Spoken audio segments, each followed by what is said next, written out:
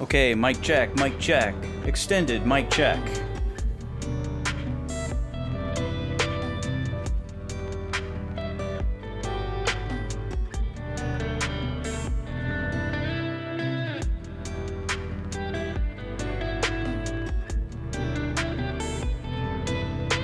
I'm almost ready, y'all. Just need my pen. Welcome in, Locust.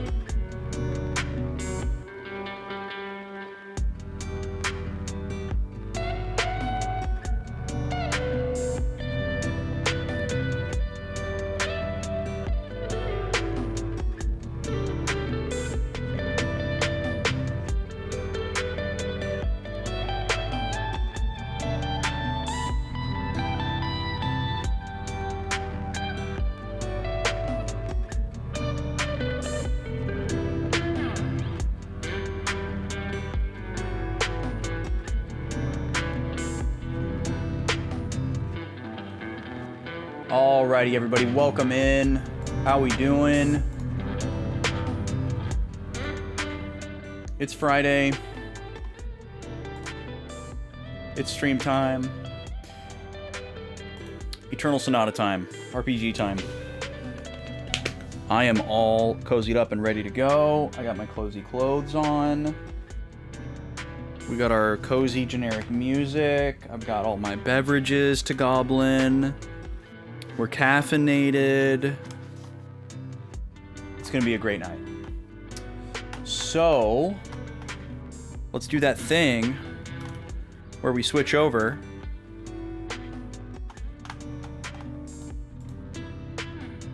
Mute this for a second.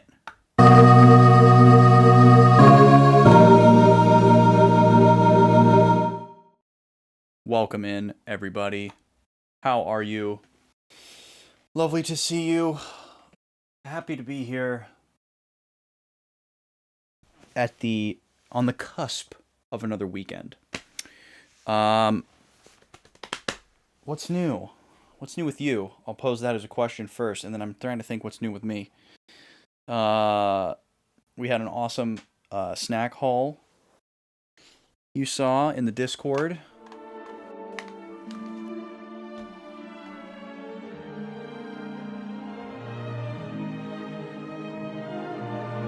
He's the GOAT.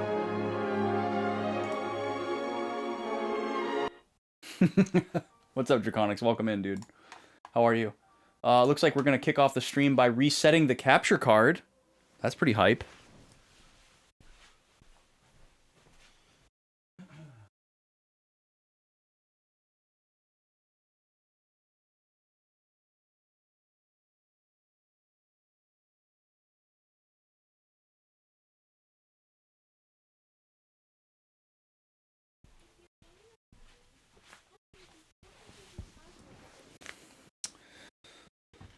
Okay, let's see if that worked. Yay, there it is. All right. Man, I gotta say, these cheapy little silicone bracelets that I bought, are working at having me not have to worry about the static electricity. I didn't realize that it was going to be such an easy fix. So shout outs to Rez for the recommendation. I've got this big pile of cheapo blank silicone bracelets in a bunch of different colors, so I can like accessorize as well. So that's kind of nice. Let's load in so we get some background music and no cutscenes on the title screen there, because that's pesky. I believe there's one in the attract reel that we haven't seen in game yet. So get this opened up here so we can do our recap and then get started. All good. Had a creepy nightmare during your nap. Oh no. Rat-like things tried to crawl into your mouth. You couldn't wake up or move. Oh my god. Why is sleep paralysis so common in dreams? I guess it makes sense, like, because your brain thinks you're awake and your body isn't awake, so it's like you can't move or you move super slowly. It's just crazy how universal that is. You slapped the rat away, then you woke up from the creepy sound that it made in your dream from being slapped away. Whoa. That's so wild, too. Whenever you have a dream that causes Like there's a sound in a dream that causes you to wake up, or a sound in real life that enters your dream before you wake up. Like when your like alarm clock becomes part of your dream. Dreams are so wild. The brain is a strange, strange thing. Yeah, I didn't remember that silicone helped ground or diffuse, I don't know what the right word is, static electricity. So I wouldn't have thought of that. And then when Rez told me about it, I thought it was going to have to be like, oh, you're going to buy this like special, specific bracelet that's meant to help with static electricity, which they do make, but apparently just as long as it's actually silicone, it should work. And so far, so good. So, shout outs again to Rez. And, you know, having like little colorful blanks is more fun than like a random specific one that I have to wear all the time. Okay, so here we are in this new area. We just got here. We just started Chapter 3 as well. But we didn't get a Chopin history lesson for Chapter 2. So I was kind of surprised. I was expecting there was going to be one every chapter, so maybe that's not true. I don't remember what this area is supposed to be or how we got here, so hopefully that's contained in my recap. Let's get started. Let's see. We've got basically two whole pages of notes to go through here from last week. So good job me taking good notes, hopefully. Okay. So let's see. Where did we start? We started having just come out of Fort Fermata. Because that's what we did 2 weeks ago. That's where we ended. So we learned that the border between whatever country that we're in, which seems to be Forte, the Count is Count Forte, and we've heard this area referred to as Forte a few times. We were at Forte Castle, so it seems like the country or region that we're in is called Forte. And whatever the next country over, which was unnamed, the border happens at the summit of a mountain called Mount Rock, which is hilarious. We had our first run-in with an NPC where we could play one of our pieces of sheet music that we have found. What are they called? Score pieces. So we have these little, like, excerpt melodies that we're going to find throughout the game. And we've only found one so far. And we met up with a character in Forte, and our melody matched up with theirs perfectly. And we got, like, an item for it. They were in the same key. His was like counterpoint to our melody, so that was perfect.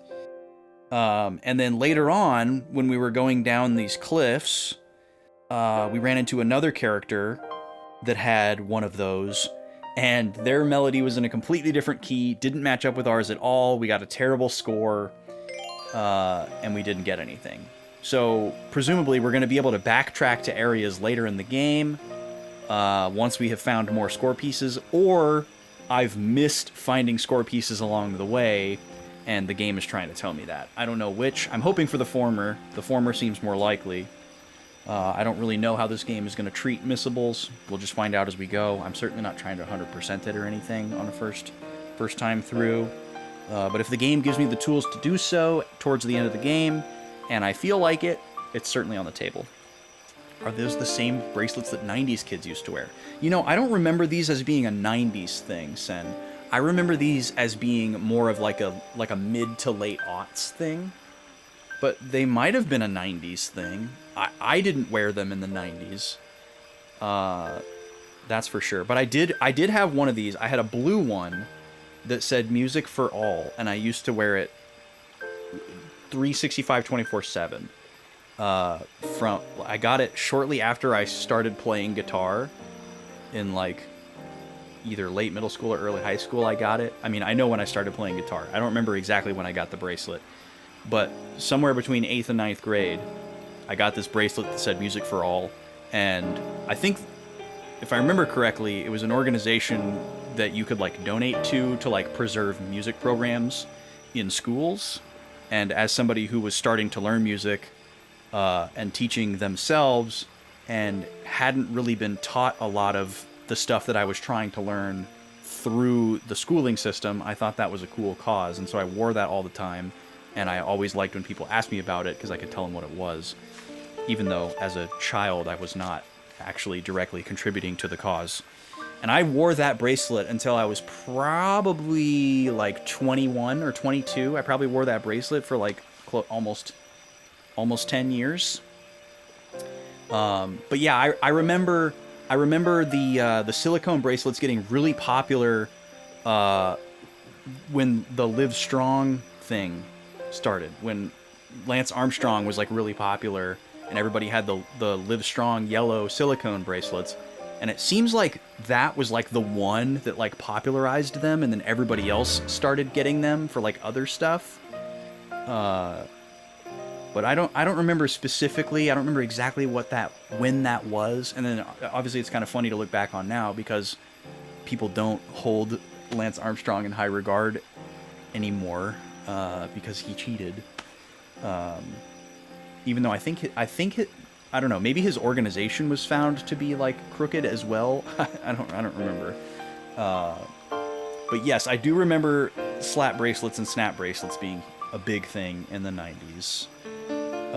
And I remember having a few of those from like various trinket places or whatever, you know, arcades and whatnot. You'd end up with one.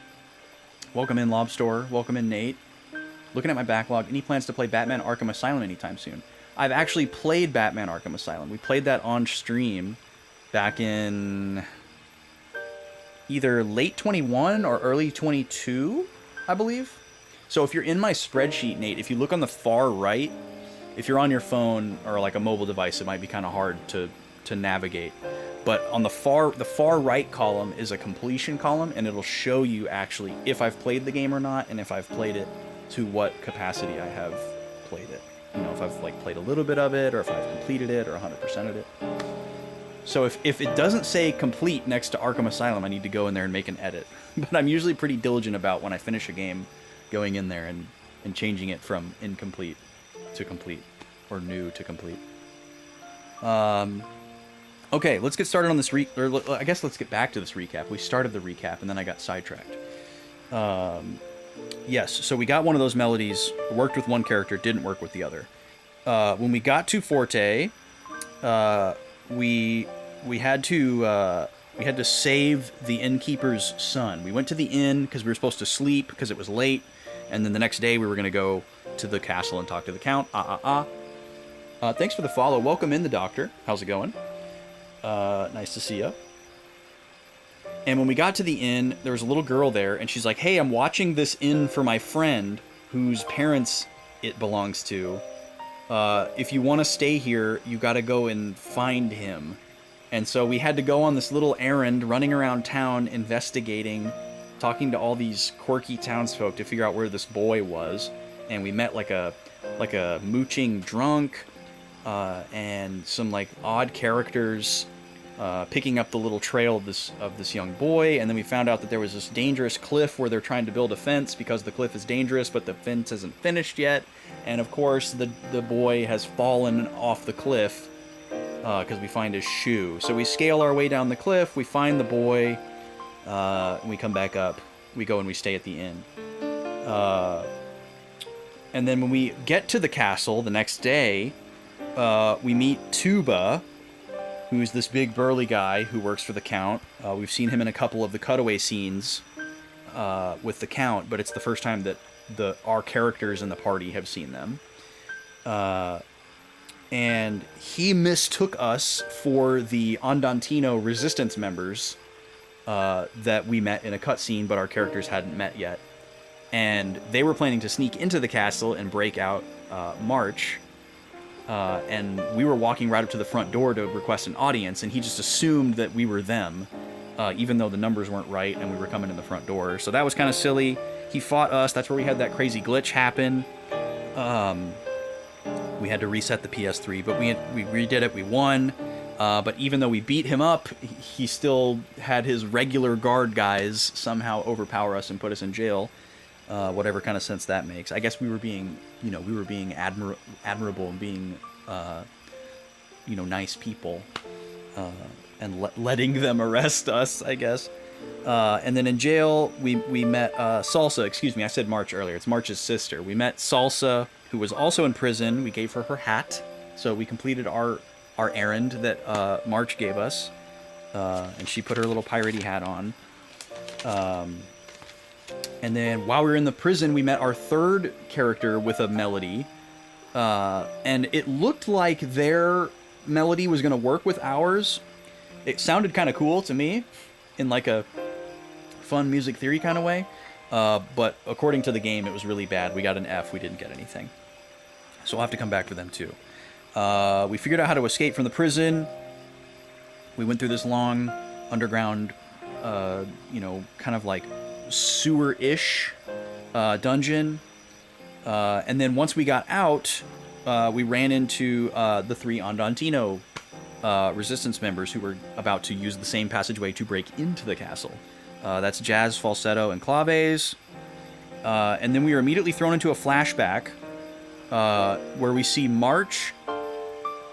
Or wait, this is me writing wrong in my notes. It was Salsa.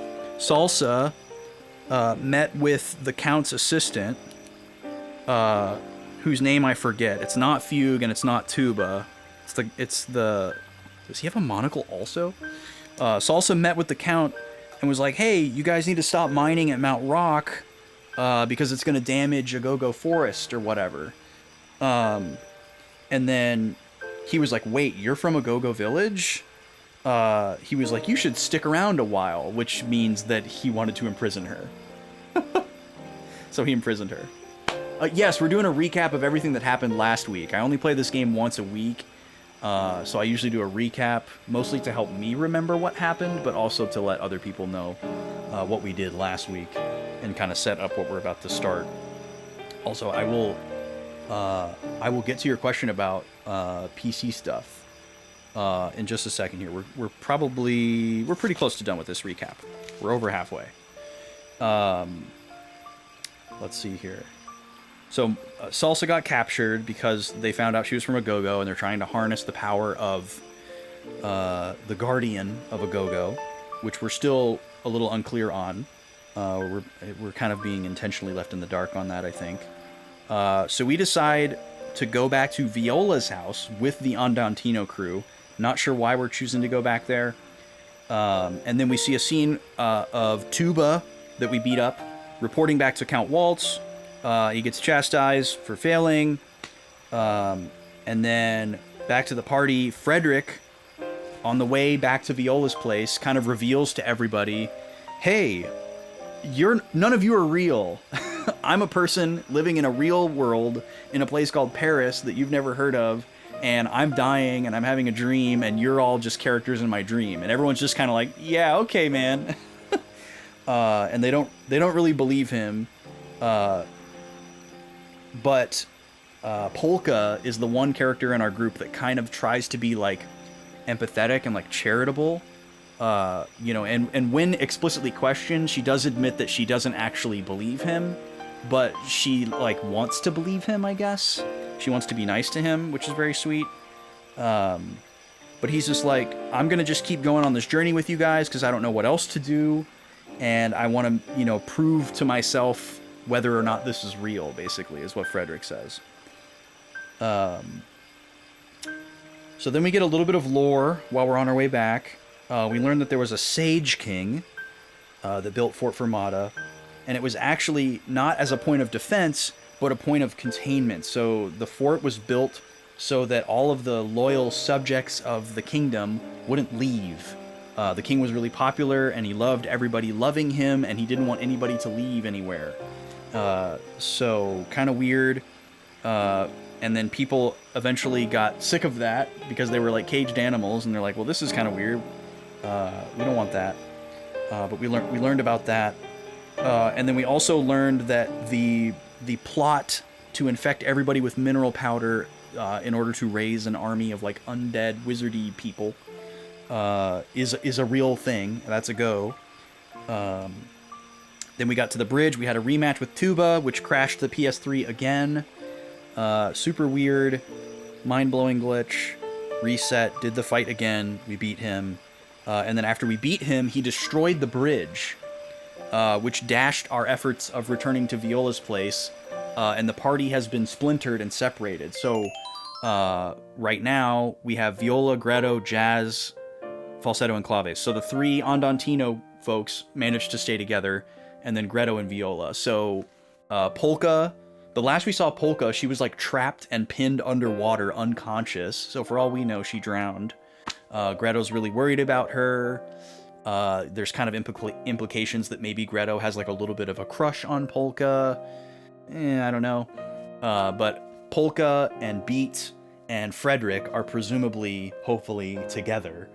But we haven't seen them since the incident. The party gets separated in the rapids. And here we are in this new place. I don't know if we even know what this new place is yet. So that's how we got here. And that is it for the recap. So today is March 15th. I take notes on pen and paper as well. That's where I'm reading this from. So we do that periodically as we go. Luckily, the voiced cutscenes make for a great time for me to catch up on notes. Because it's really hard for me to talk while taking notes. So the cutscenes are perfect. I can just listen and pay attention while I write stuff down. Okay. And then the doctor had a question. Wanted to ask you about your setup. You're currently working on getting a PC set up, looking for recommendations or upgrading from a laptop. Okay, so what do you want to do? What do you want to do, doctor? Do you want, like, are you going to be streaming? Or are you just, like, are you going to be gaming, but not streaming? Are you doing, like, music production, video editing? Streaming and gaming. Okay. So I'm not super versed when it comes to graphics cards, which is going to be the big ticket item for your build. That's pretty much that's going to be the main thing that you're going to want to shop for is a graphics card. And it's also going to be probably half the cost of your build if the market is like it is when I did my last build. Because graphics cards are absurdly expensive. Maybe the inflation has tapered off from the pandemic, but I really don't know. I haven't looked at the market. I haven't looked at prices of graphics cards since I built my current PC, which was in 2021. Well, maybe 22. Maybe 22. It hasn't really. Okay, there we go. There's our confirmation. Thank you, Primus. Also, welcome in. So, yeah, that's probably going to be half the cost of your build. I'm not super versed on like what a great graphics card is. So that is outside of my wheelhouse. I don't do gaming on my PC. So I don't need an absurd graphics card, but I do like having a decent one for video editing and for streaming. Because if you get a decent one for streaming, then you can use your graphics card to do your encoding for your stream instead of your CPU. Because if you have like a mid-level graphics card, or if for some reason you were using a PC that didn't have a graphics card and you were just using the video output from your motherboard, your CPU would be doing all of the legwork to get all of your stuff to stream, and that can add up really quickly. So like right now, my CPU usage is only like 4% because all the like video stuff is getting funneled through my graphics card. And I believe my graphics card is a 3080, but I would need to double check on that. But as far as like RAM and CPU and stuff like that, you don't need top of the line stuff for streaming, especially if you have a decent graphics card. But for gaming, you probably want to go as high as your budget will allow with especially CPU. Like my CPU is actually an AMD. This is the first time I've used an AMD. I've always had Intels before this. I have no brand loyalty whatsoever. But mine is not like a top of the line CPU. It's a Ryzen 7. And for RAM, I have... What do I have? I think I have 32 gigs of RAM. Because RAM is good for music production, which I do a lot of. Like recording instruments in real time. So I like having a lot of headroom for RAM. Plus RAM is just like so cheap. So if your motherboard supports it, like you might as well, right? Just get that headroom. Yo, what's up, MN? Welcome in, dude. How are you? So yeah, those would be my basic suggestions, I guess. I don't have specific recommendations for like motherboards or anything like that. I'm not that in the weeds with PC builds. So maybe that wasn't as specific of an answer as you're looking for. If you're not already aware of the website PC Part Picker, that's a great website just to help you like kind of like price stuff out, even if you don't buy stuff from there. You know, it'll kind of like check you a little bit and be like, oh, you haven't added a power supply. You're gonna need a power supply. You know, stuff like that. Like if you've never built a PC before, that kind of thing. But yeah, that's about all I got. Hopefully that's helpful. Yeah, PC Part Picker, that's a good website. I used that when I built my PC, and I also used it when I built a PC for my dad.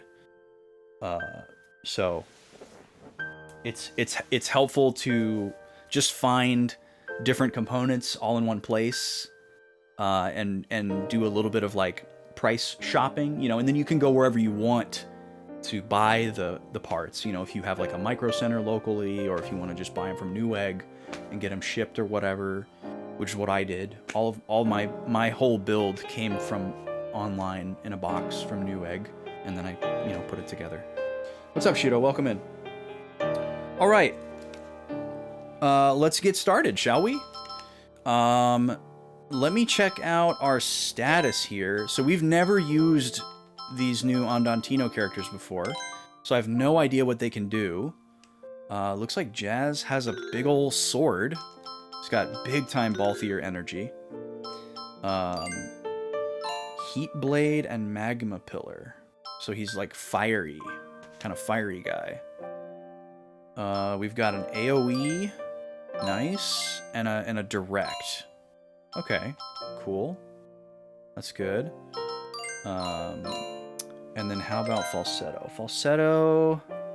Falsetto is a melee character, monk type. Okay, Brass Knuckle. Got it. Snow, direct, and a horizontal shockwave. That's a weird area of effect to use. Cool. So possibly an ice type person, maybe? And then Claves are lightning lookalike. Oh, she's got healing. 25-foot range AoE heal. And oh wow, this is a weird area of effect too. It hits mainly in front of you, but splash damage behind you. That's really bizarre. Well, I don't think Claves' healing is going to be better than Viola's.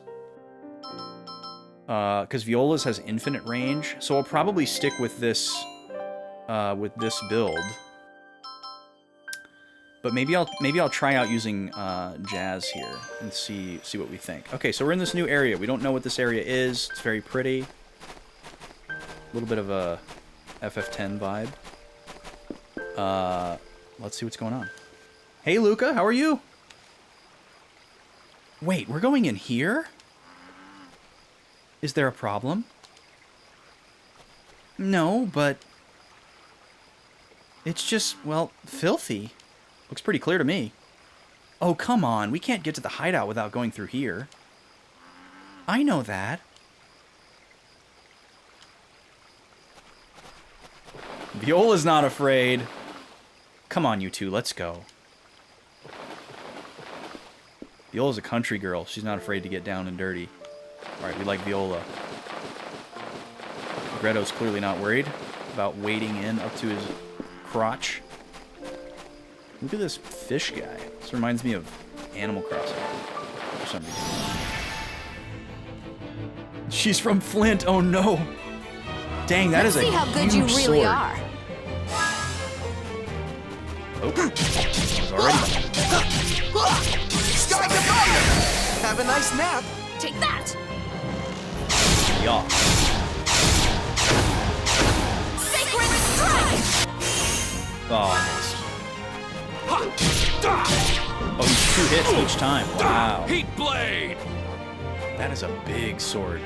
That's a long special attack. Holy crap, that was like 6 hits probably? Phantom wave! Well, and if they're double Your hits end each is time. near.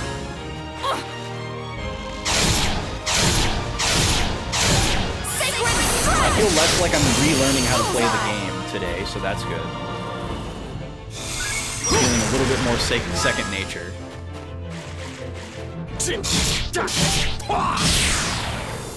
We won't be stopped. I thought I told you that we won't stop. Thinking about what to make for dinner? Nice. What are the options, Luca? It's on the table. Well, it's not, I guess it's not on the table until you cook it, but you know what I mean. Excited? Looking forward to the stream? Don't Nice. take all Me too. day. I mean, I'm always looking forward to the stream. Do a little game. You know? Take Sky to fire! See the afterlife? Take that! I don't know why I feel the need to move out of the way of my characters. Heat blade. Oops. The attack is so long. You're going down! Oh, and then I did. Oh. There! Phantom wave! Greta's How so was strong. that? Oh, we got another cookie on the block here. Now we got star cookies. Is that new? Maybe we had star cookies before. We've had peach cookies. I was thinking there was another one. No, okay, yeah, it's not new. It's not new. False alarm. False alarm. Old cookie. All right. Let's see here. Was I able to go to the left over here? I know I couldn't go this way. But am I able to go to the left over here? No, we already checked this. Okay, okay. Just making sure we're on a one-way here. We might grill something. Ooh. Making a lot of pasta lately. Since it's comfort food, you've needed many comfort the last 2 weeks. Time to change things up. Hell yeah. Grilling is very ambitious. It is so rare that I grill. I love the idea of the grill. Don't think, just But as attack. soon as I think you mustn't about hesitate. like all the steps, Sky to fire! and like we have like all the necessary like tools and materials and everything. Like You're I a have mess. charcoal, I have lighter fluid, I have everything that I need to use the grill immediately. Like it's ready to go, and it's a good grill. But I rarely talk myself into it, even though I have Well, are you ready or what? good Let's get grilling started. weather just about any day of the year, and you don't. But the other thing is like, because I haven't cooked on the grill nearly as much as I have cooked inside, I'm not nearly as good at cooking on the grill, and I need more practice. And I always find myself encouraged to grill for like a special occasion. You paid dearly And it's for like, that. oh, well, if I'm cooking for other people, I want to cook my best, which makes me want to not cook on the grill, because I don't want to screw it up, because I haven't practiced.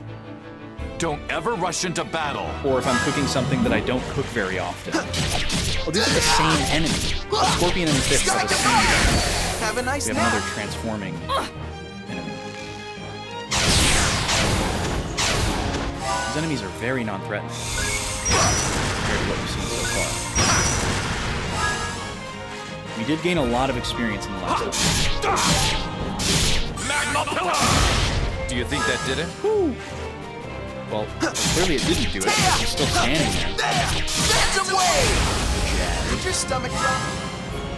But you got a wood pellet smoker grill. Nice. Yeah, that's a great answer.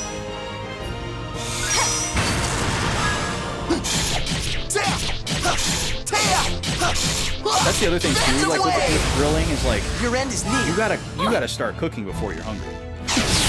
You can't wait till you're Not hungry to bad start at all. grilling. You're gonna be dying. You gotta plan that. Especially a smoker.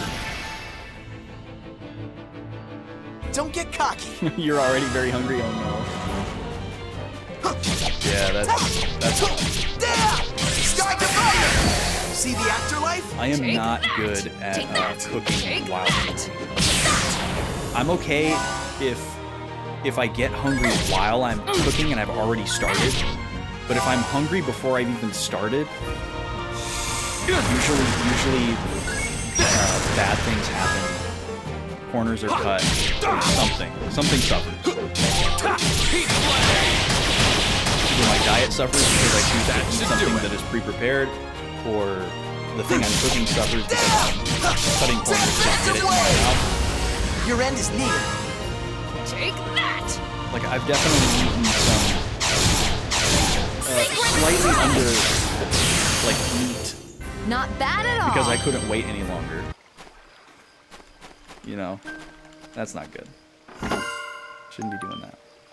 Fish incense. That sounds lovely. Hook me up.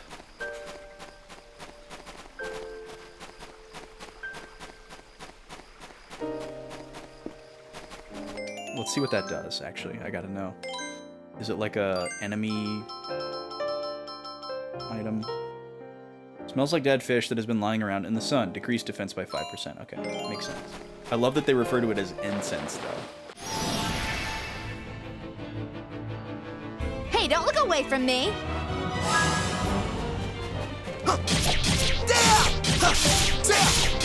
Phantom Wave! Your end is near.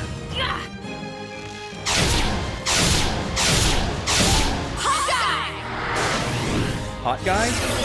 Good going. Sounds like she's saying hot guy. Here, Do you think that did it? Good job, Greta. Sky Divider! Have a nice nap. Whiff, whiff, whiff, whiff, whiff.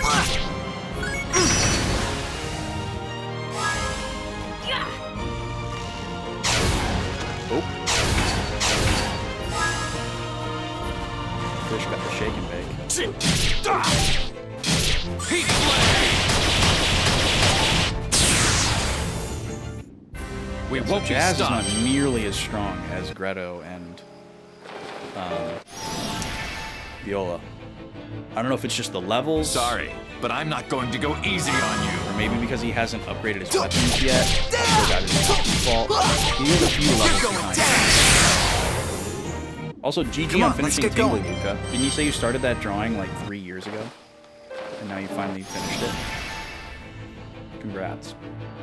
You better back off.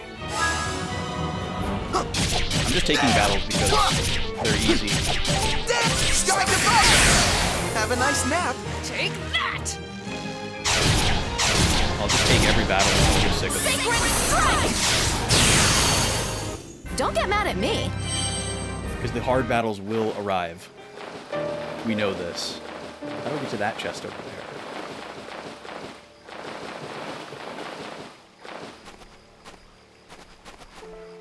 Oh. How did I miss that?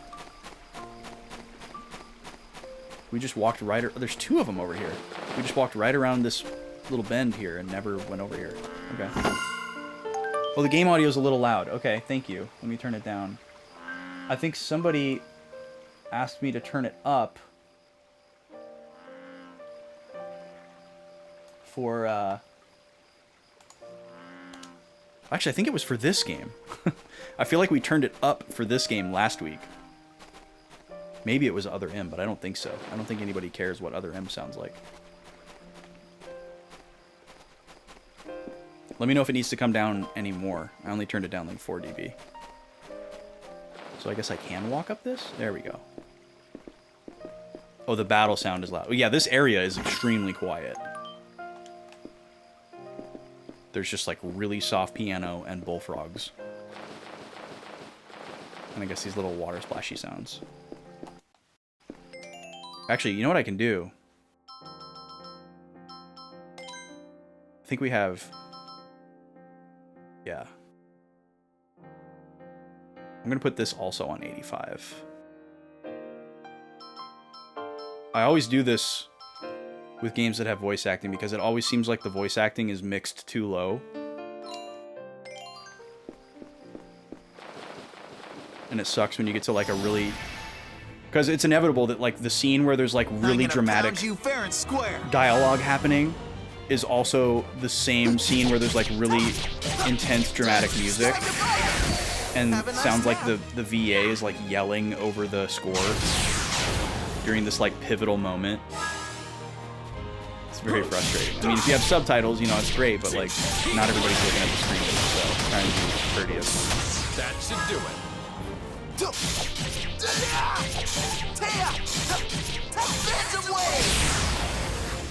Come on, let's get going. Okay. Oh yeah, where's our level at here? Okay, Jazz is still 19.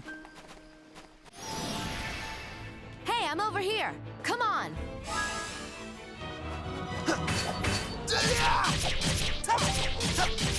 Yeah, these guys have been very passive. Take that. Usually we're getting like crazy back attacks everywhere and like wild like long range magic and AoE stuff. These guys are really not all that scary. So we love them for that.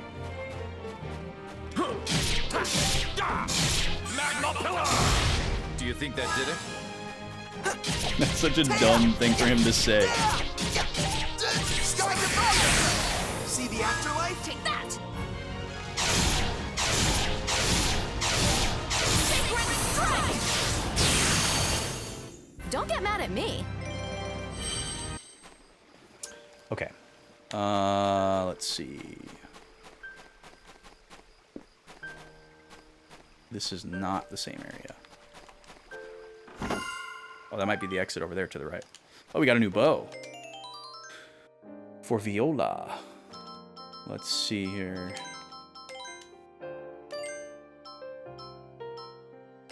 The Swallow Shooter. That's a... kind of a suggestive name. If you have brain rot, like I do. No new abilities. And then what's over here? Oh, just a guy. I'm gonna pound you fair and square.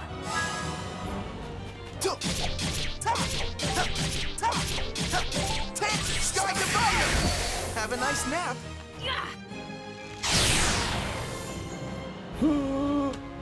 That's so slow.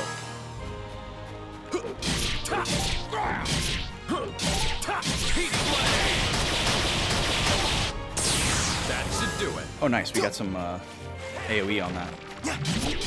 Yo, welcome in, Alex. How you doing? Happy weekend. Not much You, of a my dude. challenge.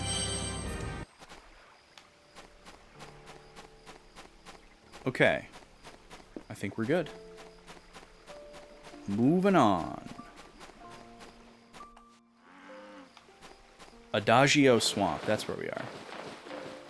What was that guy doing way back there? How would I get over there? I feel like he's there to let me know that there's an alternate area back there. Because there's probably a chest over there too. Yeah, I see it actually. So how would I... That seems like it would be accessible from this direction. But now all these guys have respawned. I don't want to fight them all again. So, how about we go around? Phantom Wave! Not bad. Bastard.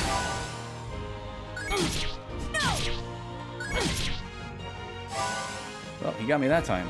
Fast. Alright, we're about due for a heal.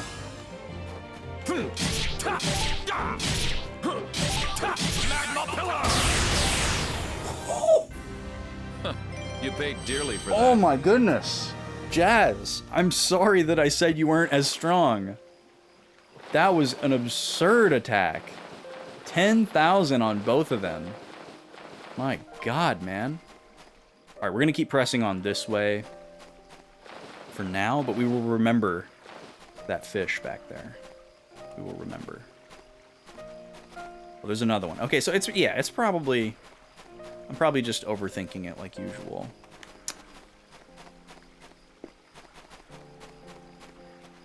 Okay, that's a dead end. Look at you. You're just looking at me, aren't you? Alright, we'll fight you. Mr. Scorpion Man. I'm not gonna show any mercy.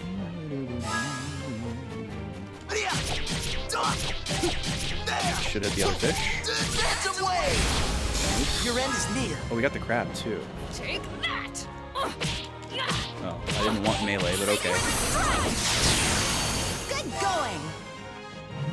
Whoa, I've never heard her say that before. It sounded like beat more than it sounded like viola. No good. Or like a different Mona Marshall character.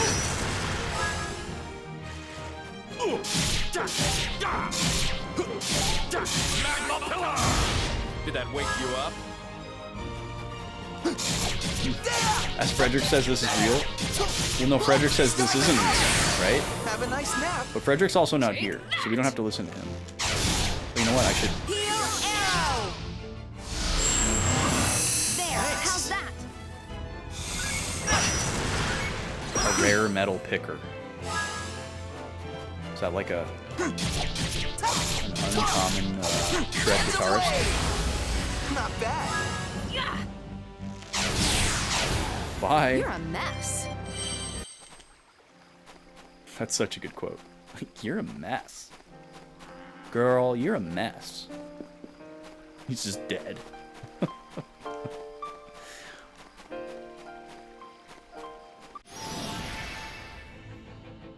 Yo, old lazy gamer, welcome in. Don't ever rush Glad you into can make battle.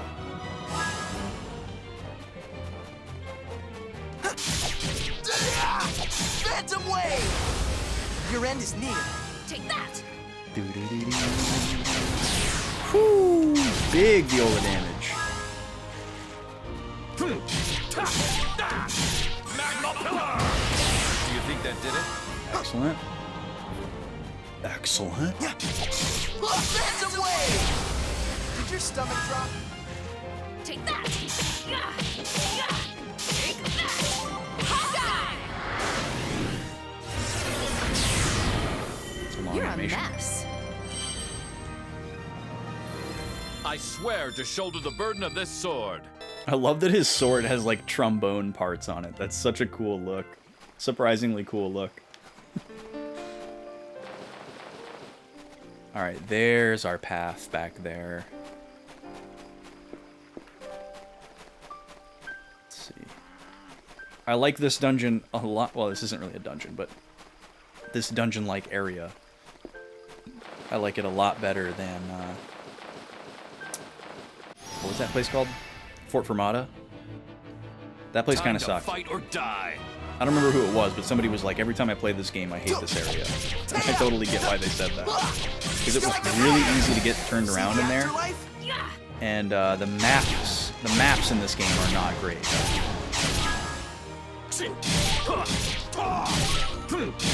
That range is crazy.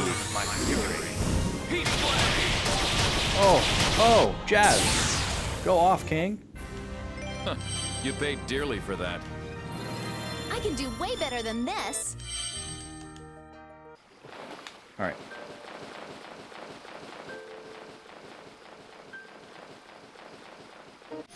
Fishy. It's weird that there's only one enemy Don't here, ever too. rush into battle. I think this is the first area that we've been to that just has one enemy. Over and over and over and over. Phantom wave. Your end is near. It's also weird that we weren't introduced to, like, the concept of enemies that transform in light and dark. Bullseye. It just started happening. Ow! Was not ready for that. Because the first one we ran into were those giant dragon guys who were super scary, and then it took a second to realize that they were just transforming into bats. And it was like, wait, why is that happening? That should do it. It was never explained. Heal Going arrow. double heal here. There, how's that? Oh, I didn't make it for 2. They were testing the player's resilience. Yeah, it's pretty early. Honestly, pretty early for a labyrinth dungeon like that. Now, I guess in its defense, if you wanted to just get through there without getting all the chests, it's not that difficult. You're a mess. But trying to figure out like which section of the dungeon was moving every time you hit a switch to try to get the different chests because you had to backtrack, that really sucked. If the map would have been better, then it would have been fine. But without a good map, it was very confusing. Just attack. You mustn't hesitate. Because they kind of like tried to illustrate what was happening on those little murals, but it wasn't effective.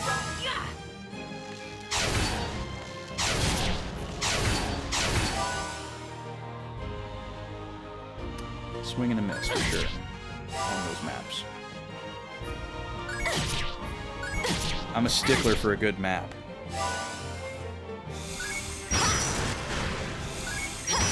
Why is he going for her all the way across the map like that? Hello? Yo, Evil Rafus, welcome in.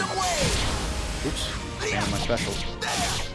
Welcome in, y'all. How's it going? Thank you so much for the raid. Cross is gonna do a shout out here. Take that. Take that. Sacred Oh, they got a lot of shield in front though. bullseye. Maybe that's their gimmick, is that you have to back attack them.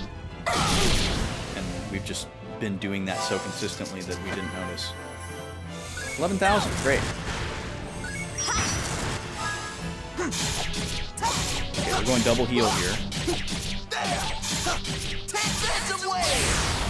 Your end is near. Crumble. Oh, I'm in the dark, dang it. That sucks. Guess we'll heal next battle.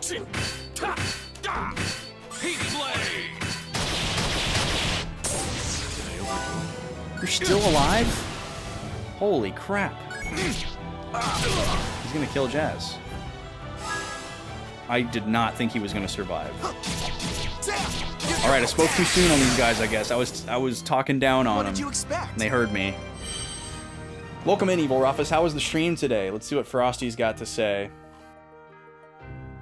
In the digital abyss, Evil Rufus beckons. They craft with fire and navigate the existential puzzle of life, streaming from Monday to Sunday, a schedule as random as existence itself. From the avian enigma of RE1 to the card battles in Yu-Gi-Oh! Boy, they question if victory is but an illusion. As Sartre said, man is condemned to be free, because once thrown into the world, he is responsible for everything he does. Will we ever truly reach the bird room? How was Catherine? Where love and sheep await, or do they? I'm assuming those are inside jokes to the game. I haven't played Catherine yet. It's on the backlog. I've had it in the collection for a while. Hope stream went well. Thanks for bringing people over. This game is great. I love this game. I am absolutely smitten and enamored so far. It has been very refreshing. As somebody who's played a lot of RPGs, it's nice to see something so unique, but not like overwhelming and entirely unfamiliar. So yeah, I'm a big fan from the jump, and it just keeps getting better so far. Haven't run into anything I don't like yet. First time play Catherine, nice.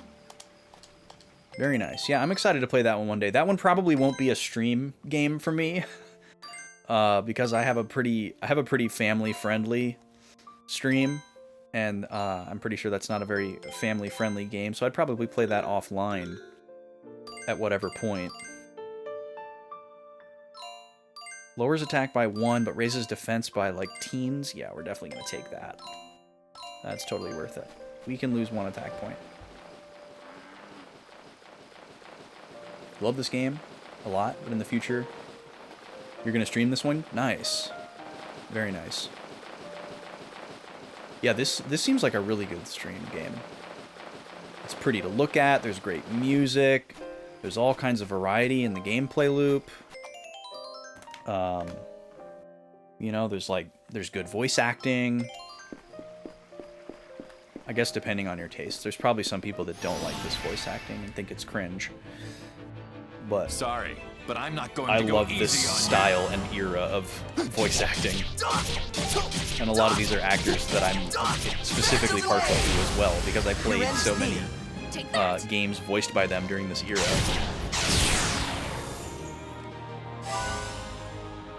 Alright, I need to do some healies next turn.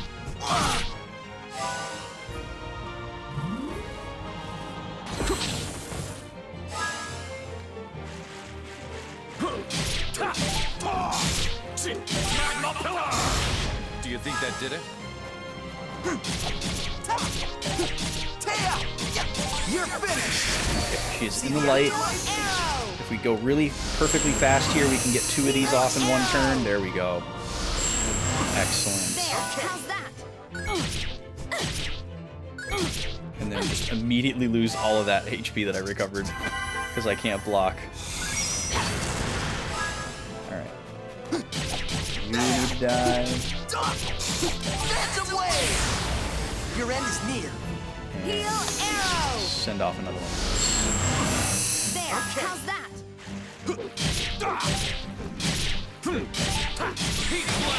Gotta get fishy boy. All right, let's keep moving forward. You're glad to meet more people who like this game?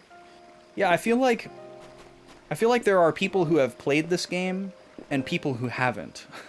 I can't imagine there's too many people that played this game that didn't like it. I could see there being people who like it more than others. Like people who it's, their favorite, I'm or, not gonna show just any blew them mercy. away. And then other people who are just kind of like, whatever. I guess maybe if it was just like too hard for you and you bounced off of the mechanics, maybe there's some people like that, but I would have to assume that most people that take the time out to play this game would probably really like it. And that there's just a lot of people who haven't played it. No good. It came out in a very RPG dense era. And I think it kind of flew under a lot of people's radar. Do you think that did it? Because this was like just at the tail end of like Your end is near. RPGs are still being made, but they're not really popular anymore. Heal arrow. Nice, we got 2. Wow, Eligretto's max health is 6969. That is hype. That's probably the coolest thing that we'll ever see. It's gonna be a tragedy when he levels up.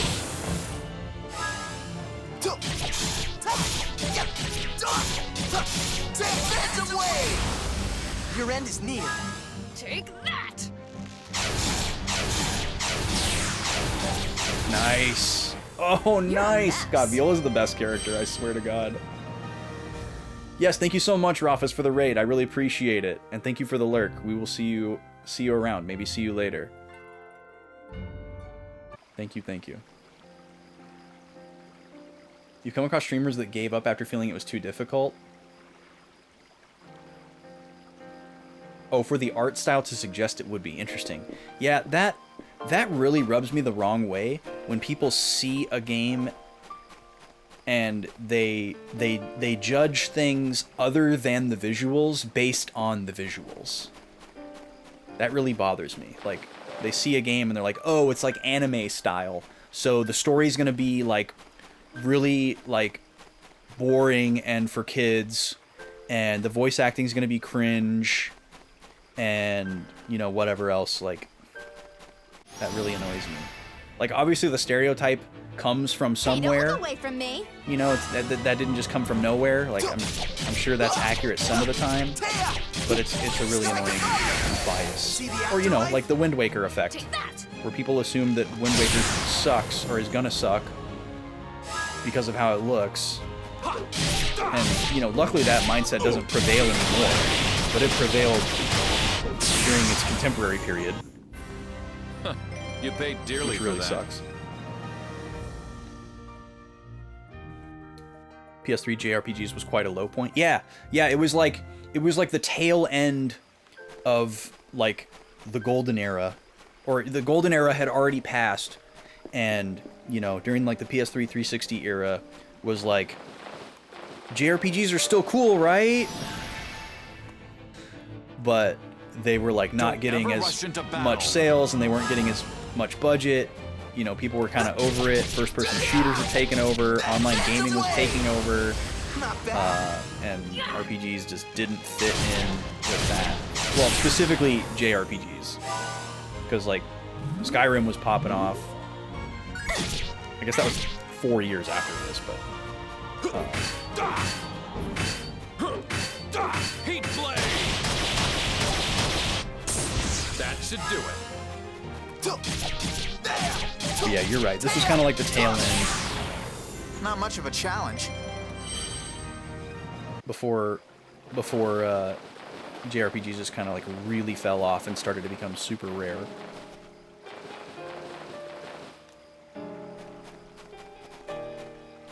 Yeah, MMOs became way more popular because the internet got so much better in like 2010. Once like really high-speed broadband internet became the norm, MMOs just took off. And it wasn't like niche anymore. It wasn't just WoW anymore. You think the story aspects of these games weren't as great as the games before? Don't ever rush into battle. That's arguable. Yeah, and the focus on graphics too, that's definitely a part of it as well.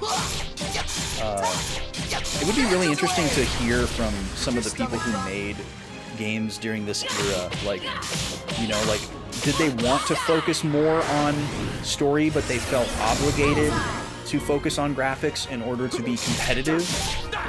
You know? Because, like, graphics, especially during that era, are what sold people on a lot of the games.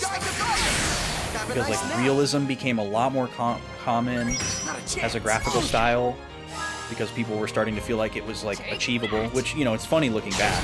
We were talking about this one of the other weeks that we played this game, where, like, the realism does not age well, but this does. But we weren't thinking about that at this time. You know, it was just push the limit.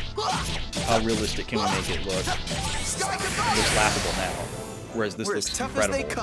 This looks like it came out yesterday in this style. But yeah, I guess I would agree. Like, because the graphics are such a key point, and because creating graphics like this takes so much more time, go in strong. Don't hold anything back. Than creating more rudimentary graphics. You know, you like inevitably spend more of your development cycle on this aspect of the game. And also, dev cycles just have consistently gotten shorter and shorter and shorter, so a lot of these games were probably put together pretty quickly.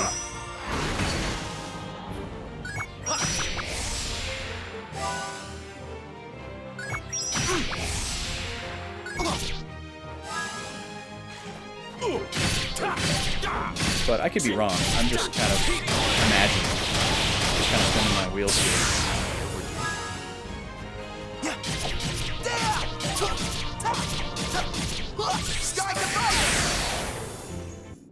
But yeah, it's like, I guess there's kind of this feeling that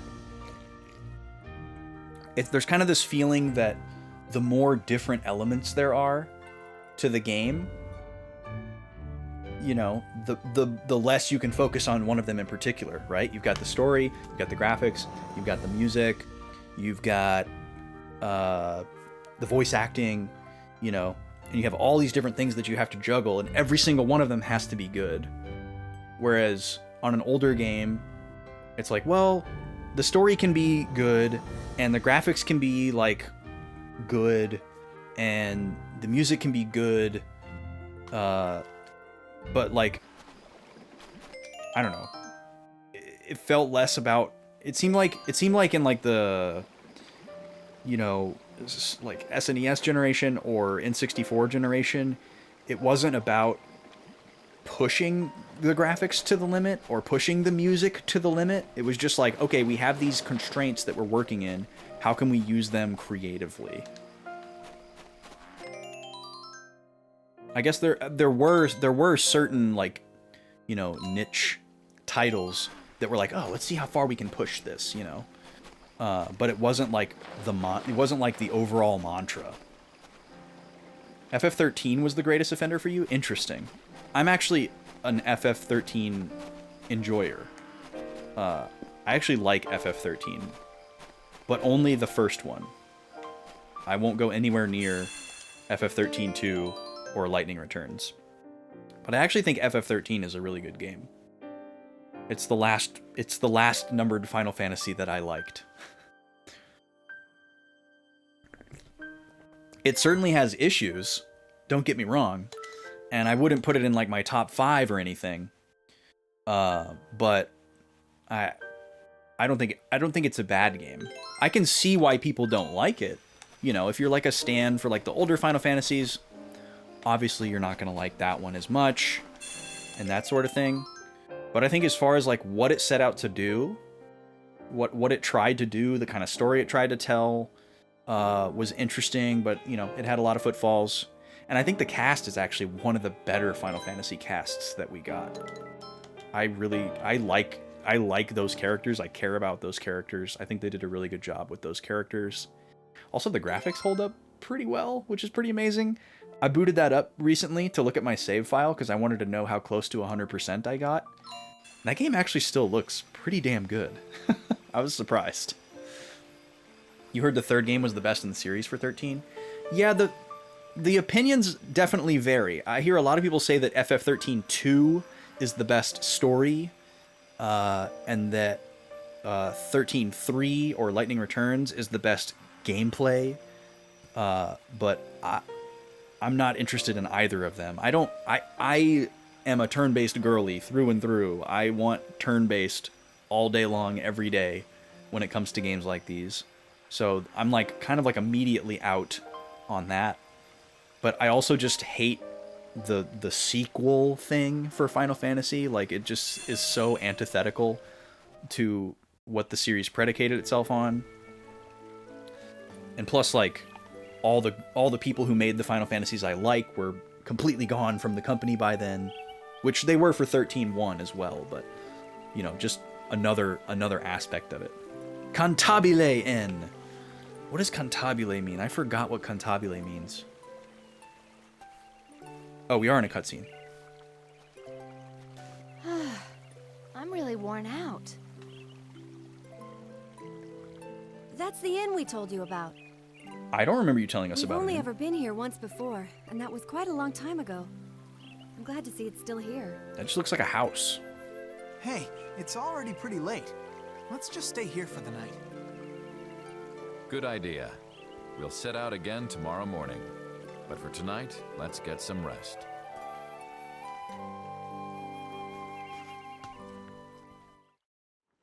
Okay. My lord, the Kabasa Bridge has fallen. It appears Tuba fell to his death along with the others. Tuba died, let's go. That useless fool. He wasn't satisfied taking his own life. He had to kill the guardian of a go-go forest, too. What shall we do, my lord?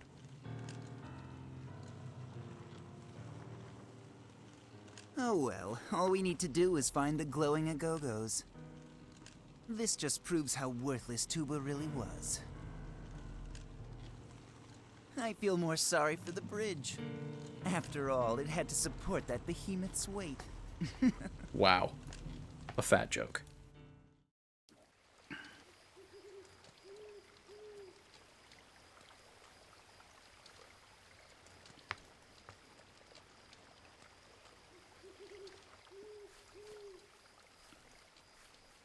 So this is where Andantino's fearless leader's been hiding.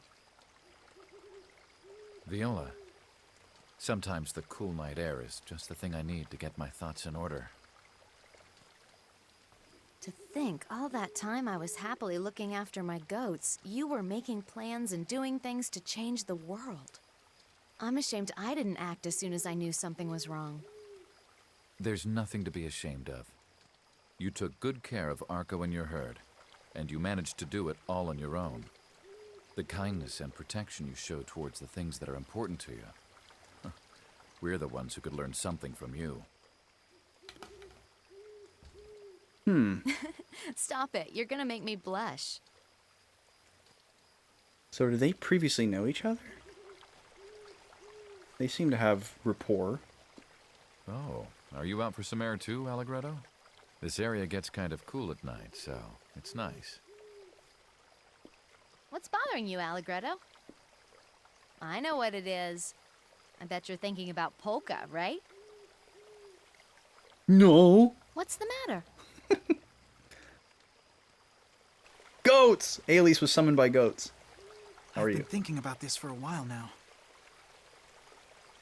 The people that attacked us, I get the feeling they thought we were part of Andantino. Huh? He's just now putting this together. I see the whole group has arrived. Hey, he looks like someone in authority around here.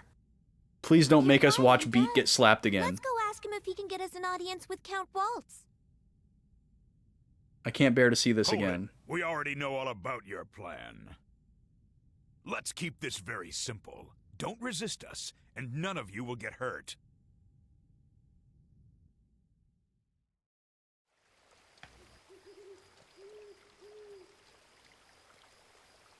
You have a point.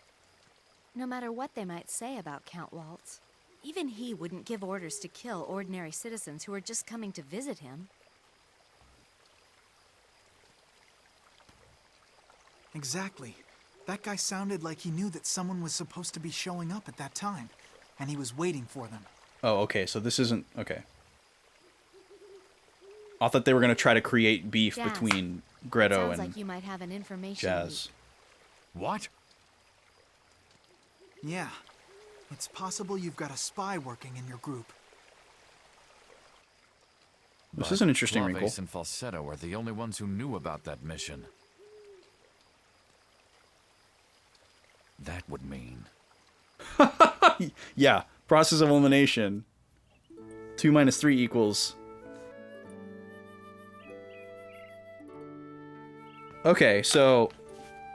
what did we just learn? Andantino has been here before. That's interesting.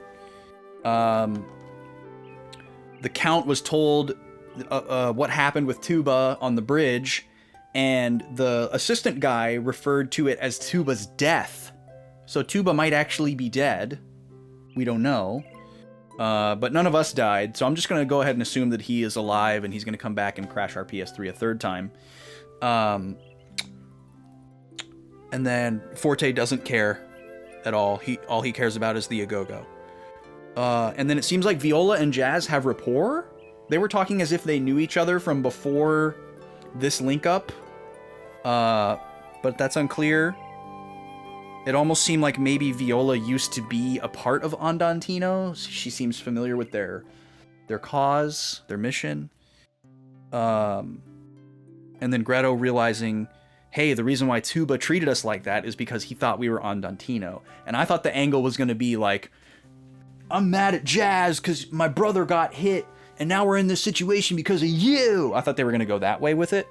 But they didn't, and instead it's just like, hey, you might have a spy in your organization because they knew you were coming. So that's interesting. Been quietly watching. Goats cause you to have an outburst. That's totally fair, Ailey. That's totally fair.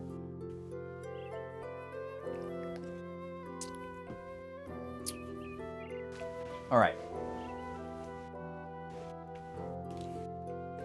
You only beat the first one, but you heard the second one was really bad, so you never touched the rest.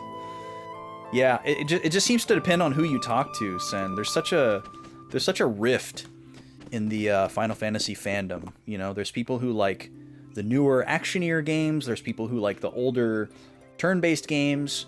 And then amongst those two camps, there's like sub-camps of like, you know, specific titles or not specific titles, specific writers. It's pretty messy, for sure. But for some reason on Twitch, there seems to be a high concentration on Twitch of a specific kind of Final Fantasy fan, which is really interesting. It's like everybody that I meet on Twitch that likes Final Fantasy, they like FF10, they like FF7 Remake, and they like like the, you know, the actiony ones, like either 16 or 13.2, 13.3, and like 15, and then they all play 14 online together. And I'm like, where are my people? I mean, luckily you do meet people who recognize and love 9, which is great because that's my favorite one. But now with all this all the remake stuff, it's really hard to meet people who like FF7 OG, which makes me very sad. I don't want to go down that conversation. And then you almost never hear people talking about like pretty much any other Final Fantasies. It's very rare that you hear people talk about 1 through 6 or 8 at all, unless they're like a long-time OG Final Fantasy fan that's played every single one of them, or they're on like a journey to like play all the Final Fantasies or something. But like most people that you run into, or at least most people that I have run into on Twitch, they like 10 and FF7 Remake far and away above everything. And then like for some reason 15 is up there too. So it's like, that's like the exact opposite of my taste. You don't agree, Draconics? What's your impression, Draconics? That's the weird thing though, Sin, is like these people are like the same age as me. You know, these aren't like really young people who weren't around when the older games were around or anything like that. I like 10. I think Final Fantasy X is a good game, but I don't think it's like a quintessential Final Fantasy. Whereas like all these other people, they're like, that's the quintessential Final Fantasy, that's my favorite one. And any time somebody asks, I've never played a Final Fantasy before, which one should I play first? Everybody says 10. And I think that's a terrible answer. I think 10 is a terrible first Final Fantasy. It sends you on like a completely different trajectory. So I don't know. Yeah, well, the mainstream conversation is interesting, Sin, because there's a couple of key points where Final Fantasy went more and more mainstream. The first one was 7, for sure. 7 original, and then 10 also went super duper mainstream, and then that got even wider with Final Fantasy 14 when the good version came out, and then again now with the 7 remake stuff. So like that's like the pyramid of mainstream of Final Fantasy. You say 5 or 1. Wait, Draconics, are you saying that most people on Twitch like Final Fantasy 5 or Final Fantasy 1? I would say you are dead wrong. I couldn't even begin to agree with that. I would say Final Fantasy 5 is like, maybe other than Final Fantasy 3, is probably the least talked about Final Fantasy on Twitch in my experience. Most people have never played 5, or if they've played 5, it's like not in their top games. Oh, to start off with, I see. Interesting. 5 or 1. That's an interesting suggestion. 10 is good. 7 was your first. You really loved it. Had the best first experience with it. Yeah, 7 is an interesting first Final Fantasy. I wouldn't recommend it to somebody as a first Final Fantasy unless they gave me a very specific like list of like other games that they like that seem to kind of point that direction. I think if I don't know anything about you and I have to recommend a first Final Fantasy to you, I'm gonna say 4. Like, same thing with like Zelda, you know, like if you've never played a Zelda game before and I don't know anything about you, I'm gonna recommend Link to the Past. And to me, Final Fantasy IV is like the Link to the Past of the Final Fantasy series. It has like all the like basic trappings. It's short enough. It's easy enough. It's really easy to understand. You get to learn a lot of the tropes of the series and like well-established traditions that you can extrapolate to so many of the other games. That I think Final Fantasy IV is the perfect starter Final Fantasy.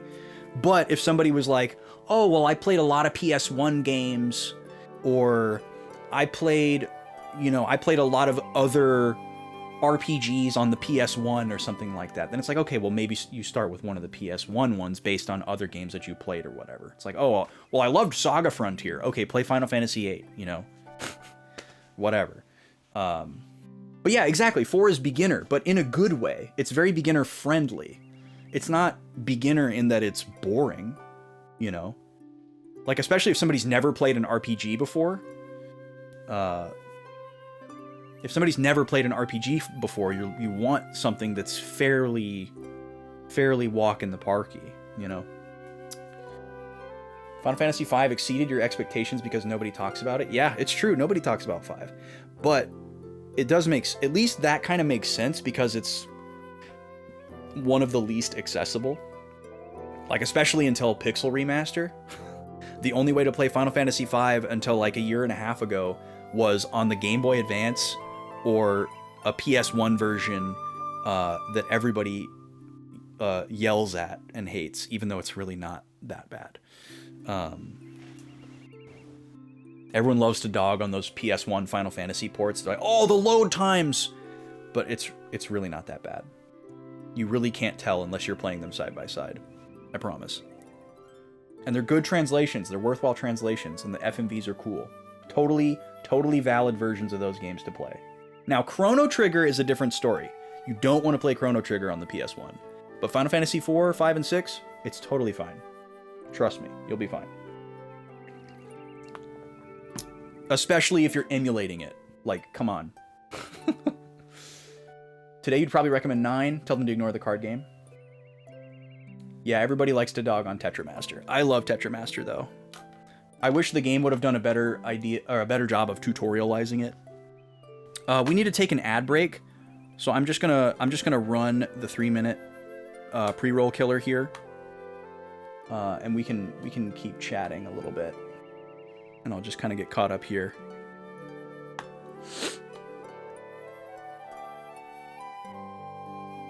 But you liked Triple Triad. I guess you might be in an ad right now, Locust, so I may just be talking to a wall. But yeah, I totally agree that Triple Triad was more approachable because they actually gave you resources in the game to learn how to play it. Whereas Tetramaster, it wasn't well tutorialized. But I actually like Tetramaster better. The thing that I hate about Triple Triad is the rule pollination. I really hated that. Like, basically, I was incentivized to grind the card game at the very beginning of the game so that I would have the standard rules and not have to play later on against the crazy, wild, bonkers rules. Or at least in FF9, the randomness is contained in like a little box. Like, once you learn what the stats on the cards are, it's pretty easy to play the game. You think it's hard to recommend 9 Draconics? Interesting. I think it just depends. I just think it just depends on what they've played. It was my first Final Fantasy, and it was like my first real RPG, and I was able to figure out how to beat the game without a guide, so I feel like that speaks to something. You know, I was only like 12 years old, and the only other RPG I'd played before that was, like, Pokemon, and maybe a little bit of Super Mario RPG. So I think 9 is approachable. There's certainly an argument to be made for playing other games before 9 so that there are more things you can appreciate in 9, because there's all these like little callbacks and stuff. But I don't think that's a reason to like wait until you've played the entire 1 through 8, you know, to play 9. Because I still got to appreciate those callbacks in reverse years later, you know. But yeah, 9 is definitely not the most beginner friendly, but I think it's up there. I honestly think it's up there. Like, if I recommended 4 to somebody and then they looked at like screenshots or a trailer and they were just like, oh, hell no. I hate pixel art. This is too baby. I'm not playing this. My second suggestion would probably be 9. Or if they're like, you know, if they're like too macho and they're like, oh, this game looks too anime, you know, like people love to say about 9's graphics, then I'll be like, all right, go play 7 and shut up. Even though 7 is more anime than Final Fantasy 9 by a long shot. But people just don't seem to realize it for some reason. I can't believe how hung up people get on the fact that Zidane has a tail. Like, calm down. Dude has a tail, alright? It doesn't make the game a cartoon. It doesn't make the game anime. It's really weird. Yeah, 8 is certainly something. It's funny you hear welcome back from the ad, by the way, if y'all got hit with an ad. It's funny about 8 because you hear about these games like Xenogears or what's the other one? You know, there's these like other Squaresoft games that like were almost a Final Fantasy or started out as a Final Fantasy and then they got developed into side projects. It seems like that's what 8 should have been. But then at the end they were like, nah, it's gonna be a Final Fantasy. You know? Because it is wild and out there. It's so different. It's so different. Everyone is a Mikote? I don't know what that is. I'm assuming it's one of the races in 14. Final Fantasy, not Final Reality. Yeah, thank God it's not that. Yeah, FF8 is such a weird one. Like, FF8 has an unfortunately kind of split fan base. There's like a really annoying sector of the Final Fantasy VIII fan base. Mr. Squeakers, my little Mr. Squeakers has run away. Well, what'll I do? What'll I do? There's an annoying sector of the Final Fantasy VIII fan base that insists that you must play the game a certain way, and that if you're not like grinding the game to its utmost brokenness, then you're not getting the full experience. And they love to show up in people's first playthrough streams and like backseat them into oblivion, which is really sad. Hey, here's a note. Maybe it's from someone who stayed here before. The food here is great. I'm coming back again. That's right, I saw a menu out front. Okay. That seems weird. Where's the menu? Going to Woodblock, are you? That place is poison to the core. Don't eat any of those spores by mistake now. You look like the kind of guy who would eat anything. Antidotes are useless. They won't work on the powerful poisons in Woodblock. Woodblock is a pretty great name for a town because it sounds like the name of a town, but it's also a music word. Mr. Squeakers. Can we find Mr. Squeakers? This is a very small screen. Oh, here's the menu. Local specialties, full course. Foil-baked devilfish. Foil-baked. Mmm. The poison up mushroom stew. Adagio bog water steamed rice. Ugh. And drop dead pudding. Ingredients change daily. What are they? They cooking the people who die from eating it into the pudding? All dishes prepared with the freshest local ingredients and a touch of elegance. Bon appetit. I think I'm gonna be sick. So they left the note on the table to make us think that somebody liked it. Oh, we found some money on the ground. That's a realistic amount of money to find on the ground, I guess. Least favorite thing about 8 is that you have to draw magic from enemies. Yeah, that really sucks. Don't have enough space to carry every type on one character. Yeah. Yeah, it's interesting to watch people play Final Fantasy VIII without somebody like squawking over their shoulder and just kind of see how they decide to approach it. But it's very understandable that some people get frustrated and don't know what to do. I've seen a lot of people who actually are like, they start the game kind of like how I would, where it's like, don't tell me how to do anything, I want to figure everything out, and then at a certain point they just kind of give up and they're like, okay, where's that backseaty guy? I'm just gonna have him tell me what to do from here on out, you know? Where'd that backseaty guy go? Can we unban him? I've seen people do that. Welcome in, Broken Quest. How you doing? Parasite Eve is great. You got you to watch the movie. That is a wild movie and a wild game. I haven't played Parasite Eve yet, but I've seen it beginning to finish on several streams. I did buy it. I have it on my PS3 digitally. Little squirrely guy. You're a certified FF8 hater? Nice, Broken Quest. Alright, so now Jazz is suspicious of his comrades. We're finally back home. Okay, so there's a place called Andante, where Andantino is from.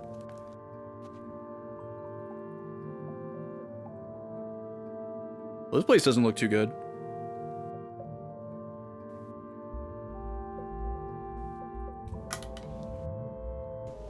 So a lot of places in this region are named after tempo markings. Wonder if that's going to become relevant somehow. So we're in a poisonous forest called Woodblock Groves. Hello? Yo, Prax! Welcome in. How's it going, everybody? Good to see you. What were we getting up to today? You came here for the groves? Add an O, my friend, and come in for the grooves. In the digital abyss, Prax Music seeks solace through the nostalgic pixels of retro games and the melodic echoes of music. Their existential quest spans from the relentless streets of Street Winding to the mystical realms of Ni no Kuni, questioning if victory or catching Pokemon hold any true meaning. As they embark on Fallout 4's supposed true finale, one can't help but ponder, is there ever a definitive end in this virtual Sisyphean cycle? Raiding in from Street Fighter VI, we grapple with the concept of existence in a streamer's world where every game is both different and the same. That's incredible, Frosty. That's awesome. It was an all-around violent today. You were all-around violent today. Played some Sackboy and a little Sekiro. Nice, dude. Well, it's nice to see you. I haven't caught you in a while, so thank you for coming through. I hope you're doing well. Everybody, please follow Prax. I don't know if that heart is still at the top of your chat, but please click the link in chat or highlight Prax's username. Give that man a follow. He's very entertaining. He's a very good time. Very talented gamer. Happy to see y'all. If y'all have never been in here before, we're playing Eternal Sonata for the first time. I do RPG first playthroughs on Fridays, and this is night 4 with this game, so we're decent ways into it, but not super far. And on Tuesdays, I'm playing the lovely, the janky, the cringy Metroid Other M. So welcome in, everybody. Nice to have you. Started Lost Sphere last week, but you only got about 10 minutes in. Seems a little sloggy. Yeah, I didn't get a good first impression from that one either. So Godspeed, my guy. Godspeed. Oh, we can jump down here, I guess. Looks like that's the only way we can go, actually. Alright, new enemies. I bet they can all inflict poison. We had a palette swap with these guys in the last dungeon, and a lot of the times they just... Oh, we're just immediately poisoned. Oh boy. That's not what I was expecting. These guys have an absurd amount of health. But sometimes they don't attack. So, I guess there's that. We don't have any type of abilities that heal status. We only have items to do that. That should do it. And that inn that we just came from, we can heal ourselves, but they didn't have a shop. We don't have access to a shop right now. You're all washed up. So we just have what we have for healing poison. Yeah, poison right off the top. That's crazy. That's really crazy. We're playing Final Fantasy Crystal Chronicles out here. You better back off. Yeah. Sort your consumables, Prax. Do what you gotta do. Take care of yourself. Thank you for coming through. Your end is near.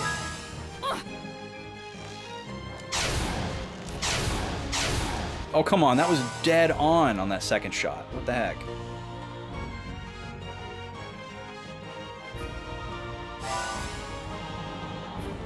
Well, I guess if they never attack, it makes this gimmick make a little more sense for them to just be poisoning me, because we're basically only fighting the poison damage and not the enemies themselves.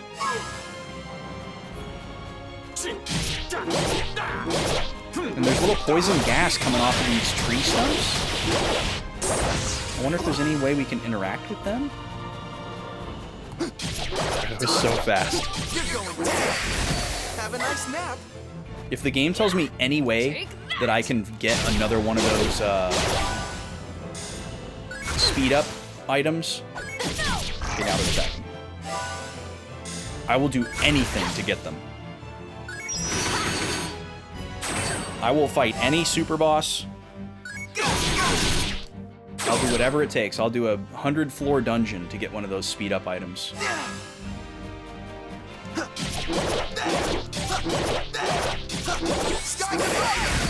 See the afterlife? It's so incredibly important to the way this game works. You better beg for mercy from this one. Sacred strike! Gotta do the daily HP grinding? Yeah.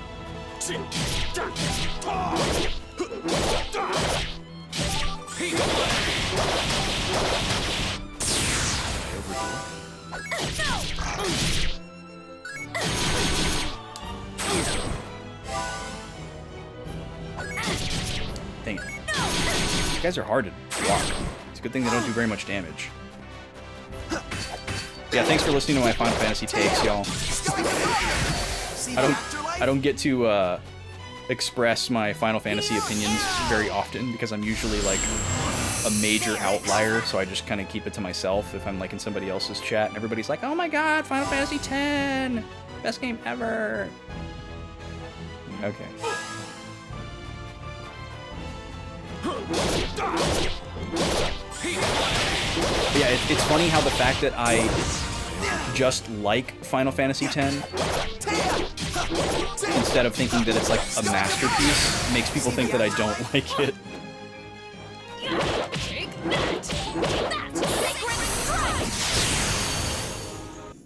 You're a mess. It is a really solid game, though. I think if it had a slightly stronger ending, I would be inclined to rank it much higher. But I don't like. Don't be such a crybaby. There's like a couple of very core plot points of Final Fantasy X that I think are kind of lame. So that brings it down considerably. But it is probably one of the most fun battle systems I've ever played in an RPG. So that does a lot of heavy lifting. You know, and there's like great, like iconic music and characters and settings and all that kind of stuff too.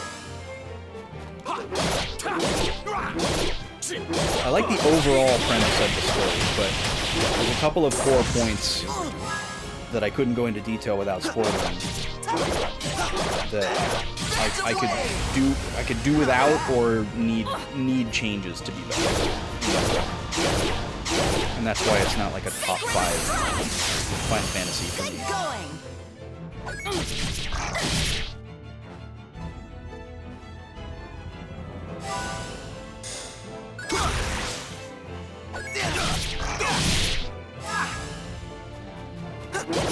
Okay, we're doing double heals with Viola here.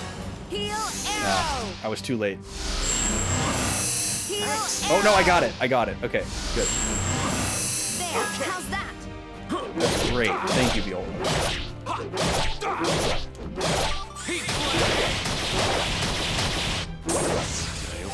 So yeah, these guys were one of the reasons why the last dungeon was really annoying, is because we had to fight so many of these. The paths were really narrow and we couldn't walk around them, and they have so much HP. Have a nice nap. These guys have like as much HP as like a boss. And you're fighting 2 and 3 of them at a time. And then when they decide to attack, they're no slouch. All right, let's keep moving forward. Guessing mushroom up is them buffing themselves? Yeah, it could be a buff. What's up, Halo Killer? Or it could just be like a heal, because almost every enemy in this game can heal itself, which is also crazy. 100-floor dungeons are a nightmare? Yeah, they are. Can't say I've done many of those. Are you a shop? Hungry Drum. Oh, this is going to be a sheet music guy. I ate a mushroom and now I seem to be paralyzed. My body's tingling all over. Do you think it will go away if I take a rest? Hey, would you mind keeping me company while I take a breather? Alright, let's see what you got here, dude. This guy's name is Hungry Drum. Hungry Drum. We are in Woodblock. Let's see what we got here. He's in bass clef. Oh, welcome in, Yuan. Half of your favorite FFs are the ones people don't like as much. Not purposefully, you just love the experiments and the charm. Heck yeah, dude. I'm with you. I'm with you. A lot of people skip over or don't particularly like 5. I think 5 is great. I guess for me the experimental ones are like 2, 5, and 8. And I wouldn't say any of those are like, well, 5 is really up there for me. 5 is probably, it might be in my top 5. Well, I guess you could put 12 on that list as well. Final Fantasy 12 is in my top 5. That's a masterpiece. That's a great game. 2 and 8 I appreciate more than other people do. Well, I guess that's not true. 8 I probably appreciate in the middle, because there are people who go bananas for 8. I'm not that. But way too many people dog on 2, and it's really unfounded. Okay, let's see what we got here. So bass clef, C, E, F, E, D, C, B, C, D, B, C, B, A, G, A. Okay, so we're starting out kind of in C major, which is good. That's what key R's is in. And then the second measure kind of goes into A minor, which is cool. Kind of pushes us into A minor. And then what do we got here? Let's see. A, D, D, D, D. Oh, that's a G.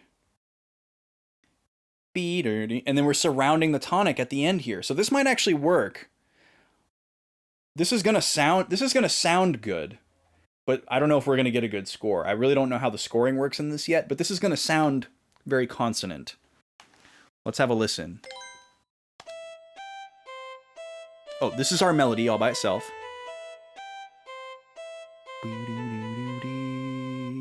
All right, and together.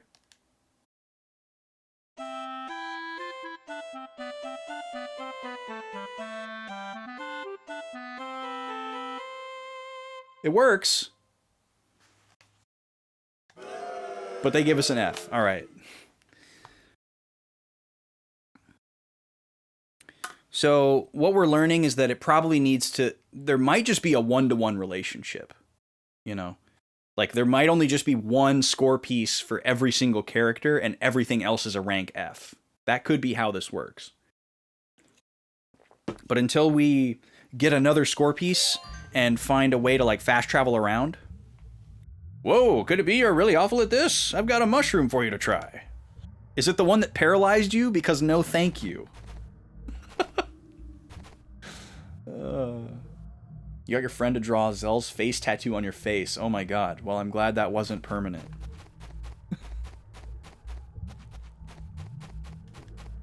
What a legendary face tattoo. Oh, look at this big old boy. Oh, it's one of those tree dudes. Well, hold on a second. There's a bunch of real estate back here that we weren't able to visit. Did I miss something here? And great, now I've respawned everybody.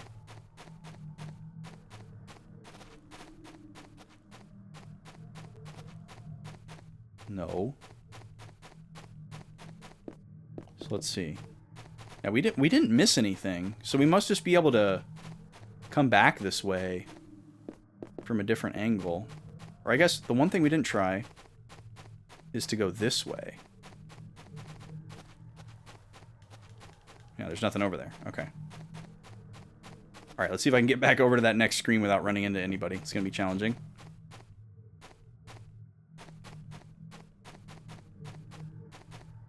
Okay. Maybe not. Cool.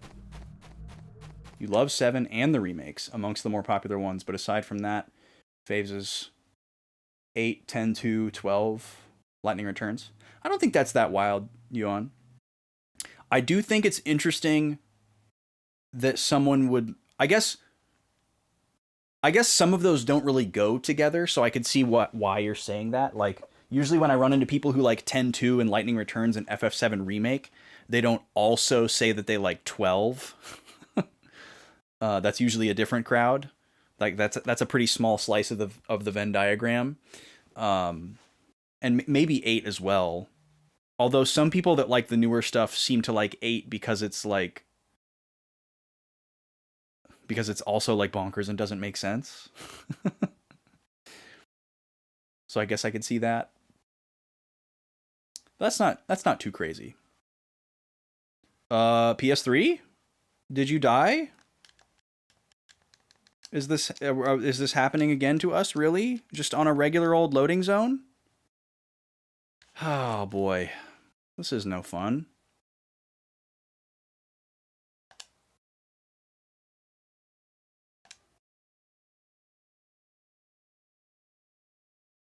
Let's see if it actually lets me quit the game.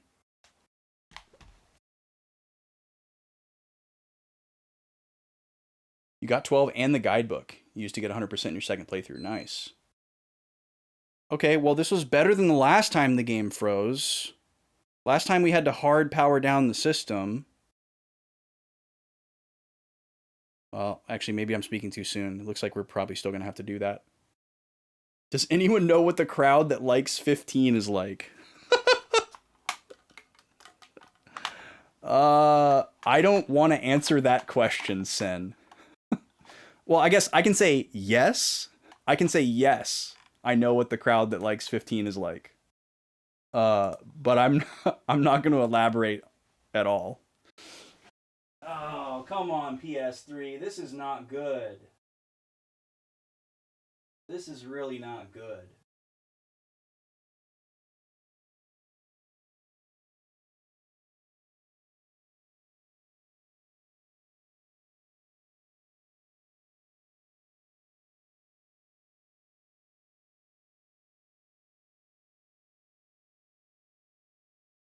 All right, we got to do our whole ritual here, so let me put some music on for a second so we don't have this awkward silence.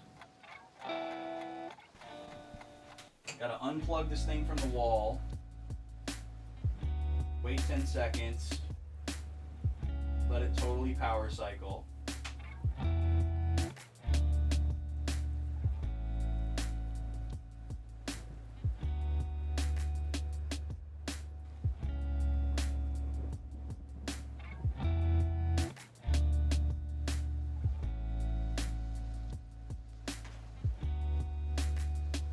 Now we got to take the disc out.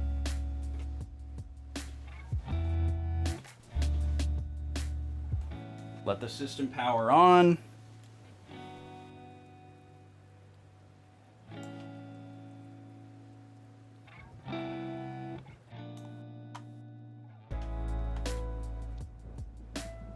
Broken Quest likes 15. The only good part of 15, says Halo Killer. I'll take your word for it. I don't know if there is a Final Fantasy... Well, actually, I can very confidently say there is not a Final Fantasy game that I am more vehemently against than Final Fantasy 15. Alright, now we're going to do a proper power down of the system.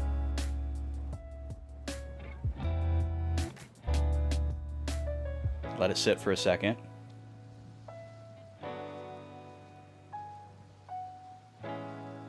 And now we're going to turn it back on.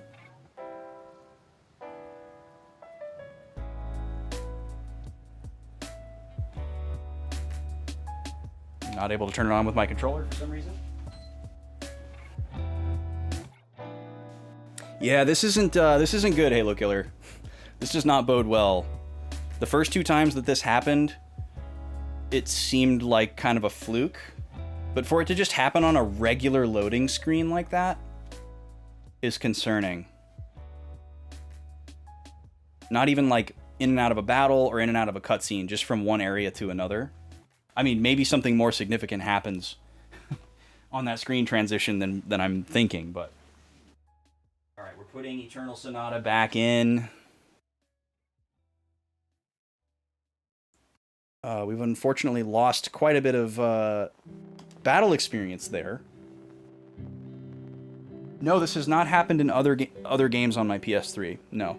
Actually, the last game that we streamed before this was also a PS3 game, and this did not happen. So. But it's pretty hard to damage a Blu-ray. So it's hard to imagine that there's anything wrong with the disc itself. But I also have not found any, like, commonly reported issues with this game. So I really don't know what to think.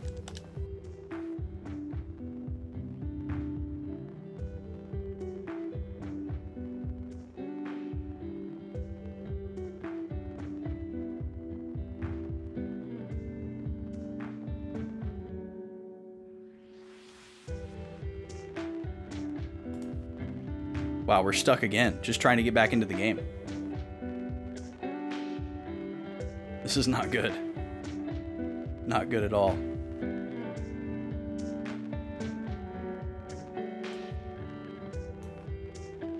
The other game was disc-based, yeah.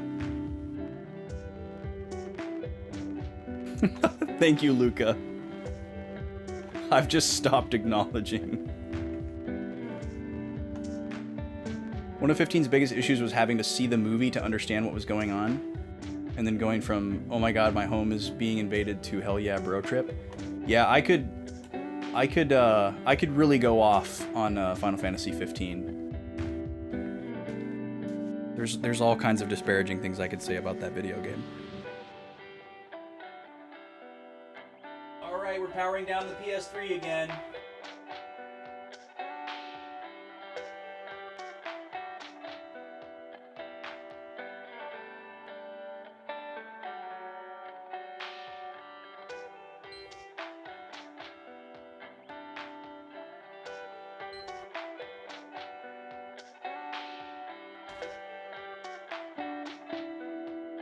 I guess the easiest thing for me to do will probably be to buy another copy of the game and see if it does the same thing. Even though, you know, there's nothing visually wrong with this disc. Who knows, maybe it like got cooked in the sunlight or something like that.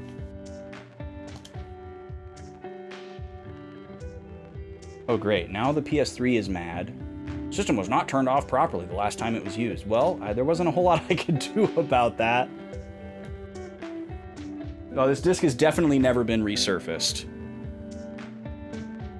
It would be very obvious if it had.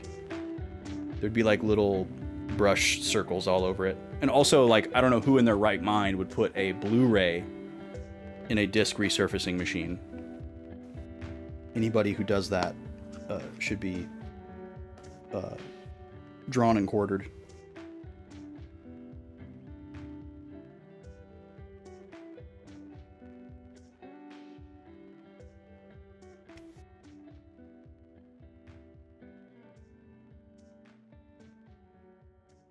PS3 is doing like a system check process, so we're gonna be here for a minute.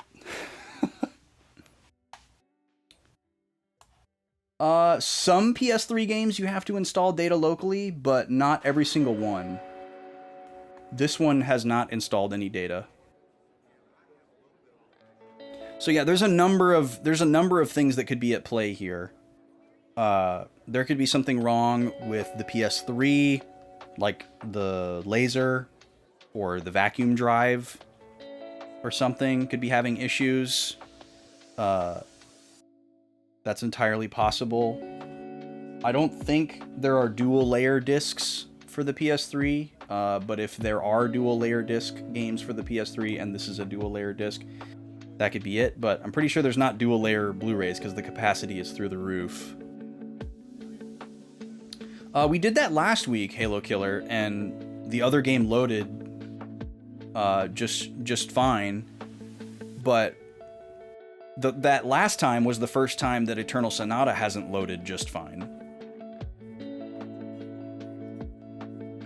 The problem isn't necessarily getting the game to start, it's that the issue happens just randomly while we're playing the game. You have seen that this is an issue with this game? Because I wasn't able to find anything. I wasn't able to find any other accounts online that there were issues with this particular game. We're gonna try inserting the disc again. The PS3 has completed its process.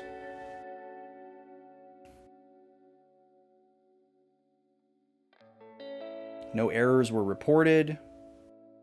Game is auto-launching.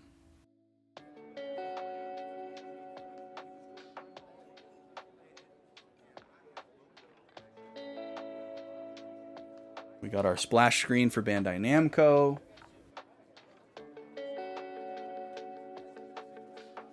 We saw a thread, someone got stuck after the second boss for 20 minutes. Can you send me a link to that? I'd love to look through the details there. Alright, we've made it back to the title screen here.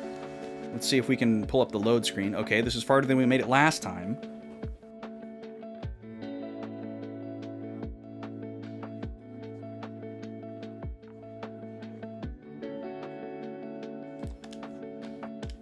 Okay, we are loading.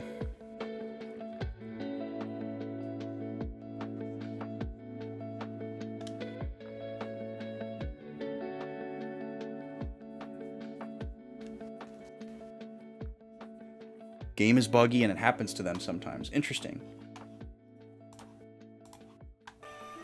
Alright, well, we're back. Here we are.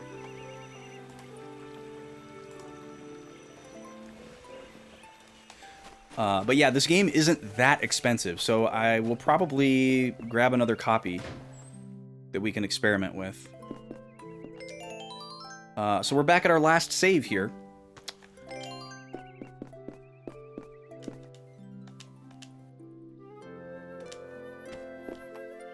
So yeah, I guess we just have to watch out for loading zones.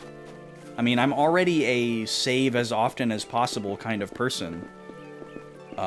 But this game hasn't been extremely plentiful with save points. So we kind of just stand to suffer. And what sucks about this... Oh, we will just watch this cutscene again. Also, is the volume still good? Of Andante just after these woods. We're finally back home.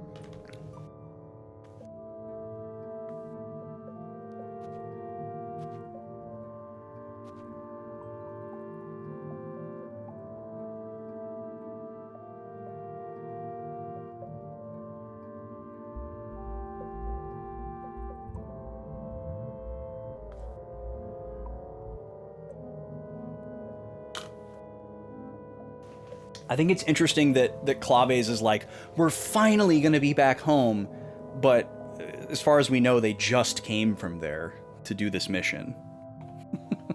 And haven't been away for very long. So outside of the Archer Girl, who are these three other new people? So these are members of a group called Andantino. All we really know about them is that there's some type of rebel unit. Some type of resistance movement. Time to fight or die. Up against, assumingly Forte. They were trying to sneak into Forte Castle. And we met them along the way after coming from the castle ourselves. And then our group got splintered into two groups. So Andantino is with Greto and Viola, and we don't know how Beat, Polka, and Frederick are doing. But I'm assuming we'll get a parallel edit at some point here pretty soon to figure out what's going on with them. I don't think they're going to leave us hanging for too long. See the afterlife? Man, it sucks too. The poison, like, takes part of your turn away. Like, your timer starts when control switches to you, and you have to sit through the animation of your character, like, taking poison damage. So you lose a little bit of time every turn. Not bad. Take that. Like that. Oh, that was way too high. You're a mess. So I'm not going to take every single one of these battles here. So we're going to end up with less experience than we did last time. But it is what it is. I want to get to that loading zone as quickly as possible to make sure that we get through it. I'm not going to invest in fighting a bunch of battles only for the game to freeze again. Ooh, nice splash damage there.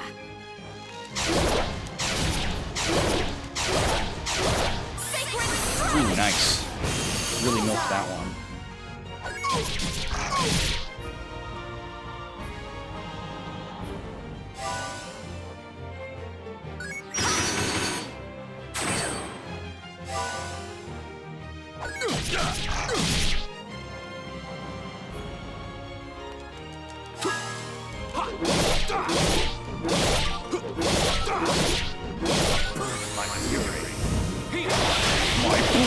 Unbending. That's what I wanted to hear there. Did I overdo it? God, these guys have so much HP. It's crazy. Have a nice nap. We're doing such good damage to them. Take that. Take that. And they're just soaking it up. For mercy from this one. Sacred strike. Okay, the game is still too loud You're during a battle. mess. Thank you. Bring it down a little bit more. Another 4 dB. Yeah, the HP scaling in this game is pretty wild. Like, in the first dungeon, we were already doing like 1,000 damage. And yeah, our characters have like 7,000 max HP, but we're only at like level 20. It's kind of crazy. I have not played a game with that kind of scaling. Okay, let's see if we can get past this loading zone. Okay, good. Oh, whoops.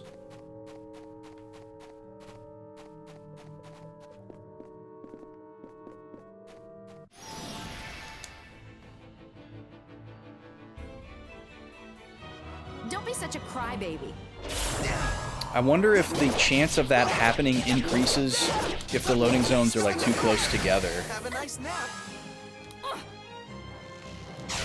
You know, like if you hit a loading zone and then like immediately hit another loading zone,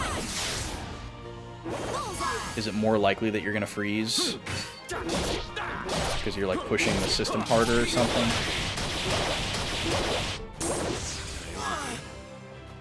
I'll have to do some more digging this weekend and see if I can find some more information about it. I was hoping that we wouldn't have to deal with it today, and that it was just a fluke last week, but clearly it's not a fluke.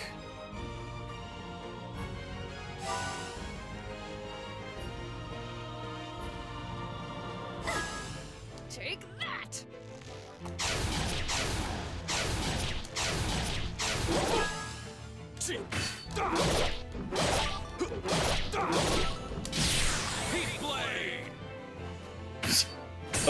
Oh, we got something. Okay, worth. Greto, please. Pivot. Have a nice nap. Take that. And see, if this was an easier RPG, they would have given us like a anti-poison amulet right when we walked in the door here. Big numbers make brain release dopamine. Yeah, we love number go up, don't we? Us RPG gamers love number go up. So is this how I get back around to the front part? Man, there's a lot of different places to jump down. We can jump down here. We can jump down here. And we can jump down by this big bulbous boy. Where does this go?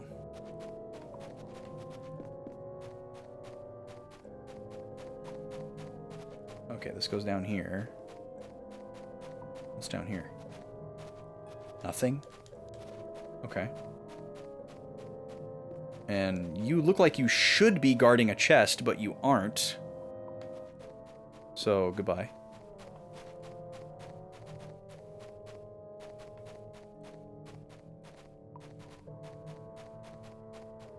It is crazy how quiet this screen is compared to the battle screen.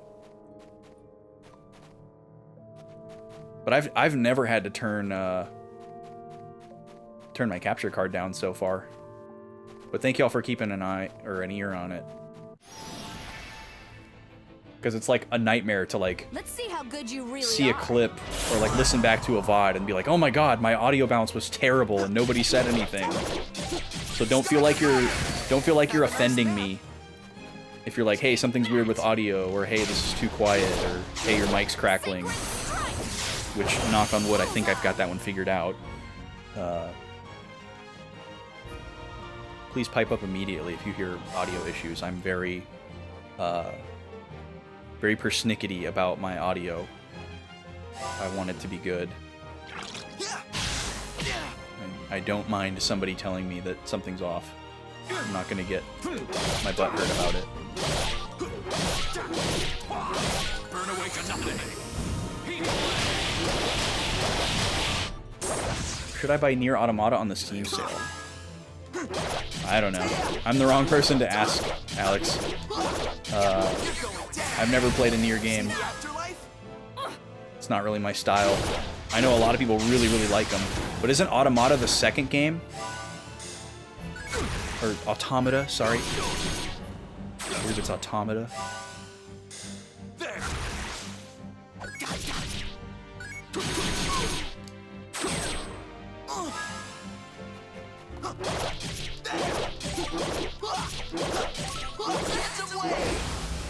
Not bad. Take that. Take that. That. Take that. It does have a lot going for it, I guess I'll say. Like, the storytelling in the game is unique in the way that it's done.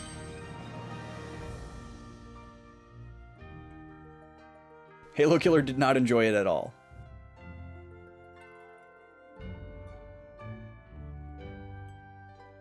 See if it's at its historical lowest. Oh, there was a link. I see. Yeah, sorry, Sen. Your link just got zapped. There's one before that that isn't loved as well. Is that what you're trying to say? Oh, Replicant is the first one. Is it? Wait, I thought Replicant was the new one. Is there any deal? Interesting. Never heard of that.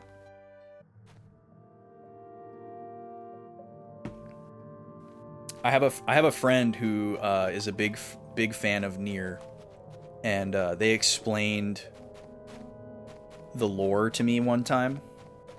And this was when only the first game existed.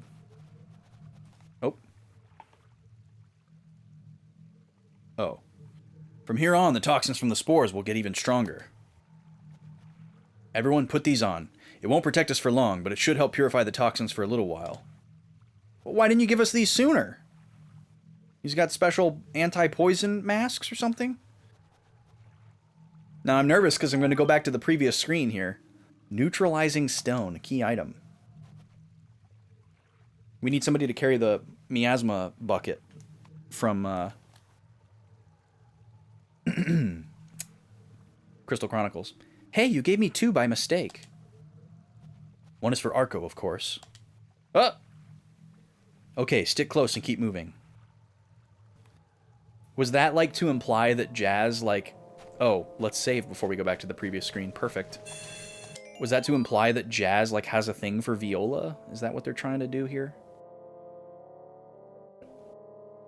The first one was just Nier. Okay, that sounds right.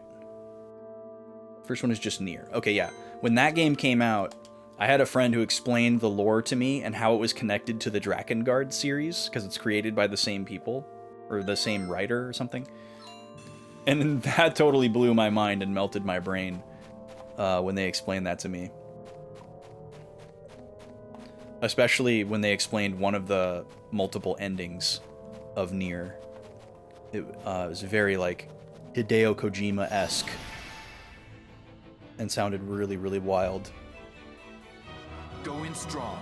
Don't hold anything. So it does seem like a cool franchise. Seems like it has a lot going for it. But it's just really hard to get me excited about a third-person action game. Take that. I think I would enjoy watching somebody else play it. I have watched a little bit of other people's playthroughs. But I haven't seen, like, the whole game or anything.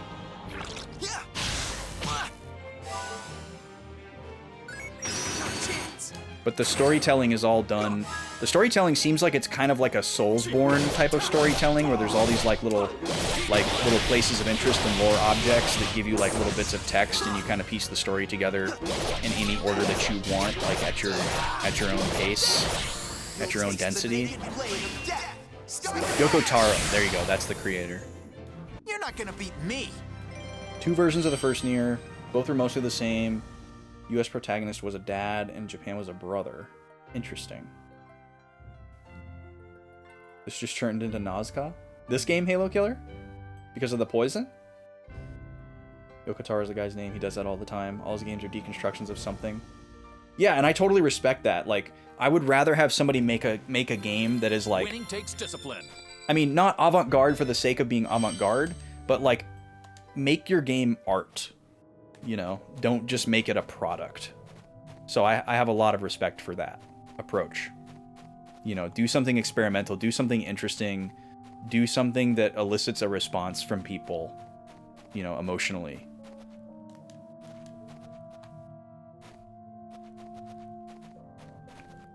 Oh, I can go this way. Okay, I couldn't tell. All you know about Nier is the Romeos and Juliets scene. I have never heard that. I don't know what that is.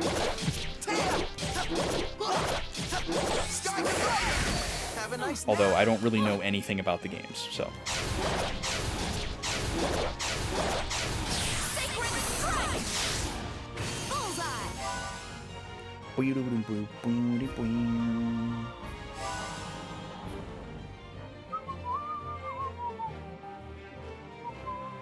Oh, we got a couple of nice boys this time around. Thank you.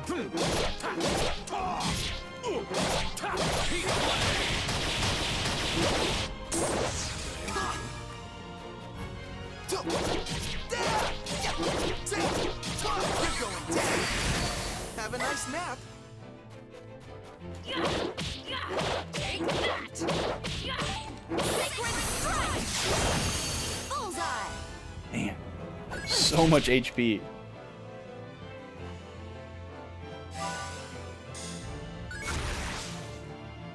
Huh? Oh, that's an attack that poisons us. That's why it's not doing anything. Because we're already poisoned. You cannot poison that which is already poisoned. See the afterlife? Still not dead.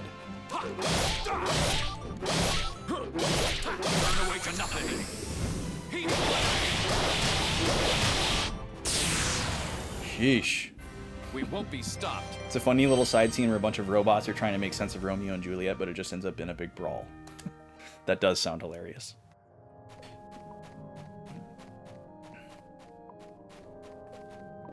Oh, and then the camera just awkwardly snaps over here. Okay. Fencing saber. Who's that for?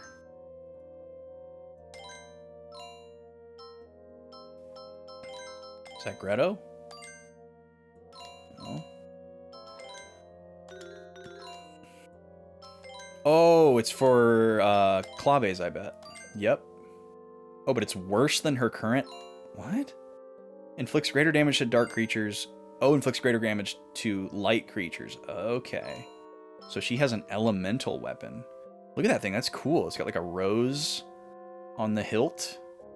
I thought it had a rose pommel as well, but that's on her waist. Oh, we also have a piece of armor. Weird.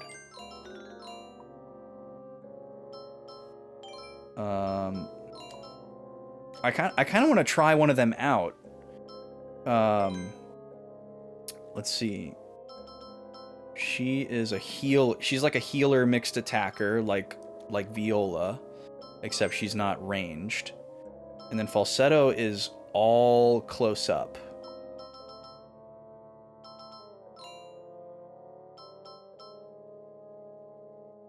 But I don't really know who to replace, you know? Because, like, Greto is, like, our close range person, and he's super duper strong. Falsetto's not going to be nearly as strong as him. We'd have to invest for a while.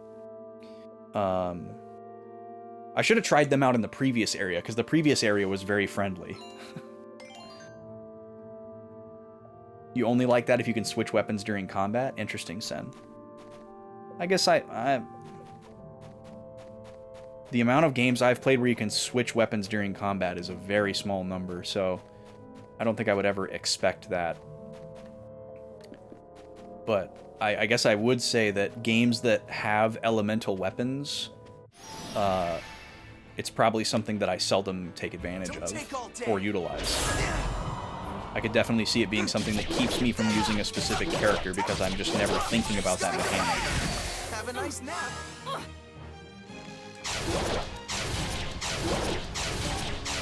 Sacred strike! Bullseye!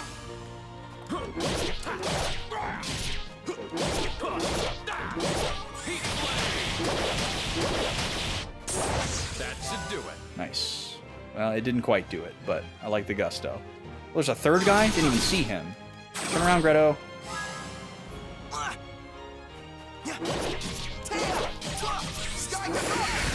Have a nice nap.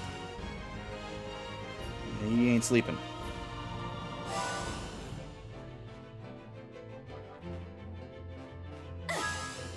Heal arrow! Alright, we need a couple of these. Heal arrow! Got the twofer. There, how's that?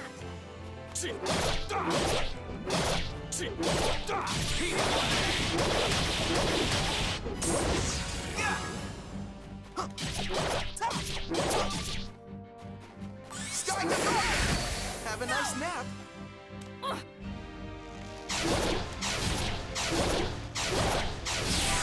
God, we've done such an absurd amount of damage to that guy. These guys must have like 30,000, 40,000 HP. It's crazy.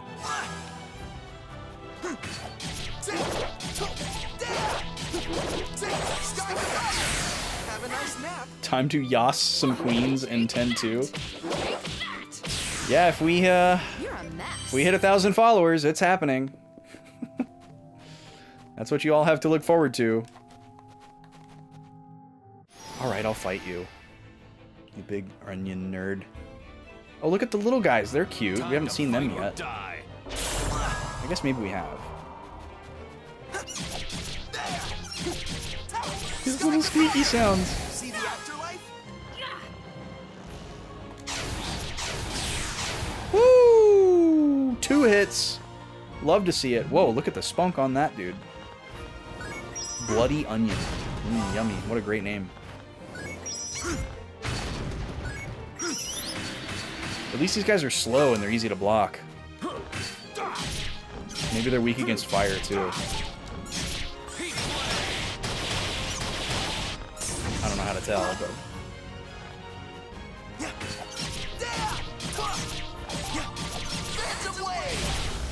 Not bad. Heal arrow! Heal Thanks. arrow! There, how's that? I see what you mean, Sen. Yeah, I mean, I've played so many games where that's happened to me, like older games where it's like, oh, you get this cool new flame sword, and then you run into this enemy that whenever you attack it with the flame sword, you know, it heals the enemy instead of does damage to it. And then you're like, great, you know, and then that character gets like berserked or something and you can't control them or something, you know, and then they're just healing the enemy and you get like soft locked or just stuck for a really long time.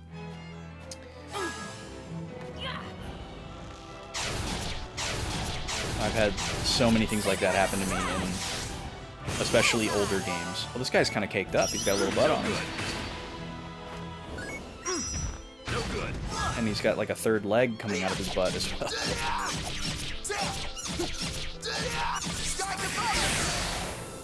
We're as tough as they come.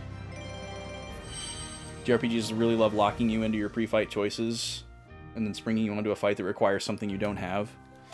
Yeah, it is a delicate balance to like make a game challenging without making it like pedantic. I'm ready to Yeah, take that's on the fun part about 10, Alex, is like the swapping of characters and weapons like in and out, and like you always have access to everything so that you can do the right thing for the right situation.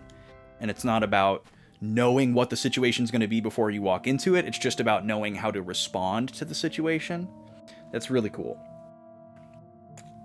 It really is an absolute triumph of a battle system, and I wish they would use it again. You know, I wish they would feel like they could repeat themselves. It's funny, they're willing to make a sequel to games that don't need sequels, but for some reason they're like, oh, well, we can't reuse mechanics. That would be against the tradition. It's like, well, wait a minute. Mysterious clothes that will not tear in any battle. Luckless. What a weird name.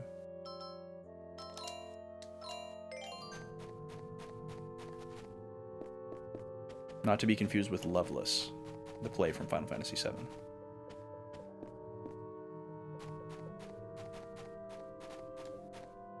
These vines look so climbable. Why would they bother?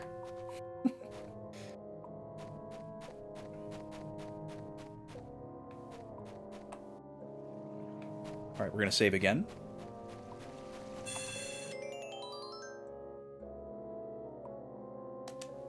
Never have to give up instantly and resign to running it back. Yeah. 10-2 with the dress spheres. Use your knowledge on the fly rather than locking you into something. Yeah, it's a cool idea. It pretty much was the experimental progenitor of the Final Fantasy XIII battle system with the paradigms.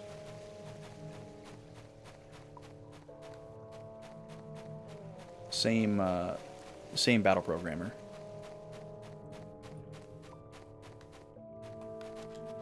Okay, it looks like there's a chest in here. Oh no, it's just a tunnel. Okay, I thought I saw a little something.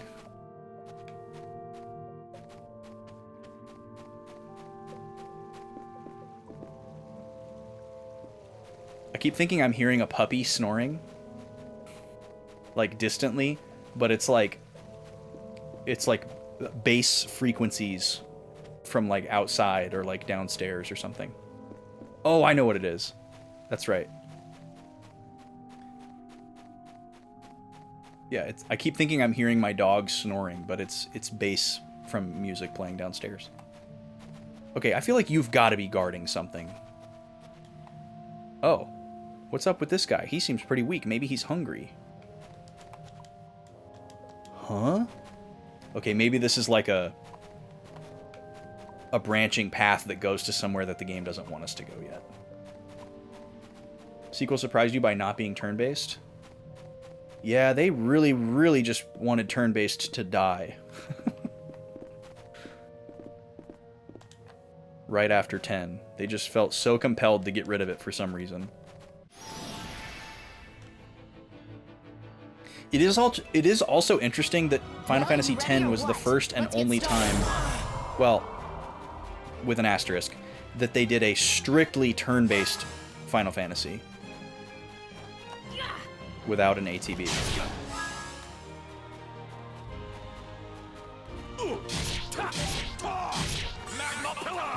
The asterisk is Final Fantasy XII, because if you set up 12 in a certain way, it is also a strictly turn-based.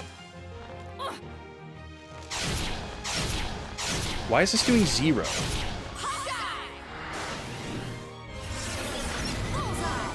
What is going on?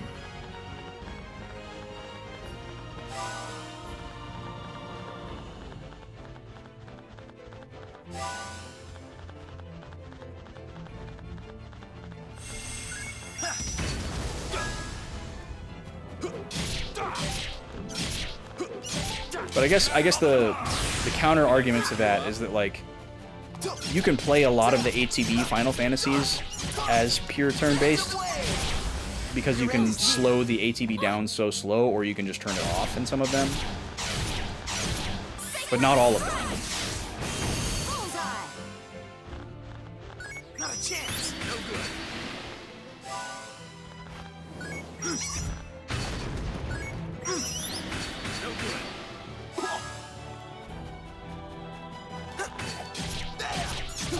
Why are these guys so much more defensive than the other ones? I don't understand what's happening. Like, why am I doing 0 damage? Just start healing instead. Yeah, Devil May Cry Final Fantasy, yeah. I wouldn't say we let turn-based die. I mean, I certainly didn't want it to go away. But you know, they're trying to widen their audience. And it just so happened that like turn-based stuff was starting to fall out of favor at a time when Square Enix was like almost bankrupt. So they really needed to make games that people would buy. So they had to lean into the real-time stuff, and now it has become the standard because it has pulled them out of... well, really, Final Fantasy XIV is what pulled them out of bankruptcy. The Final Fantasy XIV redo and its expansions are really the only reason that we have Remake and 16. Because otherwise they would have just, they'd still be, you know, publishing random AAA stuff to try to make money. Because they were, boy, they were hurting.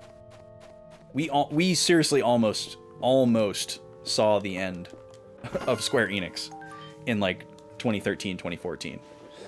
It was almost all over. We almost had an actual Final Fantasy. We failed in protecting turn-based.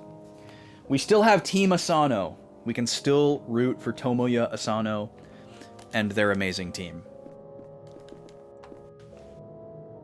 The last vestige of turn-based RPGs in the modern day.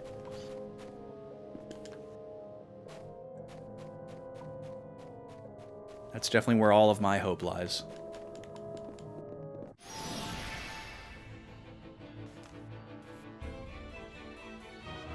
Yeah, that's very true, Yuan. I think that could very well be what happened. They were like, hey, clearly you know what you're doing. Let's have you make one. You've helped us once before. How'd you like to help us again? And even though Final Fantasy XVI is not a game that I am ever going to have any interest in playing, I will acknowledge that they did a good job and that it did a lot of things right. It's a huge improvement over anything that's happened with Final Fantasy in a very long time. I definitely have to give it that. Have a nice nap. Oh my god, this is my turn. I got tricked by the next again.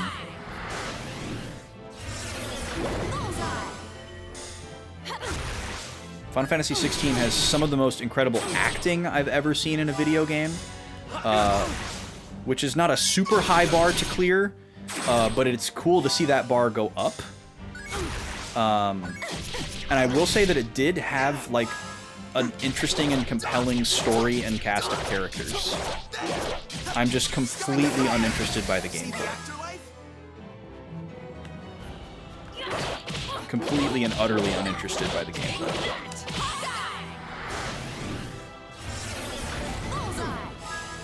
No matter what you do with the difficulty and the quality of life tweaks and all that stuff, which I also respect and think should be a normal feature in all games. I don't want to play a third-person action game. I don't think I'm ever going to want to play a third-person action game. Your end is near. Like, I'd rather it just be a movie at that point.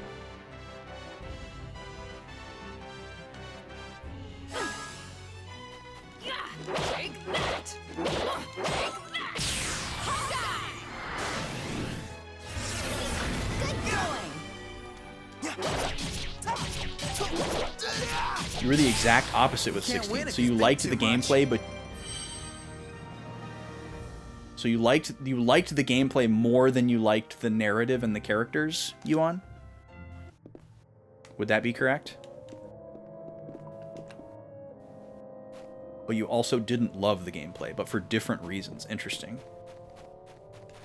Yeah, I think it seemed like for people that do like that style of gameplay, they maybe thought it was a little too simplistic or watered down, and they wanted more.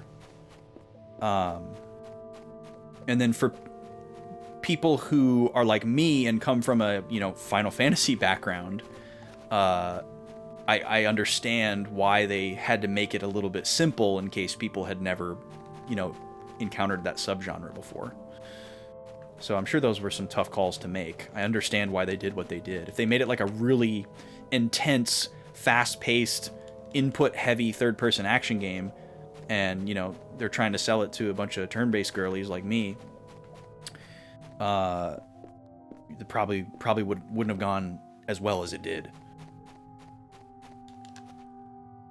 So I can see why they had a number of quality of life options to tweak the difficulty and intensity, and why it overall was you know, pretty safe inside the box. Another new bow. We just got one, but here's another one.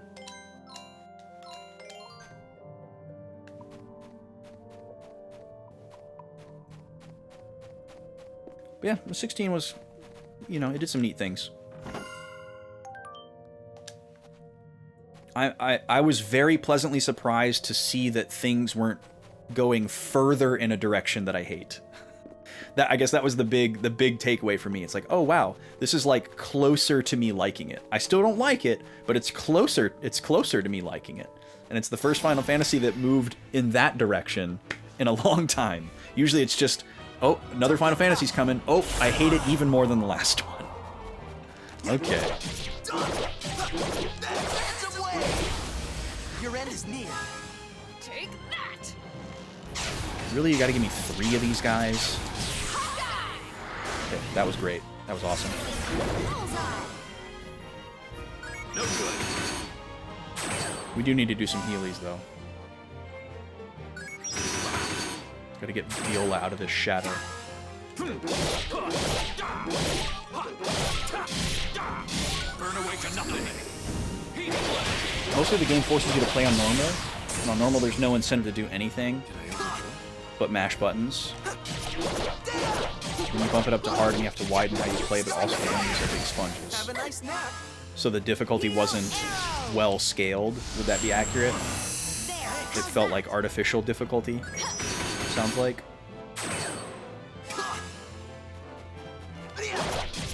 Not better AI or more interesting mechanics, just giving enemies more HP. We're as tough as they come. Yeah, I could see how that could sour things. Oh. Wait. Can I jump down from here? Okay. I was gonna say I'm trapped.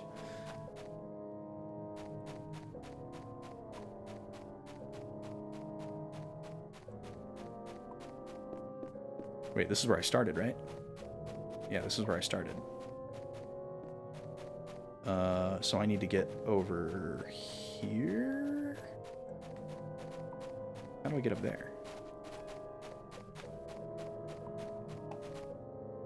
Also gating hard mode to a second playthrough. Yeah, that's a really stupid idea. Really, really stupid. For sure.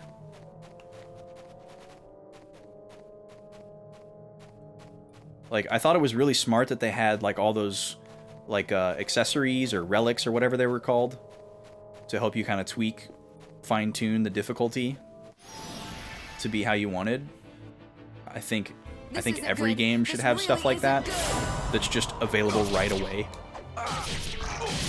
But it's got to be a two-way street, you know. You got to give the hardcore player the same stuff. You know, ways to make it easier and ways to make it harder right off the bat. Let the tweaks go both ways.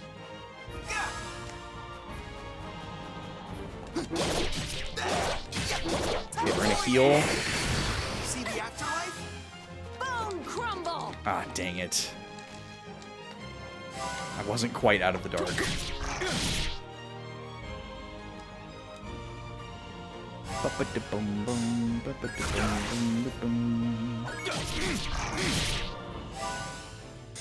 No good. Too early?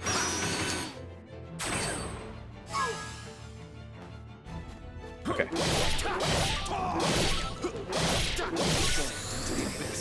Magma pillar. Yeah, back attacks really are crazy. It's crazy how it's just like how easily just a random encounter back attack can be a game over in this game. See the afterlife? All right, now we get to heal. No good.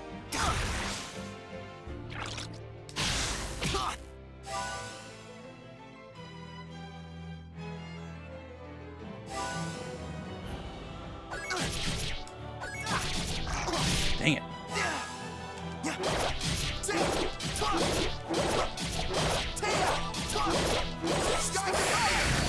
Healing again.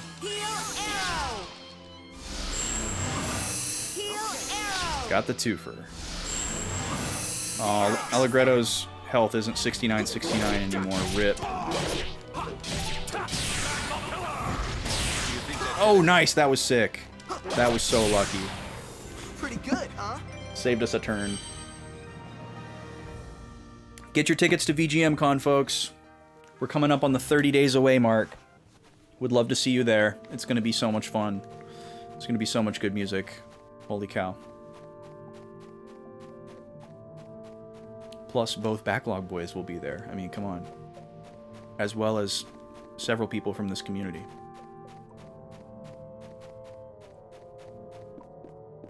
And we will definitely be doing a Soda Shop meetup while I'm up there, too.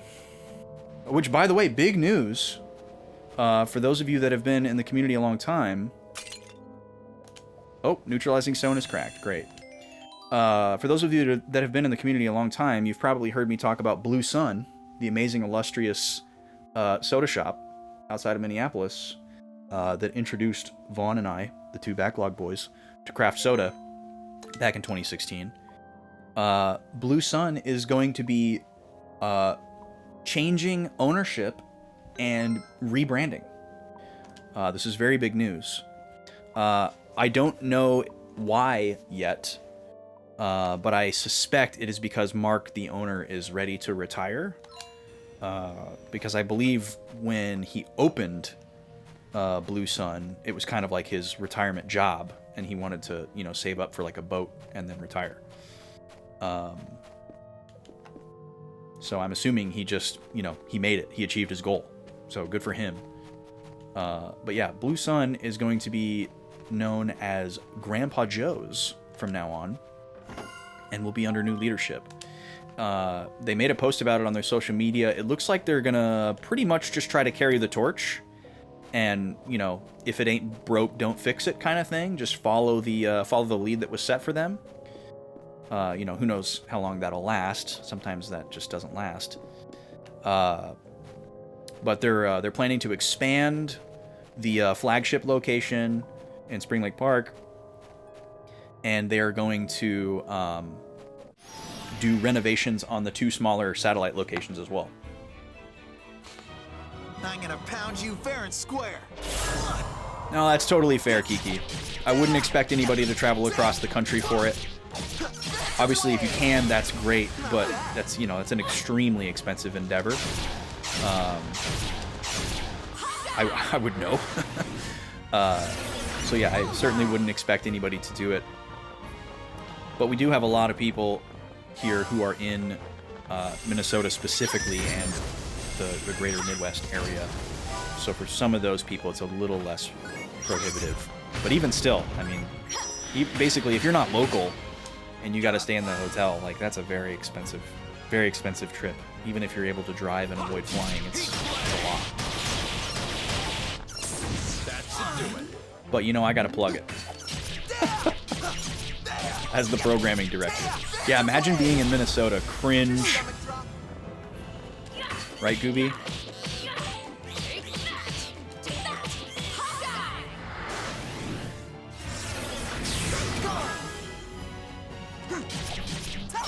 For anyone that's not aware, I used to live in Minnesota, but I don't anymore. That's why I give it crap. Your end is near.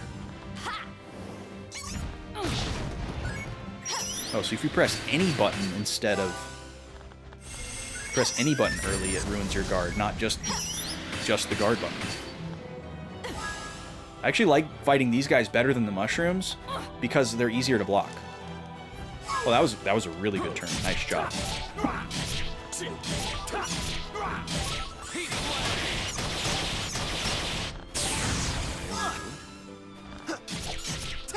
Boy, I can't wait to get out of this area. It's not as annoying as the aqueduct place, but this poison and the mushrooms really sucks. Don't get mad at me. Yeah, who would be in Minnesota? You feel like the performances might be way too loud for you? Oh, sure. Yeah, you definitely would want to get some earplugs. We do a pretty good job. We definitely pride ourselves, especially, you know, like, I take pride in it personally since I'm in charge of that aspect of the event. And we try to do as best as we can to make sure that the production is not too loud, because so many productions are way too loud unnecessarily, because I think some people think that it makes them come across as more professional or just cool. And then I think others, like, you know, that have maybe less audio know-how, or not less talented staff, but like less savvy staff, maybe less experienced. I don't know the right word for that. Might just not realize that things can be quieter. But we're also still just kind of like in the loudness wars from the 2000s, you know, that like recorded music was in, where it was just like, let's see how much we can push the limit. And there's still definitely a lot of like venues and live events that are falling prey to that mindset, even though it's a 20-year-old mindset.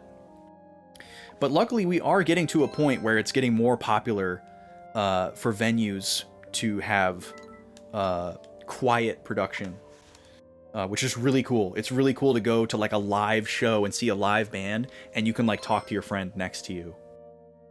And like you're talking to your friend next to you isn't loud enough to disrupt anyone else's experience, but you don't have to like yell into their ear right next to them in order for them to be able to hear you, you know? Pre-COVID, you went to a local karaoke competition and it was too loud being in the room down the hall. Oh my gosh. Yeah. I use, whenever I go to concerts, I wear musician's earplugs. I have a custom set of ear molds, and they have like diaphragms in them. So instead of wearing like foam earplugs that just make everything sound like really muffled, the diaphragms basically make everything sound the same. Where you still have the clarity and the definition, but just way quieter.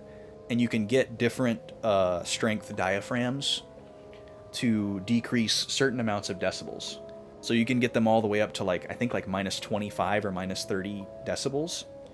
And those would be something to possibly look into, Kiki. I don't have any type of like sensory thing like you're talking about, so I don't want to say that I have that and it fixed that for me. But might be something worth looking into. It's not that cost prohibitive, and you can basically wear one pair for 20 years before you need to get a new one, as long as you don't lose them. Oh, I guess we're fighting a boss. Don't ever rush into battle. This thing is fast. Holy crap.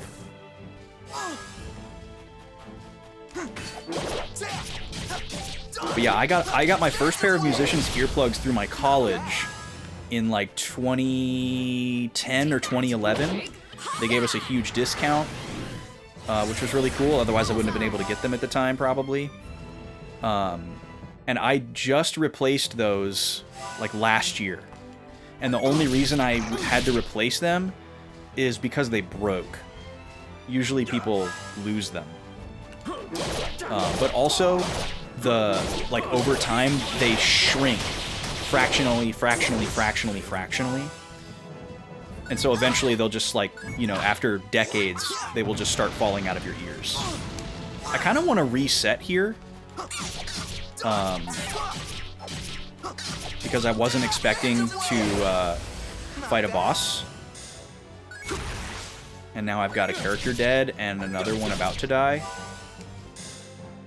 But rather than reset the PS3, I think I'll just die. Looks like I might not have a choice in the matter, actually.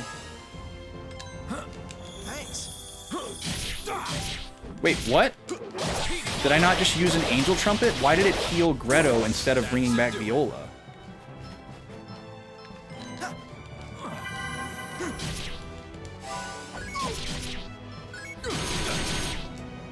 Okay, I'm confused.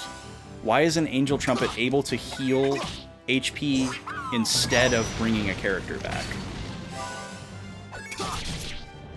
That's weird.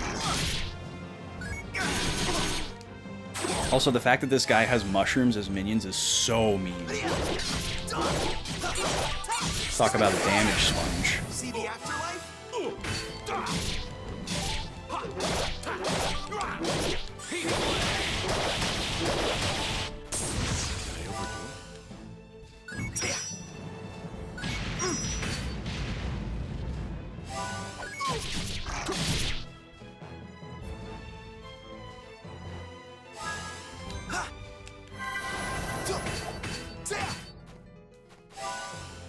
Oh, great.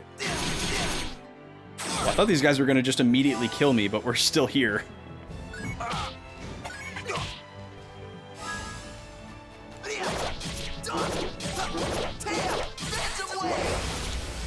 bad.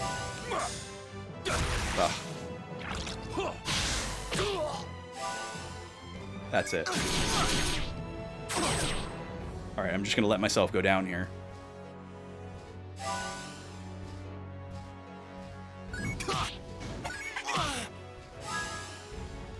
Cool.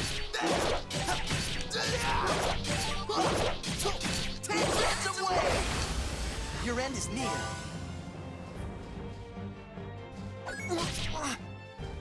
Canceling frequency with another frequency. ANC is really good at canceling out really, really loud frequencies. You wore them at a local megachurch Christmas production pre-COVID. They did a fantastic job of muffling the loud rock music. Nice.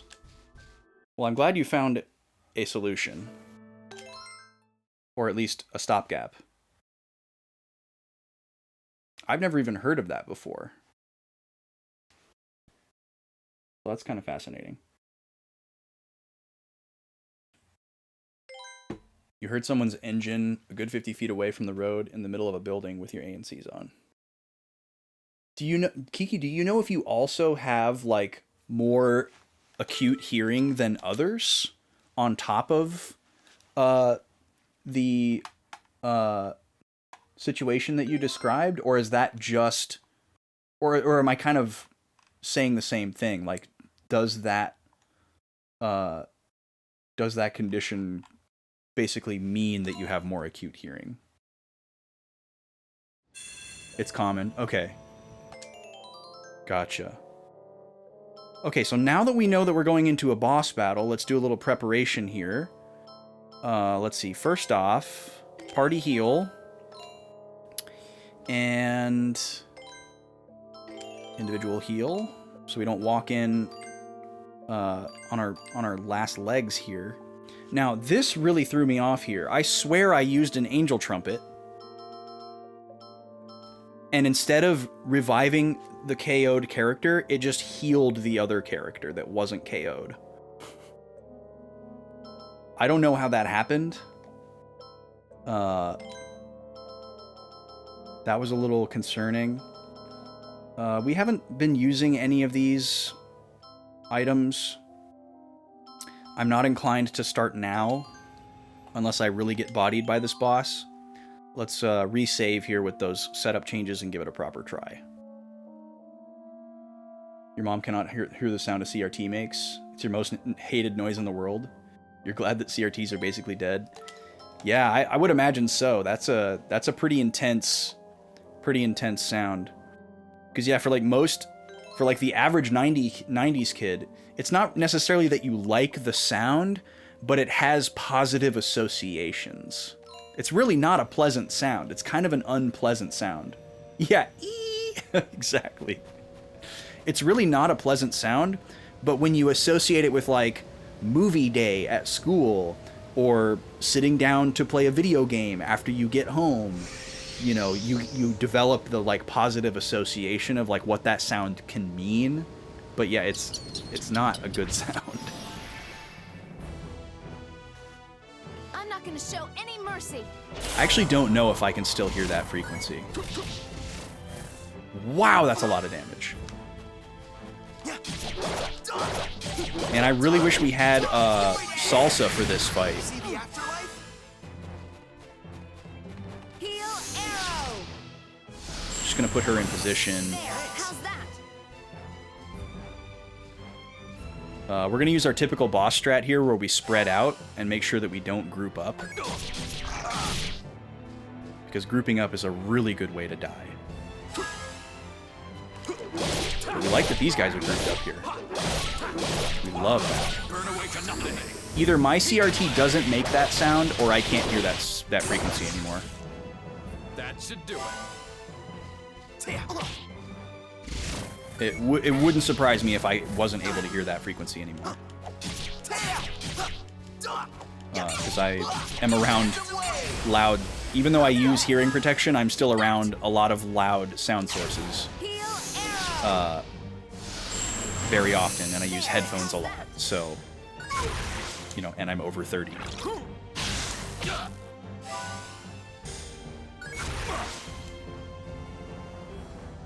I think I'm just gonna have to spam healing every turn. Because this guy does so much damage, and until I can confidently block all of his attacks... I like where we're at right now, though. This guy's on Greto. Jazz is taking care of the mushrooms. And then nobody is near Viola. Now I can get ready to spam healing in the middle of this animation. We'll get our double heal arrow here. And we're also dealing with poison. I love that he can just go around me.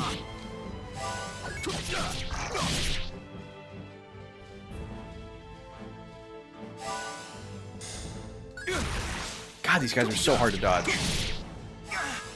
I'm failing royally here.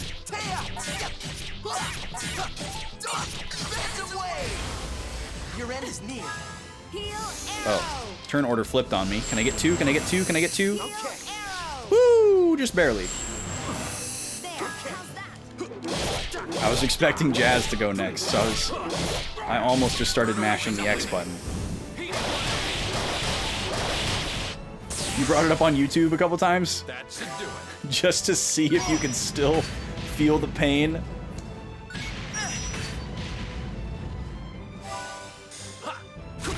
Dang it. I try to preempt them because they're so fast, but I'm always too early. Listen closely to the angry winds of your requiem. Phantom wave. Not bad. Heal arrow. Still healing. There. How's that? Oh, he doesn't like that. Yeah, the fact that this guy can just teleport around the battlefield is kind of crazy.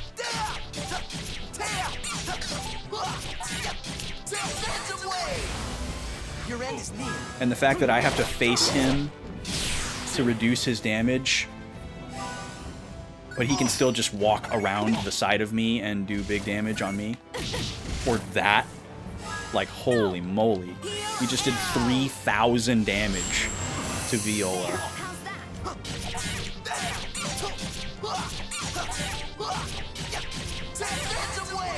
So I'm gonna have to move in with Jazz here. It's a little scary. Oh, dang it. Because now he's gonna be able to potentially AoE both of us.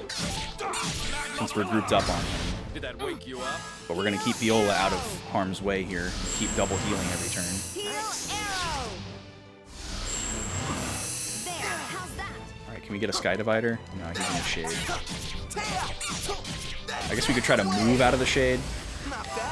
I guess I could try Void Edge too. I forgot about my shoulders. We got one guard. Wait, are you serious? He can summon these dudes back? That is crazy. My least favorite kind of boss. Minions and can resummon minions. Alright, we can try to AoE these guys. Now that we know that, I'll try to just only damage them with Splash.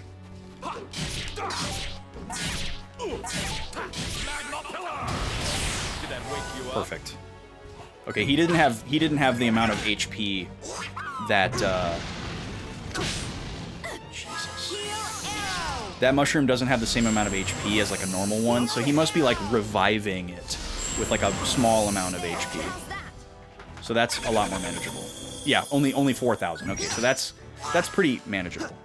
Especially with this placement. The fact that he's not, like, putting them over on the other side of the battlefield. Your end is near. We can get rid of them pretty quick.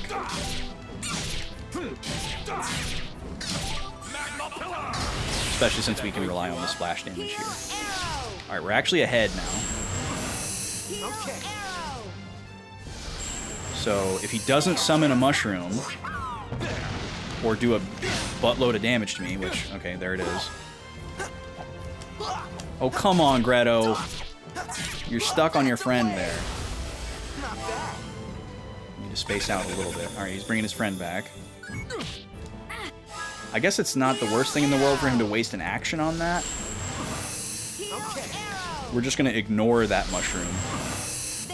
Hopefully it doesn't come after Viola.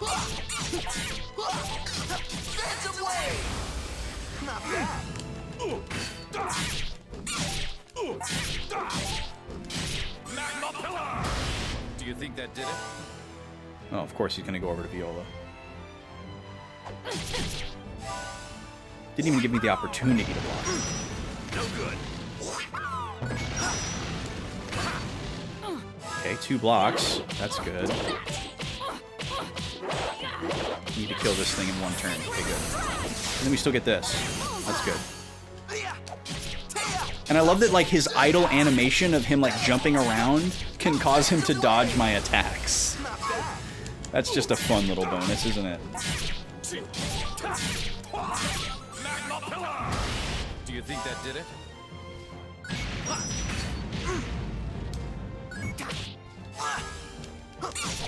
Alright, we gotta be getting close here. Twin heals coming up next turn.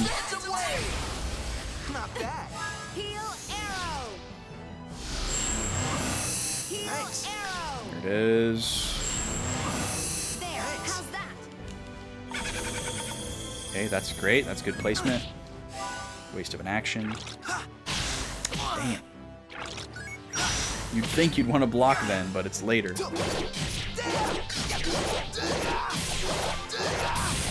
Oh, we got him. Okay. Woo! What did you expect? Recovery gloves. Finally, a new accessory. Good. Common misophonia is hearing other people chew. Yep, that's what I've got. If Aelise is still here, Aelise has that one too. God, I can't even listen to myself chew.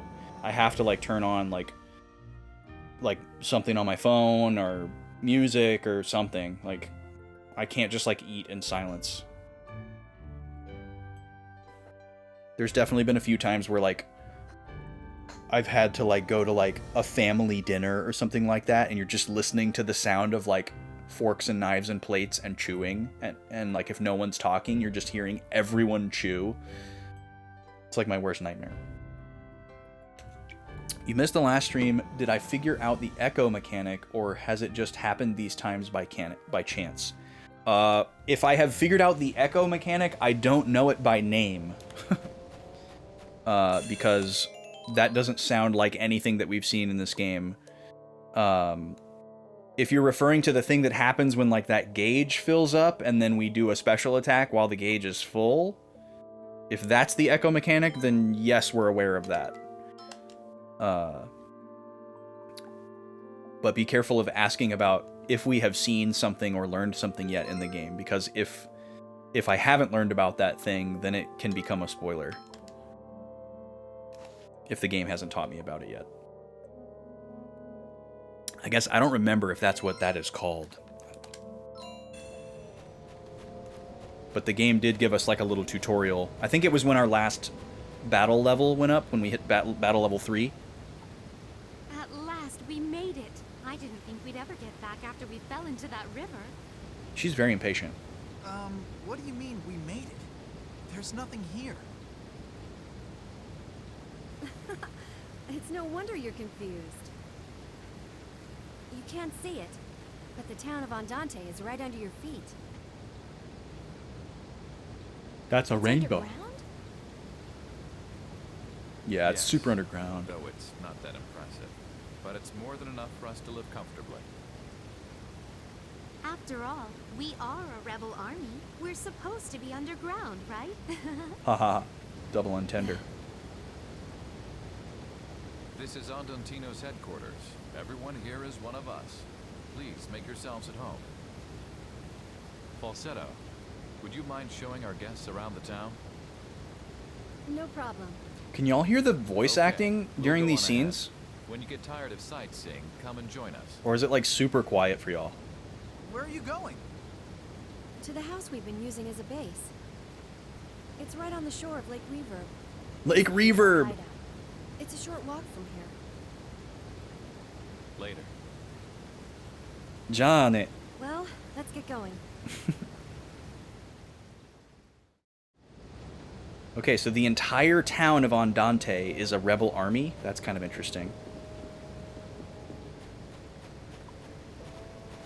So, how do we get there?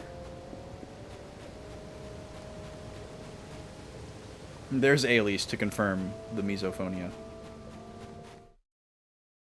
Oh. Lake Reverb. That's so awesome. That's such a great name. Oh, hello. Person.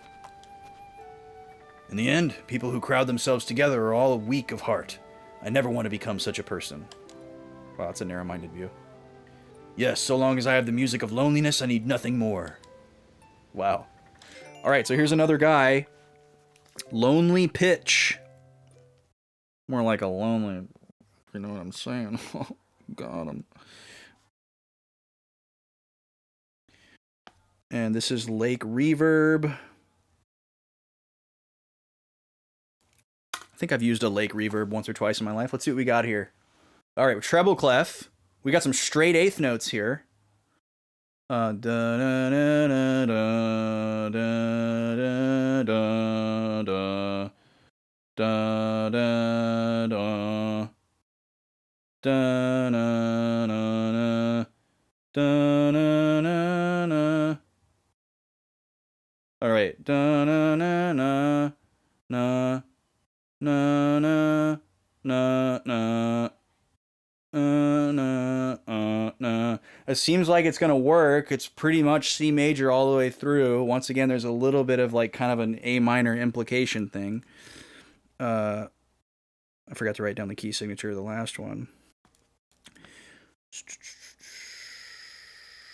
Also, don't sue me. My sight singing is not very accurate, but more of an approximation attempt before we hear it. Let's see what it sounds like.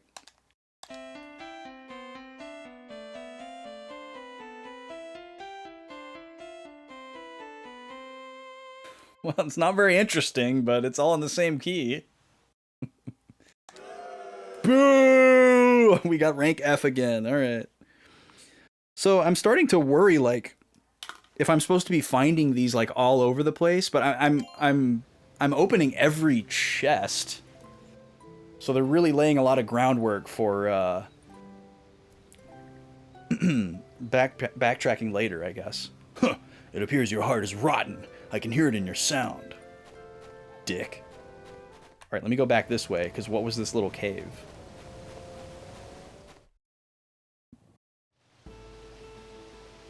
Oh, this is Andante. Okay. Well, I want to go back to Lake Reverb. I want to go to the place I'm not supposed to go before I go to the place that I'm supposed to go. Because I'm an RPG player. That's what it was. Sounds like you got it. Okay. You like filling up the gauge as often as you can, but it's cool to see other play styles. Oh, no worries. Yeah, no worries. I wasn't trying to be hostile or anything. Jazz is one of your preferred characters to use. Do I like him so far? He seems pretty cool. So far I really like I think so far I like Viola and Salsa the best, but it still feels really, really early to be picking favorites for me. This is a pretty screen. No enemies.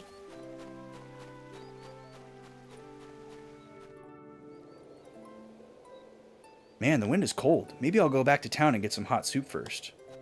Okay, so I guess we're supposed to come here, but not yet. Oh, what is that? What do we got here? I love squirrel tails. They're so fluffy. Come over here, boy. Yeah. Yeah, squirrels. Known to respond to voice commands. Since this world takes place in Chopin's mind, sure any musical piece that isn't perfect automatically gets an F. Yeah. Exactly. Alright, so we gotta go check out Andante here. So this soldier guy looks like the guy that was in Forte, but I don't know if that's supposed to mean that they're an Andante soldier or if this is just a generic sprite. Before we explore, I'm going to stretch my legs and use the restroom and run another 3-minute pre-roll killer so that we get another hour ad-free. We like for new people coming in to be able to not get slapped in the face with an ad so that they can check out the stream and see if they want to hang around or not. So I appreciate you. If you get hit with the ad, you're not going to miss any gameplay. I'll be back in 3 minutes. Thanks for being here.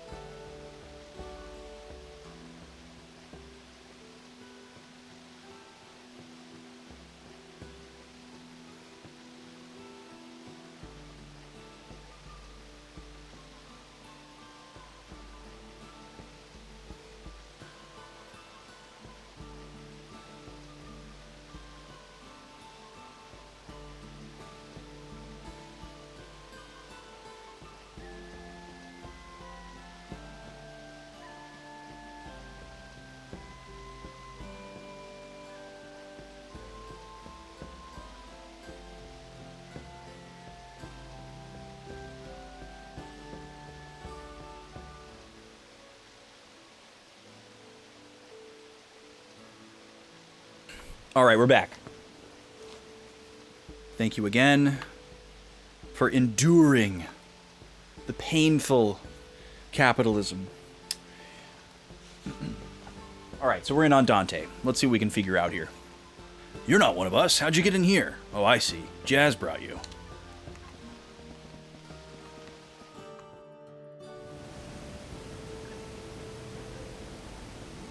Pretty cool spot.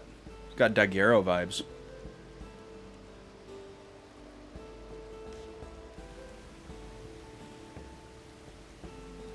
Andante.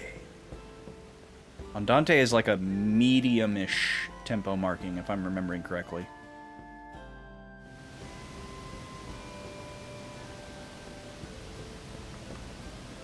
It's inside a cave, huh? Wow. It's nothing special on the inside, really. Anyway, let's go on in.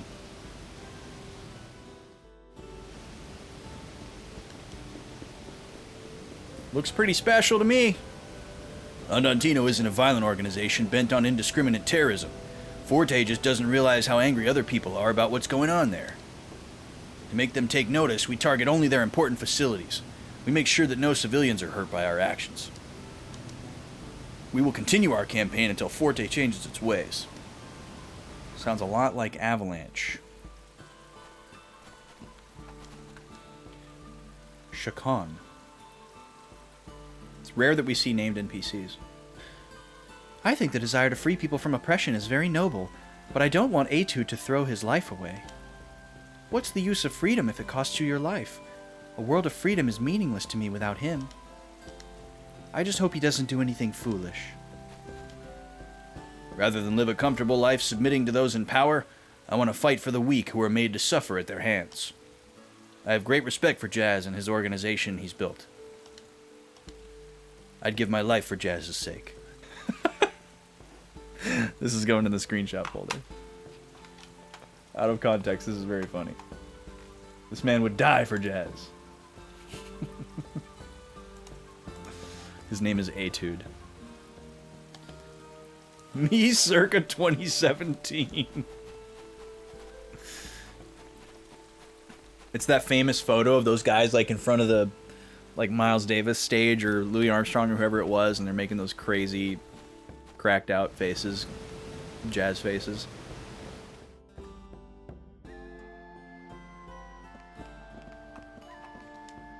There's a lot of medicine here. Of course there's no mineral powder though.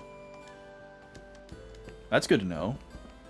So these people are clean and pure. Welcome to our infirmary. It isn't that big, but we're equipped to handle just about any injury. In an organization like this, it's not unusual to see patients with serious injuries. It's my job to patch them up before their young lives bleed out of them. Lately, I'm seeing a lot of youngsters glorifying the idea of becoming martyrs for the cause. You can't build a future if you're not alive to do it. Death is not glamorous. What? Are you hurt? Rest here for a minute, then. Some words of wisdom from the doc there. You bought like a dozen Coltrane albums on the vinyl that year? You were lost in the sauce? Don't push yourself too hard. It's a medical textbook. Let's see what it says. Treatment of external injuries, medicine. Mineral powder produces fast results, but causes heavy side effects. Floral powder takes time to work, but has no side effects.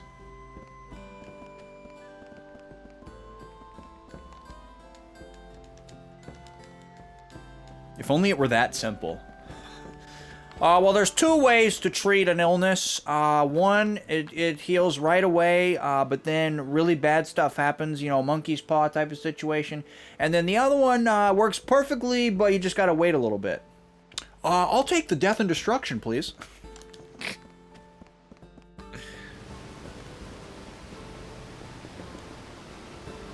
Jazz is an amazing man.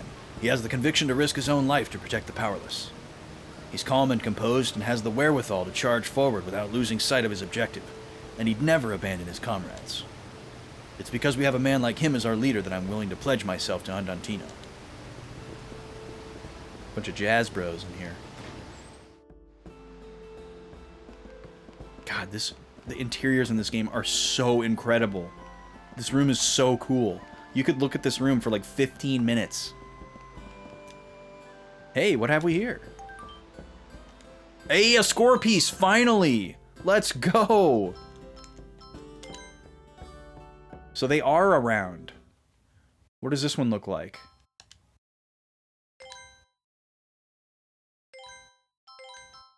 So what does marking do? I can mark more than one.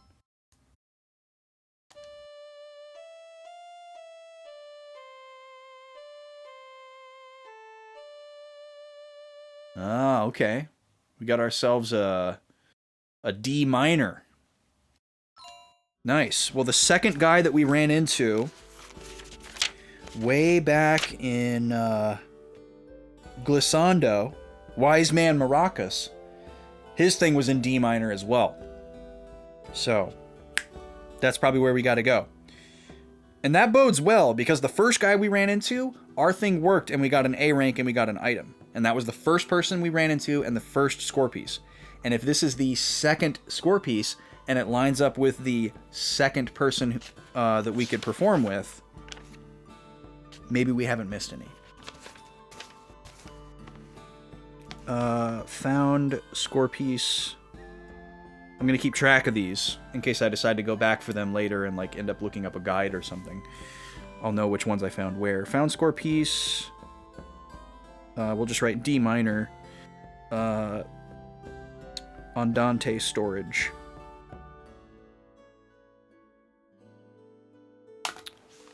And interestingly, Jazz and Claves are not in the party. I guess that does check out with what we saw in the cutscene. What do you want? Score piece? Huh? Why should I do that? Oh, fine. Alright, so here we have another character that we can perform with. Sullen Melody. That's funny, because Melody is a girl's name, and she looks very sullen. Okay, Sullen Melody. Andante. And her example. What do we got going on here?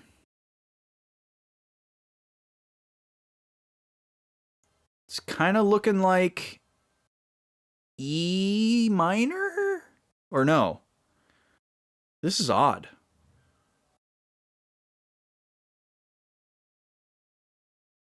It starts on an A and ends on an A, so maybe it is A minor. So now, for the first time ever, we can try two different examples and see if we get different results. So yeah, I guess we'll call her example A minor for now. We'll try it with our C major example, the first one. Let's see how this sounds.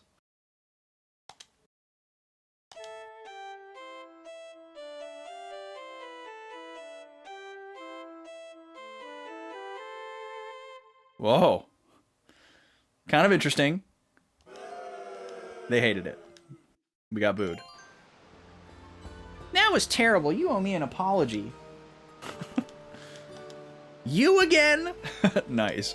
Okay, let's try the other one. This one's gonna sound worse, almost assuredly, but I just want to see what happens.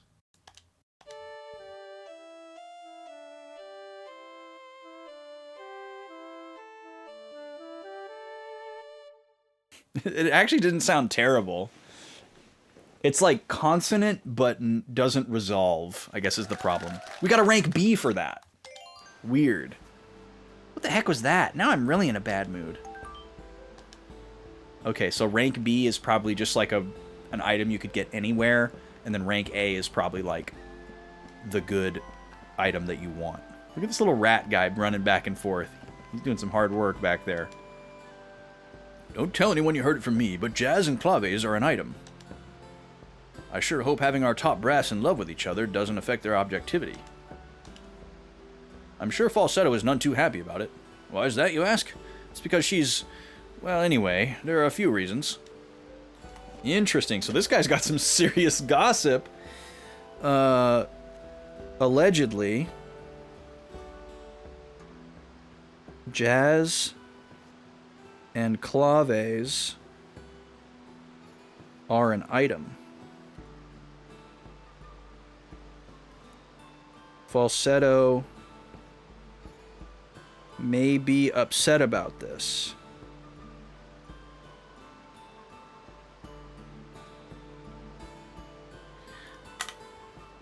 Interesting if true.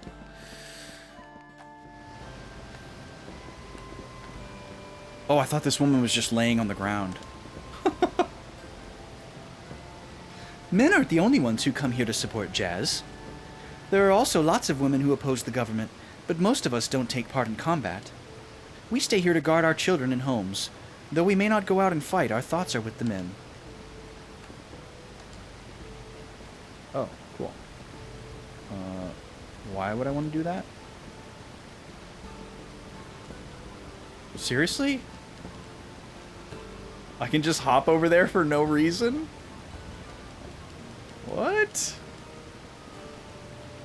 That's so strange. Why? That hurts my brain.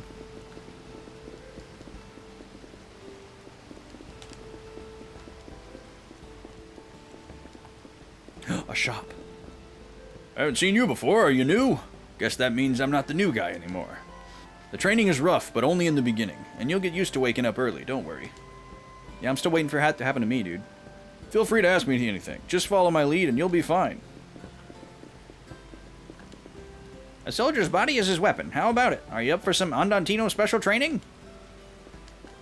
The training menu is written on the board in front of you. 500 push-ups, 500 sit-ups, 500 backlifts, 500 bunny hops, 500 sword swings. What the heck is a backlift? Anybody know? Is the mechanic of picking up music sheets and taking it to a corresponding NPC with a similar score sheet? It seems that way, Yuan. But we're not entirely sure yet. When we first found it and got the tutorial, it was pretty vague. But so far, my guess is that there's one perfect match for every possible person. And you can, like, experiment and interchange other examples for fun and maybe, like, lesser items, but it seems like there's probably going to be, like, an ideal combination, one ideal combination for each character. But we'll see.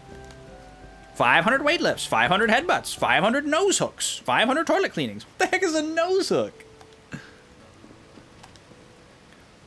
All right, let's see what this guy's got in the shop. We haven't seen a shop in quite a while. A dragoon blade. And it's worse than what we've currently got, but it inflicts damage to dark creatures. Now, when it says dark creatures and light creatures, I'm assuming it just means ones that are in the dark or in the light. Because as far as we know, there's not like a true elemental system in this game, or at least if there is, it hasn't introduced it yet. The monkey bow. Man, how many bows are we going to get? This is our third bow tonight. It's crazy. I will buy it though, because we love Viola.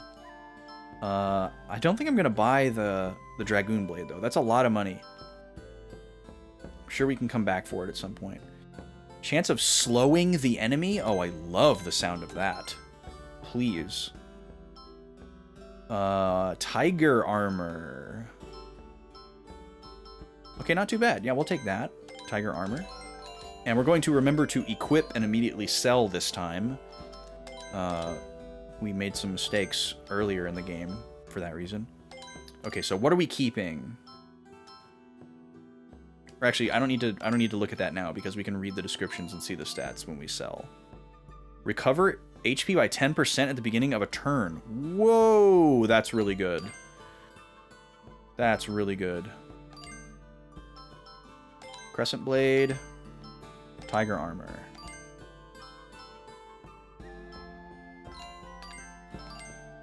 Power stroke.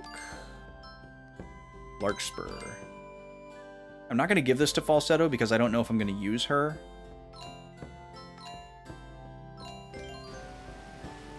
Actually, let me look at her stats. I never looked at her stats. I want to compare. 174, 121, 72.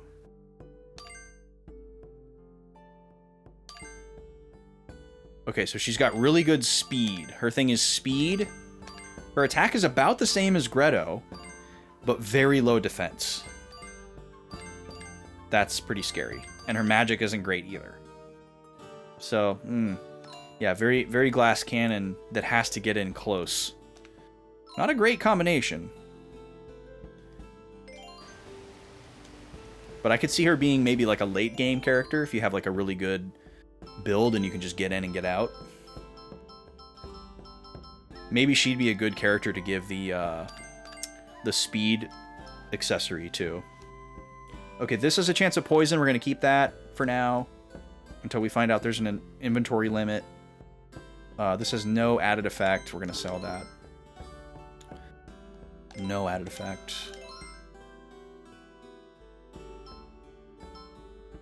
Now, I'm assuming these are not... Like, neither of these is the one that I had equipped. I don't think it would unequip their weapons when they leave the party because they're character specific, so... I'm gonna go ahead and sell these. Okay, we're gonna keep the maximum HP one, but not that one. Okay, no added effect. No added effect. Okay, this one increases movement speed. We're definitely going to keep that. No added effect. No added effect.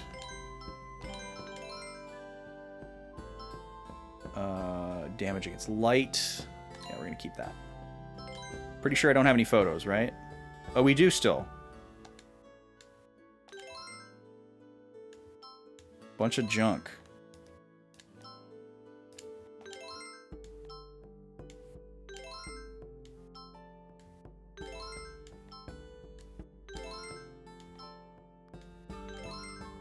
Hey, okay, there we go. 628G for that one.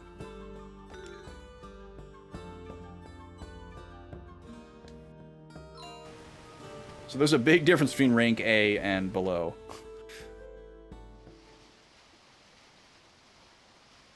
Why aren't we attacking Forte? Jazz is overly cautious. Yeah, we're just going to have to take matters into our own hands. Right, it's time to put our plan into action. Shh, keep your voices down. But can we really pull it off on our own? Yeah, it'd be nice if we had someone to back us up if things go sour. How about asking Etude? He can hold his own in a fight. Etude practically worships Jazz. You really think he'd go along with this? I'm sure of it. Knowing him, standing around doing nothing like this is probably driving him nuts. That's the kind of man he is. Sounds good. All that's left is to pick a time and enact the plan. According to intelligence reports... What are you three doing? Falsetto! Nothing, ma'am. Well, we're done cleaning the room. Guess we'll head back now. Yeah. Please excuse us. They're cleaning the room. Nice job, guys. Maybe it isn't a cult? Yeah, that remains to be seen, huh? Falsetto and Greto have, like, the same hair. Meeting log 352. Regarding the vulnerable areas within Forte territory. I don't understand any of this. Okay. We're going to give you flavor text, but we're not going to give you flavor text. We're going to imply that there's flavor text, but you're not actually going to get to read it. Meeting log 215. Regarding foods Waltz doesn't like. This seems pretty simple.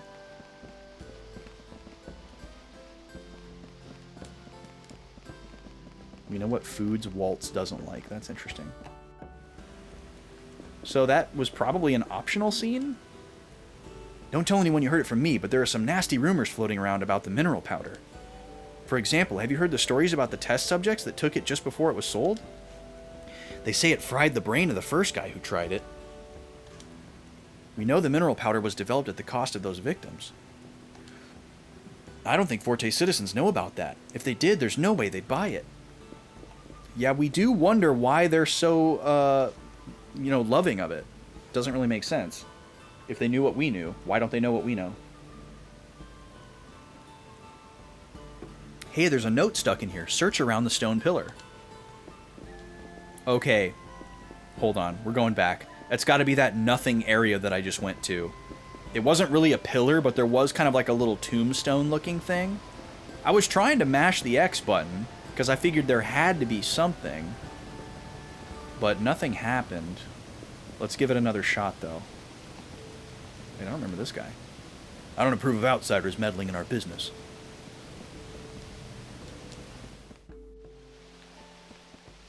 Oh, somehow I missed it. What the hell?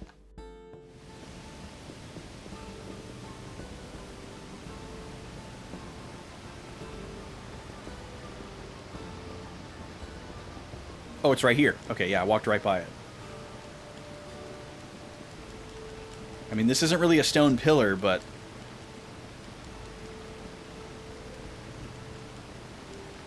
Okay. Stone pillar. Where have... I mean, that's a stone pillar. There's a bunch of these. I would assume that it's a one-of-one stone pillar. That's very obvious. Let's keep looking around. I'll keep that in mind. Maybe we haven't even seen it yet, and the game is giving us the clue before we've even seen the thing we're looking for.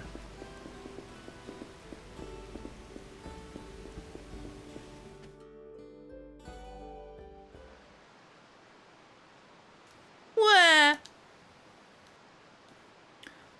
It won't help to cry about it. Yeah, but... What's wrong? Oh, falsetto. Hello. Well, take a look at this.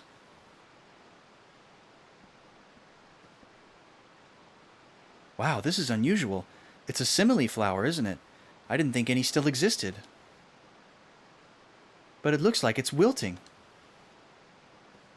Yes, we don't have any water for it. Bro, there's a waterfall in your living room. Water? There's tons of water right outside. Thank you, Greto. No, simile flowers need water from Simile Spring. Oh, of course they do. If you give them ordinary water, they'll die in no time.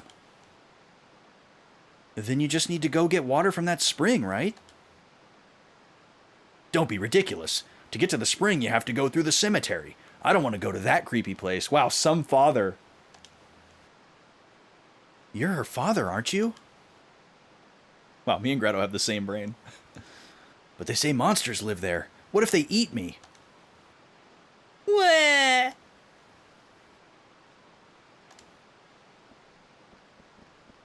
There we go. The boy has some gumption. Ah, man. The poor thing. Allegretto, how about we go get that water? What? Think of it as your good deed for the day. Since when are you so nice, Viola? She's literally been nice the entire game. I've always been nice. Come on, stop grumbling and let's go. Just have to, like, throw that in for, like, RPG tropes. Just a throwaway line intended to be funny, even though it doesn't really make sense. This whole place was originally just the passage to Lento Cemetery. Okay. Thank you for encouraging me to write something down. Andante was originally a path to Lento Cemetery. Lento is another tempo marking, I believe. I think Lento is like a really slow, which would make sense for a cemetery. On to page 2. Simile Spring has special water for simile flowers. A simile is a musical statement or form. It's not just the grammatical term. I'm sure the grammatical term comes first. In case anyone's wondering, like, that's not a musical word. It is a classical music term. Simile. I forget exactly what it means, though.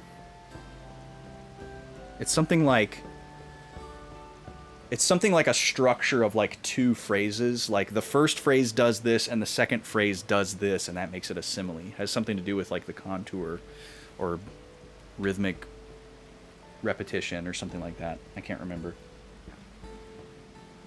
So you can look it up if you care. For simile flowers, must go through Lento Cemetery to get there. All right. When we first came here, flowers bloomed everywhere. Simile flowers. They glow in the dark and are really beautiful. But as the town grew, they gradually decreased in numbers. You don't see them anymore.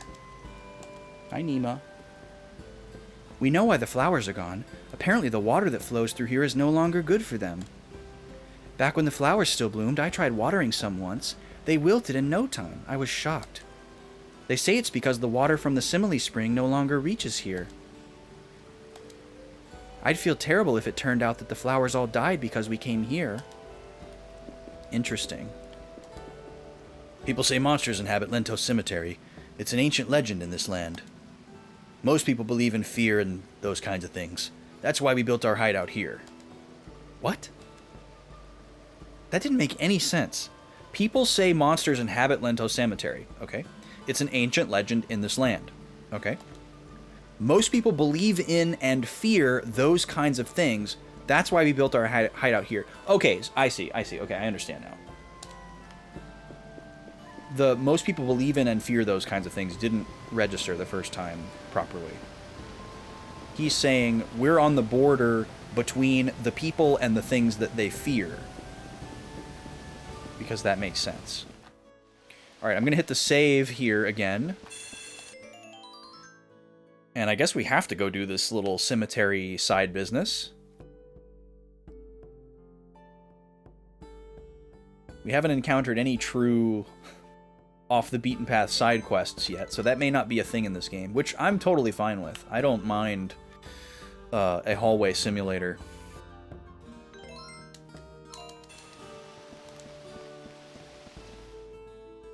Which was the common meme at the time when Final Fantasy XIII came out. Which has always been very funny to me. Because Final Fantasy X, the one that everybody thinks is so amazing, is literally the exact same way. It is also a hallway simulator. But nobody seemed to care. And people still don't seem to put that together, which is kind of funny. And so many RPGs are hallway simulators. Like, pretty much every RPG from this era that doesn't have a true world map is a quote-unquote hallway simulator. Wow, this is a very cool cemetery. That little path that we walked on to come here kind of reminded me of the cemetery in Ni no Kuni, but now it doesn't anymore. This is more like something from, like, Psychonauts, almost. What is this? Purple fog is stopping us from going through. What can we do to get rid of it? Maybe it's light the very unique-looking red and blue candles.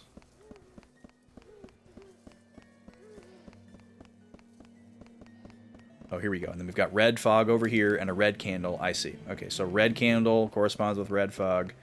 Blue candle corresponds with blue fog. We need both colors to get rid of purple fog. Can I interact with this little blue wispy guy? There's another red one. Oh, here's our little boyo guy. Oh, there's a green as well. Green flame. Green candle. So this is where you went. Your dad's worried about you. Is he? He didn't even, like, acknowledge that his son ran out of the room. It isn't safe here. You should go straight home. But I can't. Somebody's got to go get that water for my little sis. You're a good brother for thinking of your sister, but you shouldn't make your father worry about you. Just hurry home, and don't worry. We'll get the water for your sister. But it's not easy to get to the Simile Spring. See? With that fog there, the way to the spring is blocked. This looks like a permanent fart. Yep, no walking through that. Nobody's ever walked through fog before. What, by that fog? My father says it's something called the Goblin's Grudge, but I don't really know what that means. Whoa, it's true. I can't go a single step further. What do we have to do? See that candlestick over there? When the candle on it's lit, the fog disappears. It comes right back as soon as the candle goes out, though. Hey, wait, if the candle is lit, why isn't the fog disappearing? Look, you see that other candlestick there? When there are 2 candlesticks, you have to light both candles on them, or the fog won't disappear. Okay, got it. So we just need to light a flame on this candle. But it can't be just any flame. If you look carefully, you'll see each of the candlesticks has its own color. I like how the, older brother has already beat this dungeon. He's just backseating us at this point. The candle won't light if the flame's not the same color as the candlestick. So that means we've got to find a green flame to get rid of this fog. Well, since we'll need more than one flame, let's start by taking this red one.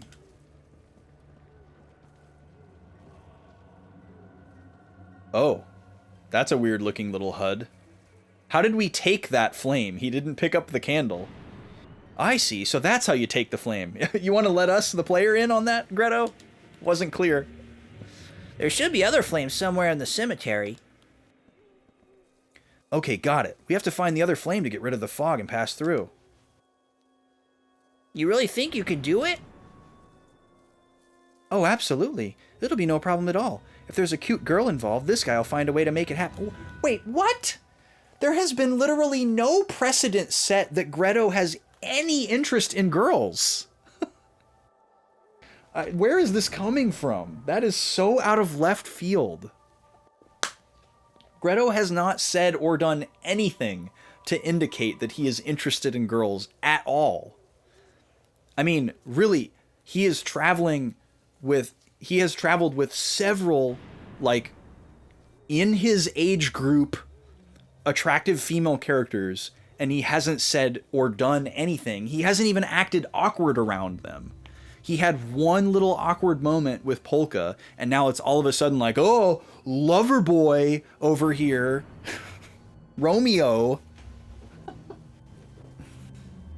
Maybe that was just poorly translated or something. I don't know, but that is so out of left field. Or maybe it's supposed to read like, like your out of touch aunt or like your older sister thinks that she knows you. But I don't think they're getting that in the weeds with it. What a weird line. Right, Greto? He just doesn't say anything. I don't want my older sister to be sad. She's kind of cute, so please do whatever you can. The little kid doesn't understand. He's like, well, I guess my sister's kind of cute, even though she's like 8. Oh, yikes. All right, I promise we'll help her. Just go home and wait for us there. And then Greto doesn't say anything about it, so it almost seems like Greto is reluctantly agreeing because he says his little sister is cute. That's not how that's supposed to read. That was a weird exchange. Very awkward. You think the impression is amplified when you can't backtrack in 13, so it looks like you're at a bunch of throwaway corridors? Sure, but you can't really backtrack in 10 either. Like there's a few places where you can, but it's not like, I don't know. Like, it's a valid argument. I'm not dismissing your point. It is a valid argument. But I feel like the ability to backtrack or not isn't where the criticism came from, but I could be wrong. I think it could be because of how sterile some of the environments are and how narrow they are. And maybe I don't know, maybe Final Fantasy X just showed less seams for whatever reason, and you couldn't, you didn't notice how restrictive some of the areas were like you did in 13. Those could definitely be factors. And there's a lot of enemies here. Holy cow. This is a weird layout. Yeah, and for the record, I'm not saying that Final Fantasy XIII isn't a hallway simulator. It absolutely is a hallway simulator. I am just contending that plenty of other games that people really, really like are also hallway simulators, but for some reason they are not labeled as such.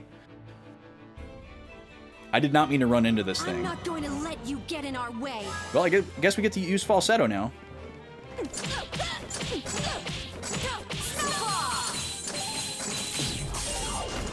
So she does a lot of hits. And it's going to be very hard to do light attacks in this area, which is very scary because that's how we heal. So that's interesting. And like, look how fast the light is moving around.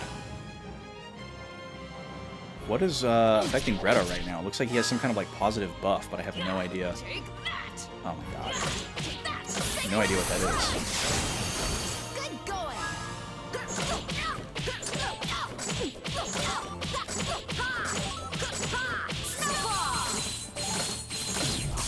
So yeah, she doesn't do a lot of damage, but she does a ton of hits.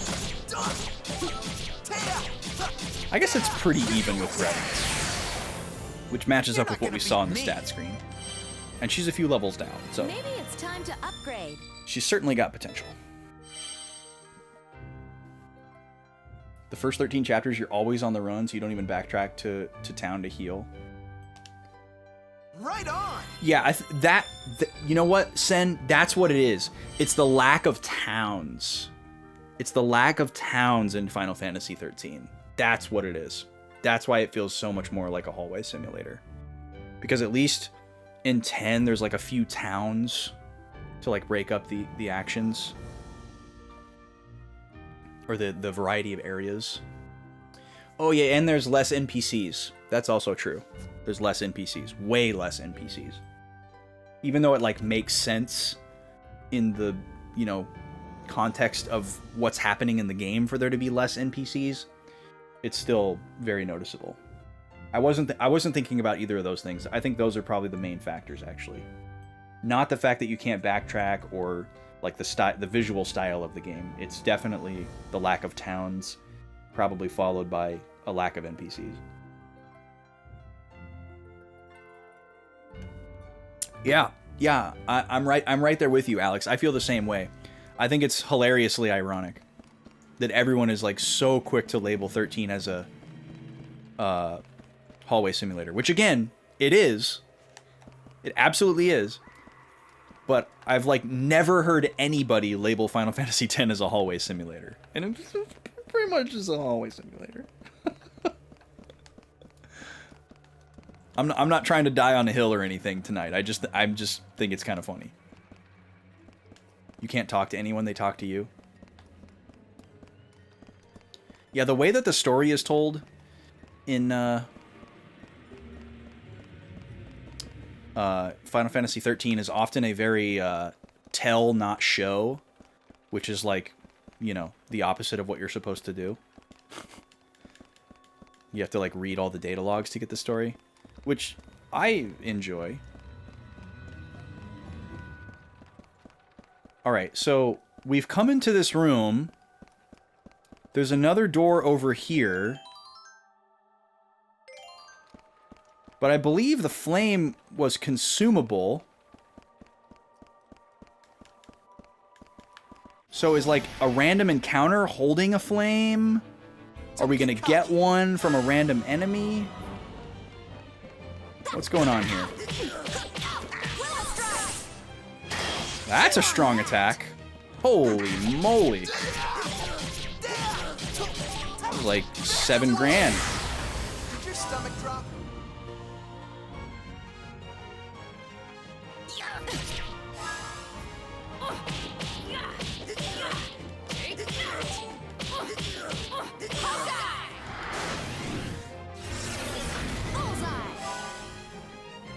Yo, Ditsinol, welcome in. Let me know if I'm saying that correctly. Could be air body. Character special attacks not affected by shouting. Blah, blah, blah. Huh? Oh, you're probably talking about something in this game. I see.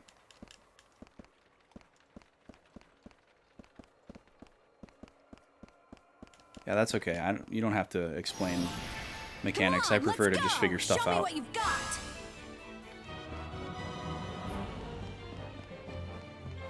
Maybe it's related to, well, we didn't change his accessories. So yeah, I don't know why we have this, like, Have a nice nap. permanent buff. Because we didn't give that... And it's not the speed thing, because he's had that for a long time, and that wasn't there.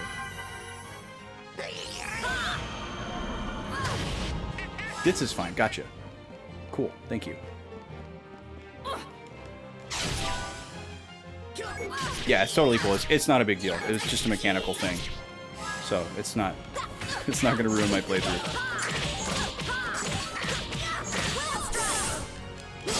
Chew on that.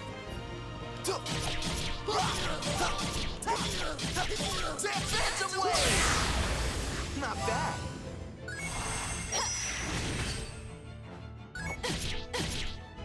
Take that. Take that. Take that. Take that. Don't get mad at me. Alright, these battles aren't too annoying. Not as annoying as the last area, because you don't have the poison to deal with. But see, if it's gonna eat up my flame when I come into this area, then where else can I go? I feel like there has to be a flame in this area.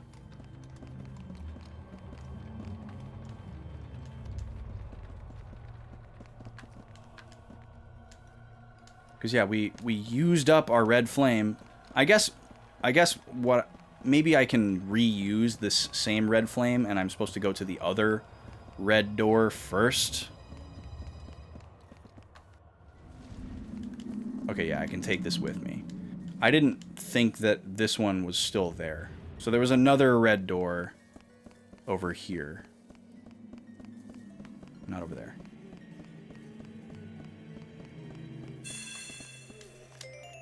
I'm just gonna save every time I pass a save point.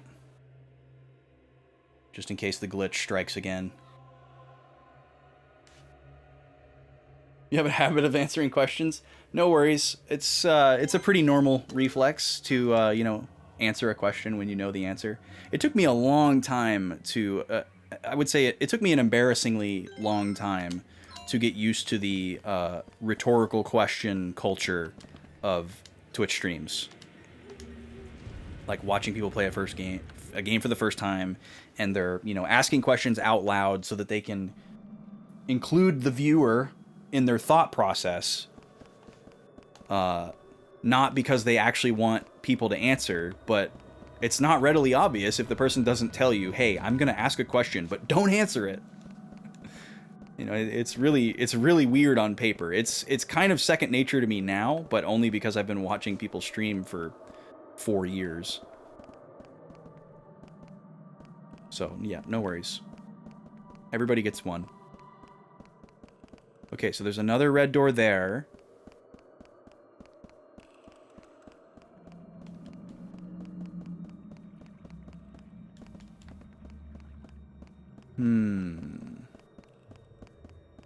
So this area looks pretty much identical.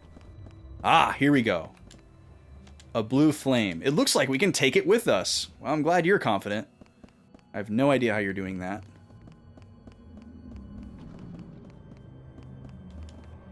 Hey, there's something written here. I'm standing right behind you. I'll pretend I didn't read that. Okay, should I be checking, like, all these big gravestones? Oh, before I forget, I want to write down that hint that we got in Andante about examining a stone pillar. We didn't find whatever that was. Obviously, we'll be going back there when we're done here.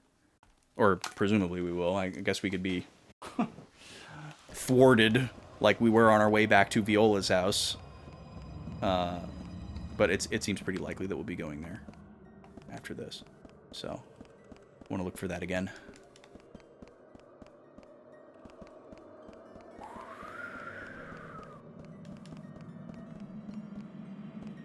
There is really quiet music. I don't even know if y'all can hear it, because the volume has been varying so widely in this game. The dynamic range is kind of absurd.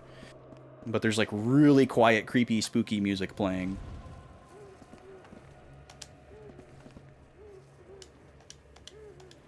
Alright, so now we have a red and a blue. Saving again. Was Redo making a shadow when moving into light areas? I didn't notice.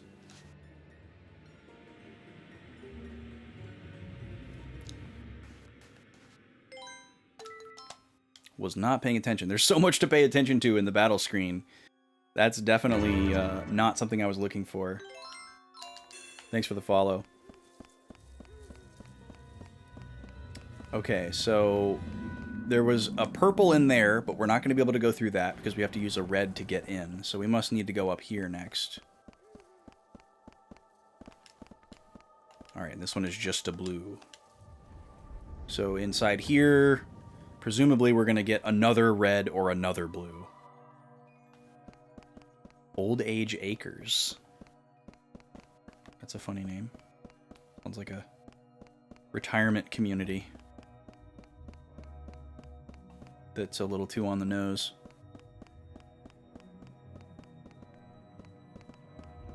Oh, a chest. Take that. God, I love getting a weapon for a character right after I buy one. Oh, but it's worse. Okay. Inflicts greater damage to light creatures, though. Okay, so we do want that, and we want to keep it. Might come in handy in certain situations. What does this one say? Okay, so not every big grave is readable. Looks like most of them aren't.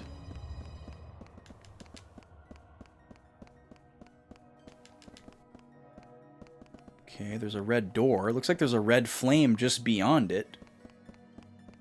Oh, and we have one. Okay, perfect. So, yes. Exactly what I said would come true is now coming true. So now we have 2 reds and a blue.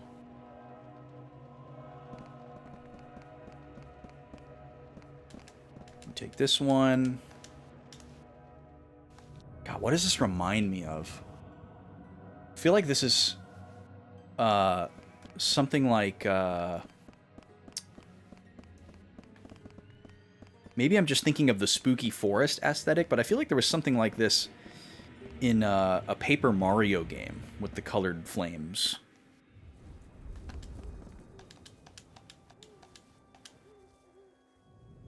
Alright, so now we have 2 new paths that are open. There's a red that leads to a purple, and then there's also a freestanding purple. That's the red that leads to a purple. Save again, because I'm paranoid.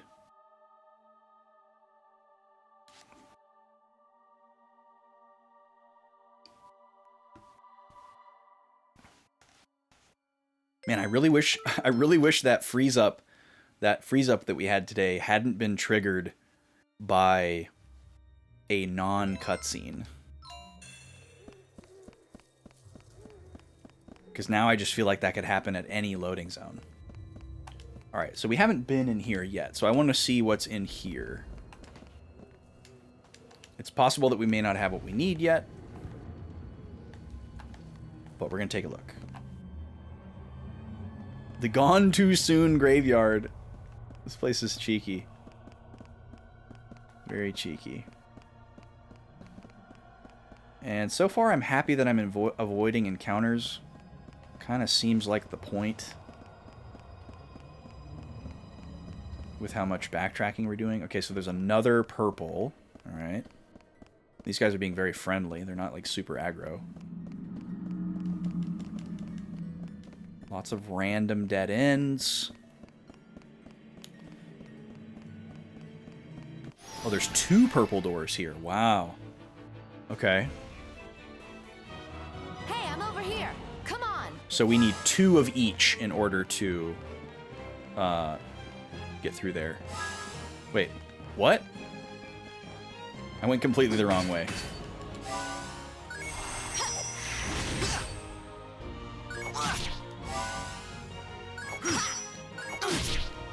Man, they're fast.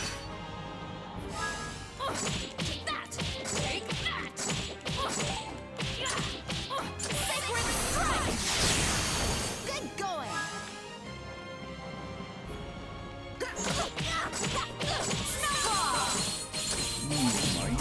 okay? You doing okay? That was a good Gucci? fight. Huh? You doing all right? It was a little rainy today, so Nima's got it rough. Yeah, you're doing all right. Aren't you, Pup Pup? Yeah, you're doing all right. You're doing all right. Good, good girl. Oh, I got attacked. Because I was petting my I'm dog. gonna pound you fair and square. Found a spot that she liked. Oh, come on. Really? Nothing? Complete whiff?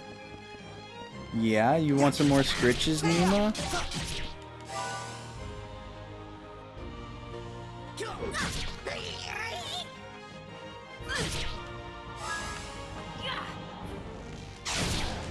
Oh, now Gobi's here. Hi, Gobi. You heard me talking to a puppy that wasn't you, so you had to come and see what was going on? Oh, Falsetto's just dead. Awesome. Not really sure how that happened.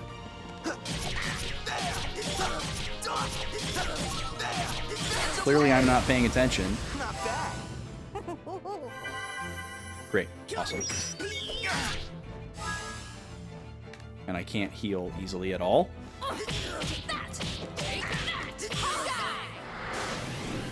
Because there's no light.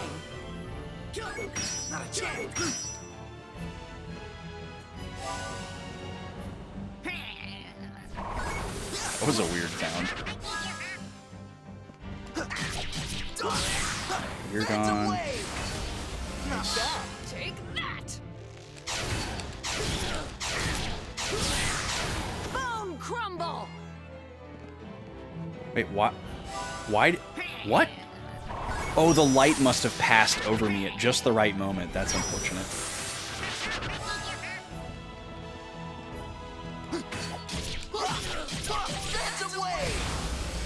Your end is near. Yeah, the fact that I can't easily heal makes me also really want to avoid battles. You're a mess.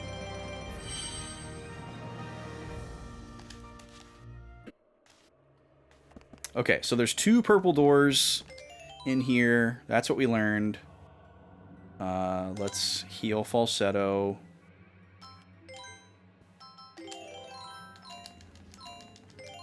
I guess she does have a little bit less HP than everybody, and also the lowest defense, so that must be what it was. She just took a buttload of damage. Pardon me. Alright, so there's only one place we can go right now.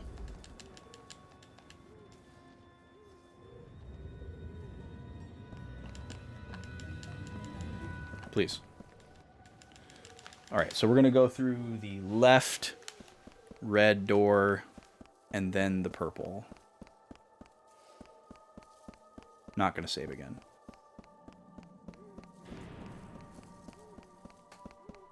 Alright, so we go in here.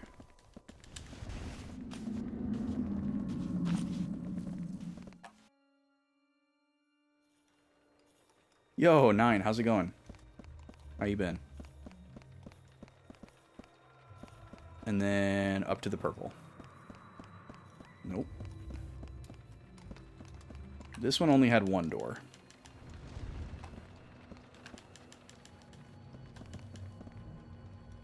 Oh, that's a little cat. I had to squint to see what that emo was. Alright, now we have another blue one. So we're going to go right back where we just were. Now we can do purple twice. So there's 2 more doors we can go through. It's okay. It's not your fault that my chat screen is 6 feet away. Whoa. Alright, he got me. I'm gonna pound you fair and square. Alright, no back attacks. Are you catching on yet? I should be asking you that, Falsetto, because you just got absolutely obliterated in the last battle.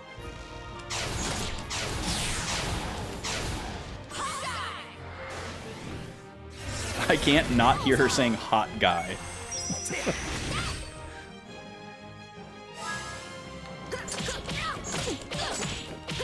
And then she just starts doing amazing damage all of a sudden. What's going on? That was like 25,000 damage in that combo. That was absurd. It probably is. You put it there. All right, we'll blame you then. Have you played this one before, 9? I feel like most niche RPGs are like either in your wheelhouse or under your belt. So I wouldn't be surprised if you played this one.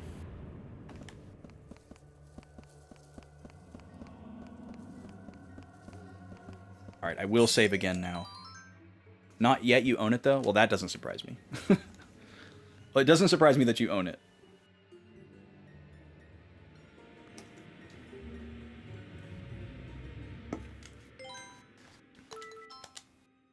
Alright, tea is all gone. Switching to water. Tea doesn't usually last this long into the night, so we're doing great.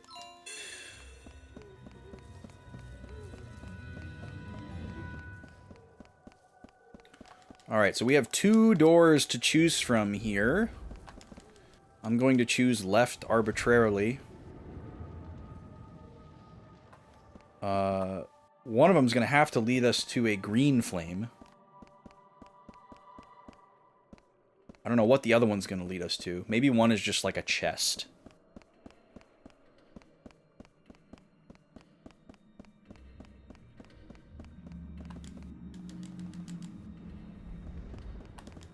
There's also a possibility that we have to fight like a boss or a strong enemy to get out of here, so could be guarded. Oh, okay, so this is a blue fog. Okay, well we have a blue. Or wait, no, we don't have a blue. Oh, okay, so we're gonna just keep the train rolling here. So the other purple door is probably gonna give me another blue.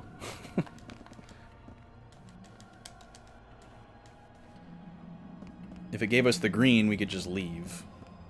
Green is we're out of here. Because all we need is a green and a red to leave. So we're gonna try this one.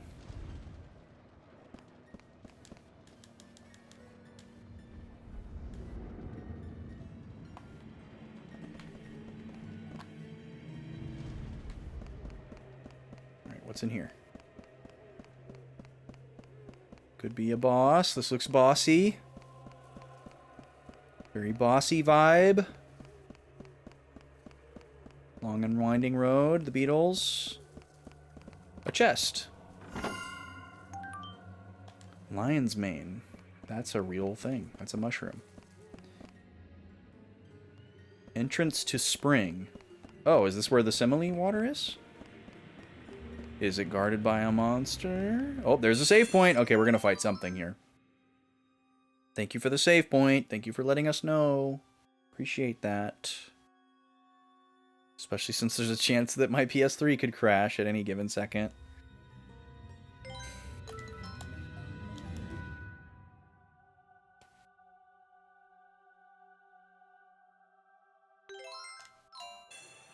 Alright.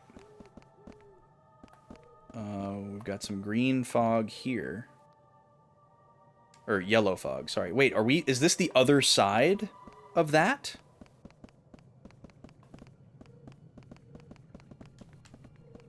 Oh, here's the green flame. Okay. Nice.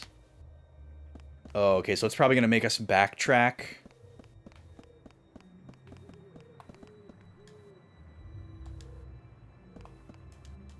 Yes, okay. So this is a very Zelda-esque moment. So we have to go back the way that we came, just so that we can come here from a different direction and have more flames in our pocket.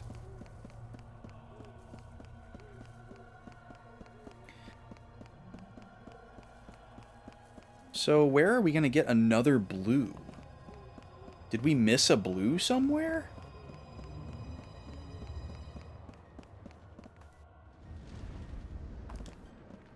Pretty sure we've been through every path except for the yellow one.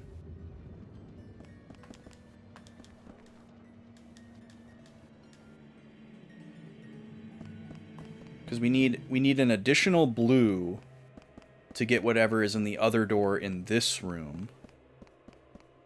So let's go do a quick check.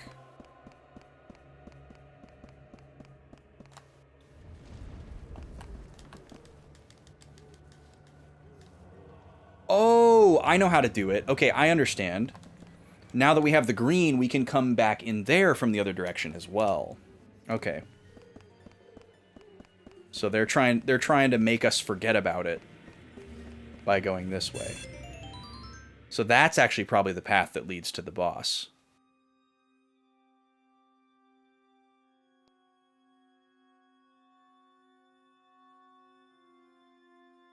And not some, like, optional item. Because I don't think there's any other way we can go.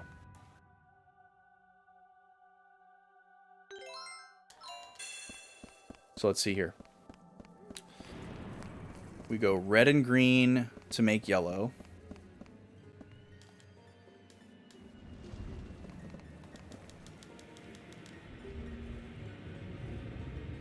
I don't like the sound that my PS3 is making.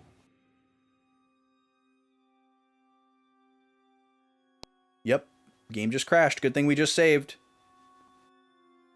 So we can tell when it's going to happen. That's so bizarre. It can just happen at... Like, it just happened while we were walking around that area. It didn't even happen... It happened before we got to the loading zone. So now I know this sound. Every time that this happens, the PS3 makes a very specific sound, and it repeats it. And it didn't happen when we hit a loading zone. It happened while we were just walking around, but then it doesn't take an effect until we hit a loading zone. So it's like the disc is like it losing its place or failing to read. I need to run an ad, so I'm just going to do that while I reset the system here. We're not going to lose any progress, luckily, because we just saved. So just hang tight. If you get hit with the ads, you're not going to miss any gameplay. Thank you for being here. I'm not going to go to the BRB screen. I'm just going to reset the PS3. Let's see. Where's my ad? There it is. Okay, so we have to do a hard power down here. PS3 is going to get mad at me and go beep, beep, beep. Oh, let me put some music on, too, while we're doing this. It's going to take a second. There's the beep, beep, beep.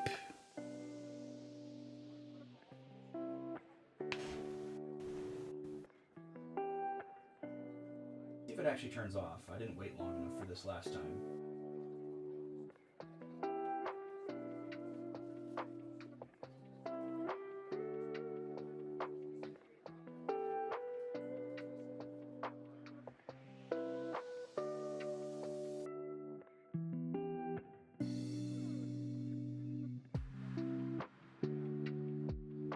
Yeah, I don't think it's gonna. That sucks.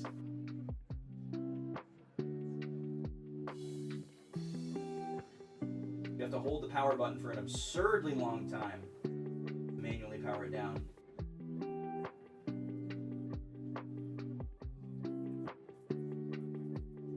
Okay.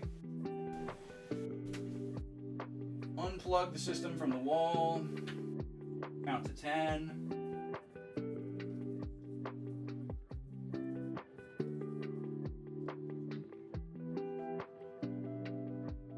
Again, remove the disc.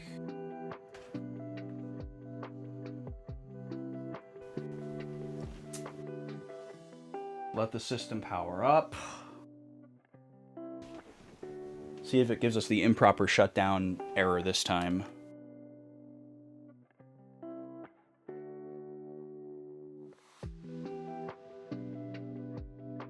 No, that's good. Okay, and now we're going to shut down the system so that we can give it a proper shutdown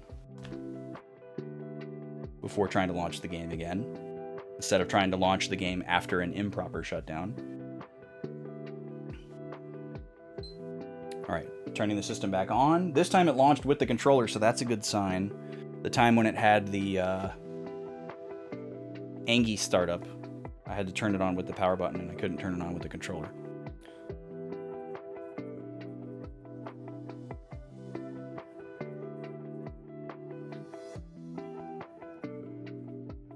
Okay, the PS3 is not angry. We're gonna put the disc back in.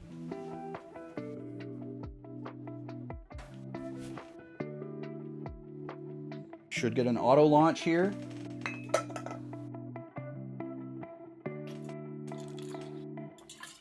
There's an auto launch.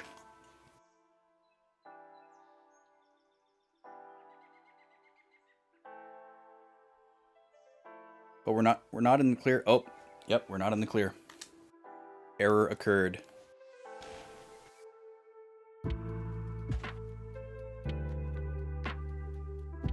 It's doing it again. So we're moving the disk, turning off the system. See if it shuts down on its own. It did. Okay, that's good. So yeah, it started making the same sound right as it was trying to launch the game. Further evidence that this can just happen at any time, which is terrifying for the future of this playthrough. System's turning back on.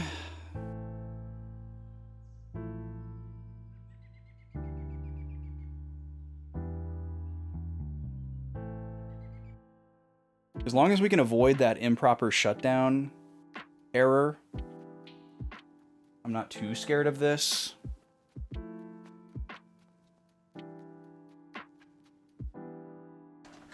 Because improper shutdowns jeopardize hardware.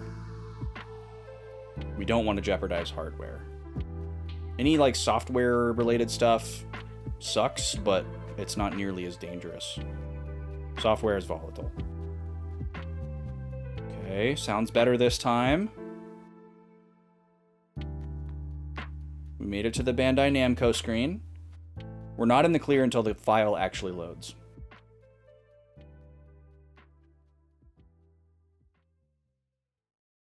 Okay, we're at the title screen.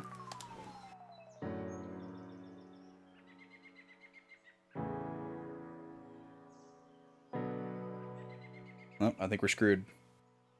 Again. Yep. Man, it's so weird. Like, it does seem like there are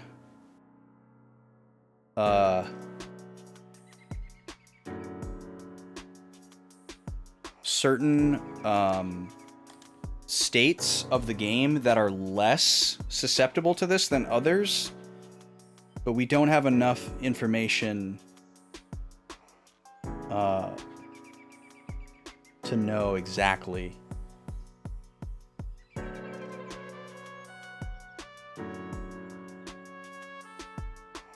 And here we have the game failing to shut down again. Yeah, it died again. Primus, it did that one of the times earlier tonight when we had an improper shutdown. It forced us to do that when we started the system up. But I don't want to force it to do that if it's not prompting me to.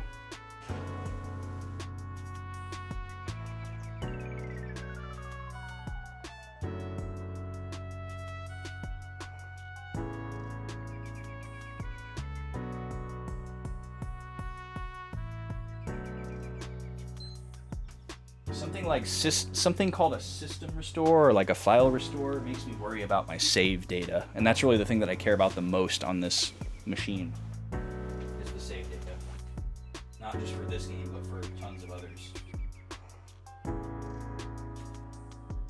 All right, we're back to square one.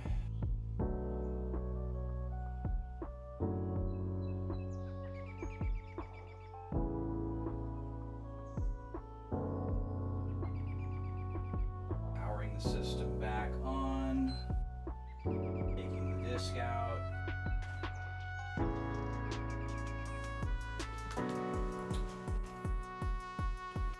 And then we're going to do a proper shutdown.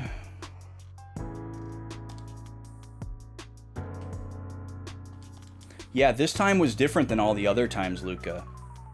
Or at least, maybe I was just paying more attention. It's possible that the last time it happened it was the same as this, but I didn't know to look out for it. Alright, system's back on. We are now powering off properly.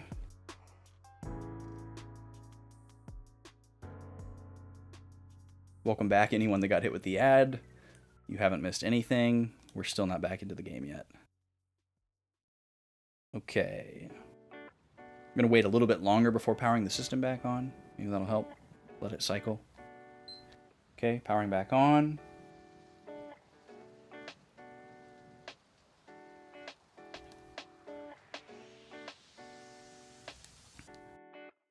Yeah, I'll definitely have another copy of this game by next Friday, so that we can do some troubleshooting in that way. See if another disc does the same thing. That would be very telling.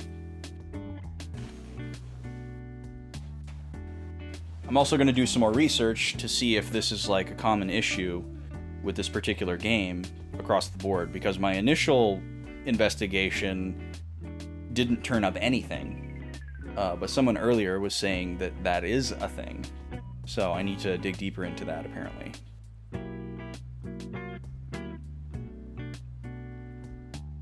Okay, made it to the Bandai Namco screen.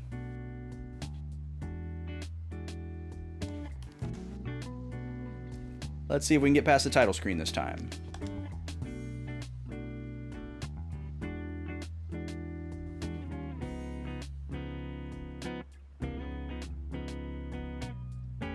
Nope. Same thing. Dang.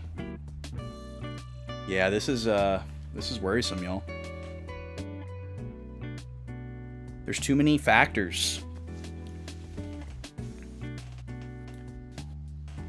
And I feel like doing this over and over could also be jeopardizing something.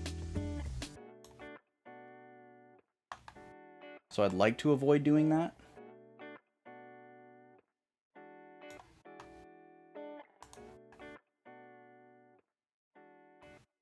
We're going to launch another game after I do another reset.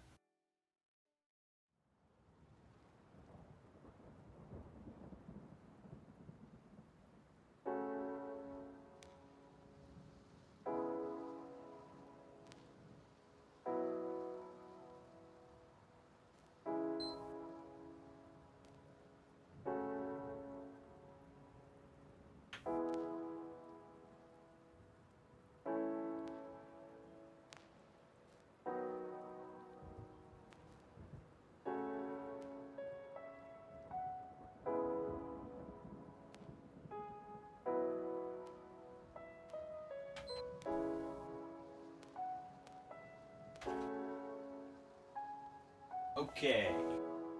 Who is our guinea pig gonna be? Let's go with...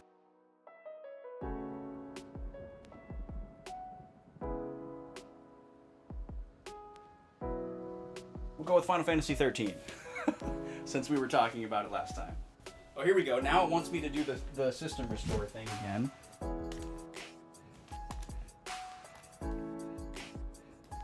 So we'll let it do that. This was very, very quick last time.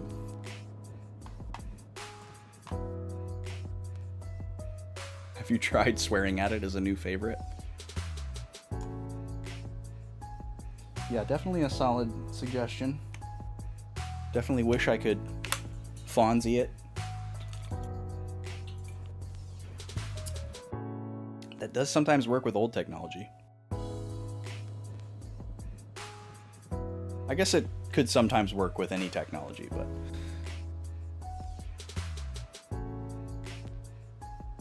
There was a CRT I had for a while that you could literally Fonzie. Like the picture would start to like shake and then it would get like really small. And if you hit it in this one particular zone, it would restore the picture. And if you hit it in other places, it wouldn't do it. You had to know where it liked it.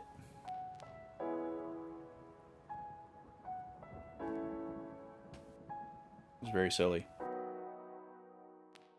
Trying to remember which one that was. I'm trying to remember if it completely died at some point and we threw it away, or if it was still working and I gave it away to somebody. Because there was one CRT that I did give away to a friend. I don't think it was that one, though. I think that one was still in good shape. Alright, the little system restore thingy just ran. Now the PS3 is auto-restarting.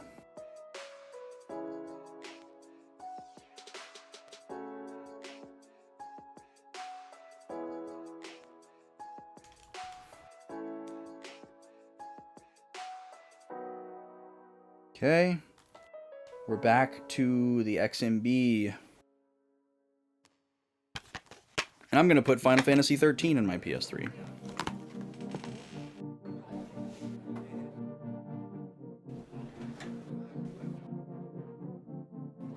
Let's see if it makes any ticking noises.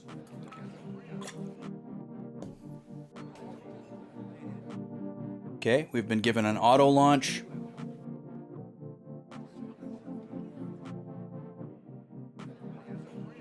Went to the Square Enix screen very quickly, much quicker than to the Bandai Namco screen.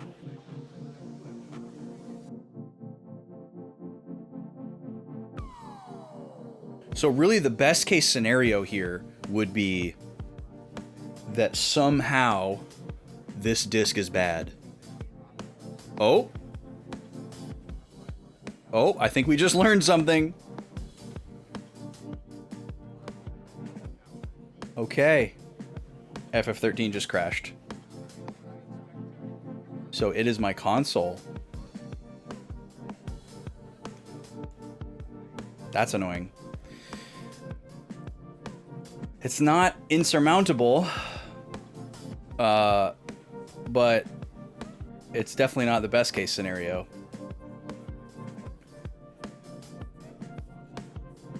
So what we would have to do is get a replacement PS3 and then transfer the save data from the old one to the new one.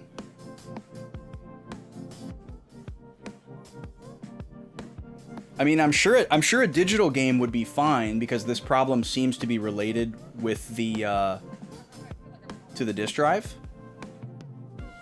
But that doesn't really help me. Like, I do have some digital games which I will probably lose if I buy a new PS3 because some of them are not re-downloadable.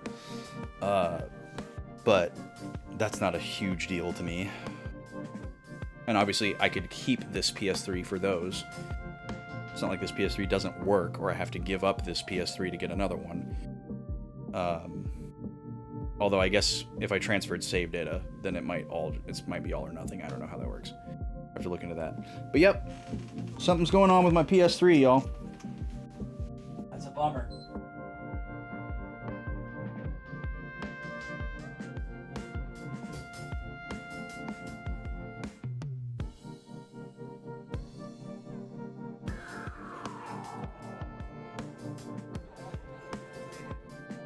I mean, playing Metal Gear Solid and then going right into this game is the most that I have used this system in a very long time.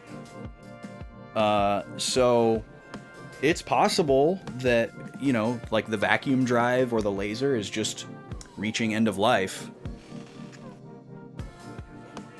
It's definitely related to the disk drive. It's not like, oh, your fan is blocked and the system is overheating or anything like that. It's not. There's no way it's anything like that. Because this is not a fat PS3. This is a slim PS3. And they are pretty hard to overheat.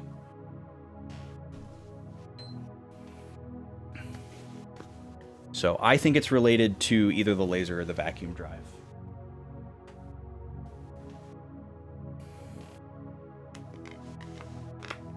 But yeah, I guess just for fun, we can boot up a digital game just for grins. Oh, it wants to do system restore again. If the problem is the lens, then it'll have to be replaced, but if it's overheating because there's dust in the inside, it requires you to just open up and remove it.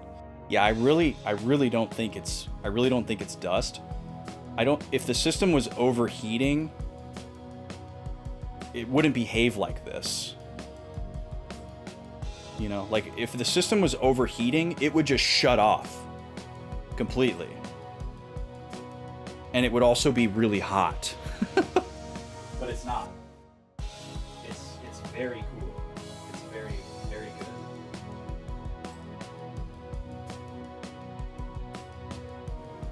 My consoles are in a very well aerated room divider that's open in the back. It's nice and it's good temperature in this room. So I really don't think it's anything related to that. It could be, but it really seems like it's related to the disk drive somehow, because I can hear it. I can hear it trying to spin up and read the disk every time it's happening. And like for it to just freeze in the middle of the opening cutscene of Final Fantasy 13, like, and just sit on that screen, that doesn't say overheating to me. Yeah, and when it like fully cooks, then you get the yellow light, yeah, which is more of a fat PS3 thing. But I think it can happen to the Slims. But yeah, I think the most likely scenario is that there's just a component inside the system that has reached end of life.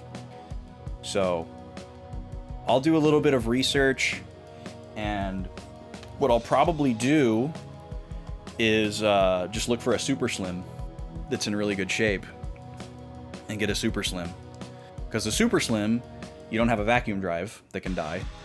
You do have a laser that can die, but you know, you remove one link in the chain. All right, so we'll boot up a digital game here. Just for grins. I'm so confident that I'll enable the capture again. You guys get to see Final Fantasy VII for a second. We did this last week, I believe, as well, as a test.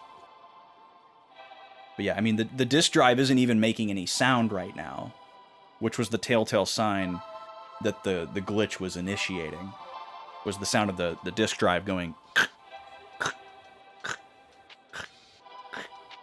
instead of hearing it going and spinning. It's actually a very similar sound that the GameCube makes when the laser dies. So I'm not necessarily going to say, oh, because it sounds the same, it's the same thing, but there could be something to that. So yeah, Final Fantasy VII, digital,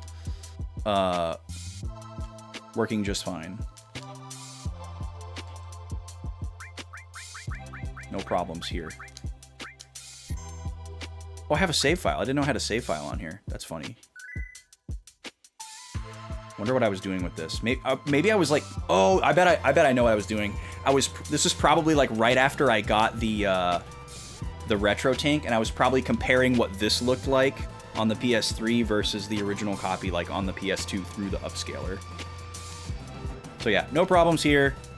This game works perfectly fine. No surprises there. Able to quit the game, back to the menu. Totally normal operation. Okay, so obviously we're gonna have to shift gears for the rest of the night. I don't really feel like trying to keep getting Eternal Sonata to keep working. I think I would run the risk of just doing more harm than good. So we're gonna put that to rest for the night, but we're not gonna stop stream.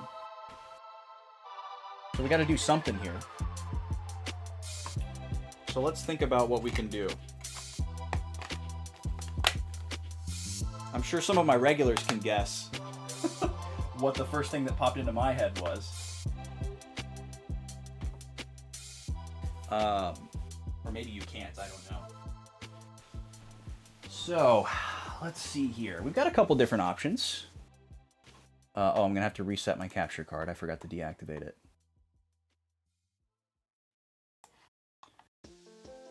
Yeah, that's true, Primus. You probably can just plug and play. I'll have to double check that that's possible between the two different hardware revisions, and that I won't have to like format it or anything. I'll figure all that out. But yeah, I'm sure whatever I end up having to do, it should be pretty painless. You know, the worst thing will probably just be losing some of the non-redownloadable games that I have on there, which I'm not super worried about. They can be easily emulated if need be. S my D PlayStation. Well, we'll just go to the big cam here for a second while we figure out what we're gonna do. Let's see. I think I'm pretty much just gonna give y'all the kind of pared down version of the Sunday bonus stream list. Isn't everything you ever downloaded in the download list? Yes, but there are, because of the joys of DRM, there are some games that you cannot re-download, such as Simpsons Arcade, X-Men Arcade, what's that one PS3 game? I don't have it, but there's like certain games that like get pulled from the marketplace. And if you still have it downloaded on your system, you can continue to play it. But if you like deleted it to make more room, or if you transferred your account or something like that, you're not ever able to re-download those specific titles. So there's a couple that I would probably lose. But the only one I know for sure is X-Men Arcade. I know you can't re-download that one, which again, not life-altering. It's not a big deal. It's not like I've literally never played it on my PS3, and I've had it for like 10 years. So it's not a big deal. Let's see here. Do we want to just do Mario Party, or do you guys want to vote? Let's see. Other options would be... Let me pull up my list here because I can't think. Other options would be...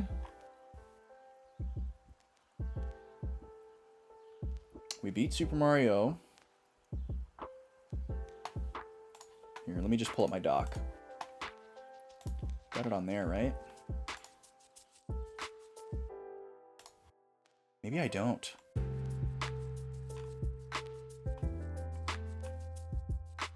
Oh, wait, this isn't the right dock. I know where it is. I believe it is in this dock.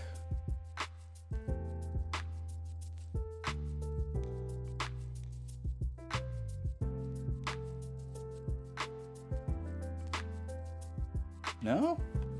It's not in this dock either. There's some interesting stuff in here, though. Let's see. We could do... Yeah, let's just do Mario Party. That's ready to go. That's easy.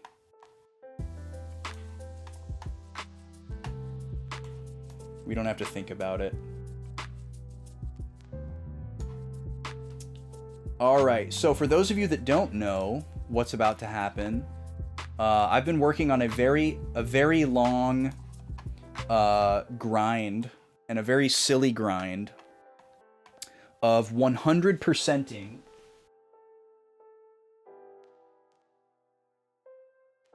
I guess this isn't 100% ready to go. I have to take Metroid Other M out of my Wii, which is probably the best thing I could ever do with this game.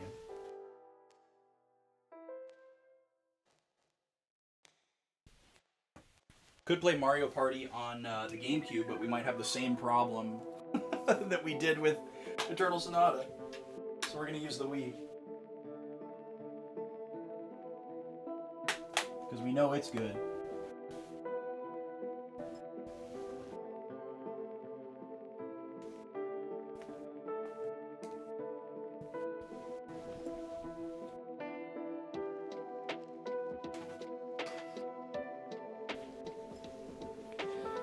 I have just about the best possible laser I could have in my Wii. The laser in my Wii was replaced by Nintendo in 2012. Possibly even 2013. I don't remember exactly what year it was. It was right after Xenoblade came out. So it's probably 2012. Alright, so we're gonna go back over here. Yeah, I didn't know about, wait, this one? No, this one. I didn't know about, dual layer discs on the Wii. I didn't know about that.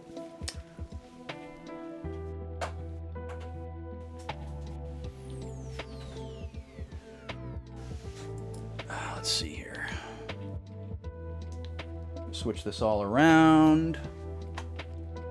Now I can see chat way bigger, which is nice. Move chat over here.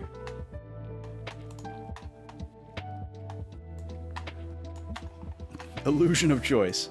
Yeah, I'm working on a crazy 100% challenge for Mario Party 4. It's my favorite Mario Party. It's the one I'm most nostalgic for. I really like the story mode, and it's a fun game to just hang out and like chat while playing. Man, I gotta turn down the brightness on my CRT. Well, I'll just leave it for Tuesday. I'm feeling lazy. Okay, let me reset my capture card real quick.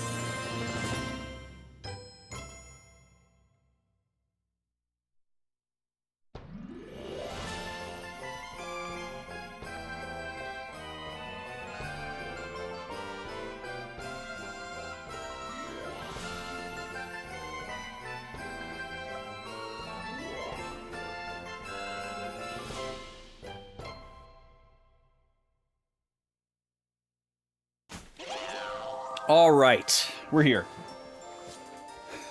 Thanks for hanging out through all the bruises and bumps there. Oh, that's the wrong memory card. Slot B. Were we working on DK? I guess we were. Yeah, we finished Peach. Just hooked up your CRT again yesterday. Trying to find a good HD CRT. Interesting. CRT shopping does not sound fun. I'm very lucky to have the one that I have. It'll definitely be the last one that I own.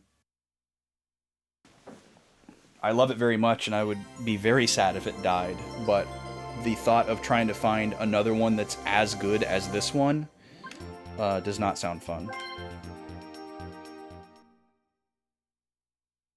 Yeah, exactly. Shipping that and not finding it locally? Yikes. I'm still holding out hope that somebody's going to find a way to make affordable reproduction CRTs. Seems entirely possible. Oh, we only have one more board left. Alright, sorry y'all. You didn't get to vote on the game, and you don't get to vote on the board. If we have time for more than 2 boards, you'll get to vote on the last one. But we may only have time for 2. We'll see here. We're going to do Shy Guys Jungle Jam, and then we got to do Bowser afterwards. And then DK will be done. But yeah, this is something that we would normally do on a Sunday for a bonus stream. Whenever we meet the sub goal, this bar right here at the bottom of your screen. Whenever that fills up, y'all get to vote in the Discord on an extra stream that we'll do on a Sunday afternoon. And there's always a bunch of different categories up for grabs. And all future Sub-Goal Sunday bonus streams, by the way, will be co-starring The Lady. The Lady has been interested in getting in on some streams, and we've decided to include her in all of the Sunday streams from here on out, unless, you know, she has something going on or whatever.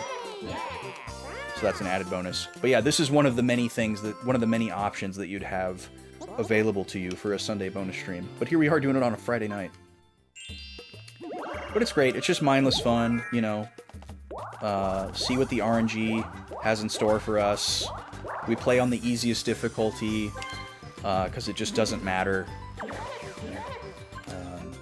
as far as, like, the 100% completion goes. And I wouldn't get any kind of special kicks out of beating these, you know, input-reading, frame-perfect AIs on a harder difficulty. Because it would just come down to RNG. They would win every minigame. So I'd rather just play them on easy and win every minigame myself and have a better odds of not having to repeat boards, because that's not fun. But yeah, this is a very cozy game for me. I've spent countless hours playing this with and without others. It is far and away my favorite Mario Party, but I enjoy pretty much all of them. I'm trying to collect them all, actually. Just the numbered ones, not the, like, handheld ones. Yikes. I only need 6 and 8. I have all the other ones now. I bought a big lot last year? Definitely wasn't the year before last, but it might have actually been early this year. I can't remember. I think it was last year. That feels right. That was a pretty sweet find. That's probably one of the best deals I've ever gotten on a lot. And I don't usually buy lots either. I'm usually not a lot person. I'm usually a single game for a single price kind of guy. Daisy, you got 0? Oh my god, woman. I mean, she is swimming in a dress and heels, so we should give her a break.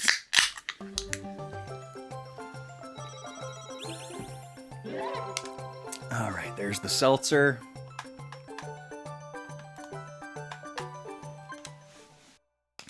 What are the other options for Sunday bonus streams? We do point-and-click games, like edutainment type stuff. We do... usually I have like an offline game going that y'all can choose. But I actually have like a clean plate right now, which is very rare for me. Okay, so if we go this way, we get to shop, and then we can go this way and wrap around to the star. Okay, cool. That's what we want. Yeah, we love some cozy point and clicks, Sen. I grew up on the Humongous Entertainment games, and I love those to death. The lady and I have been working on co-oping through all of those, because there's... Well, first we played through all the ones that I had played as a kid so that I could kind of like show them to her and share them with her. We've done that, and now we're just playing the ones that neither of us have played before. And there's only a few of those left. And we're kind of trying to move on into some of the like kind of classic point-and-click games, because I haven't played a lot of those. I really like the subgenre, but I haven't played a lot of the classics. Like we started but haven't finished Monkey Island. I have all 2 or 3 of those games. Never played like any of the Tim Schafer point and clicks.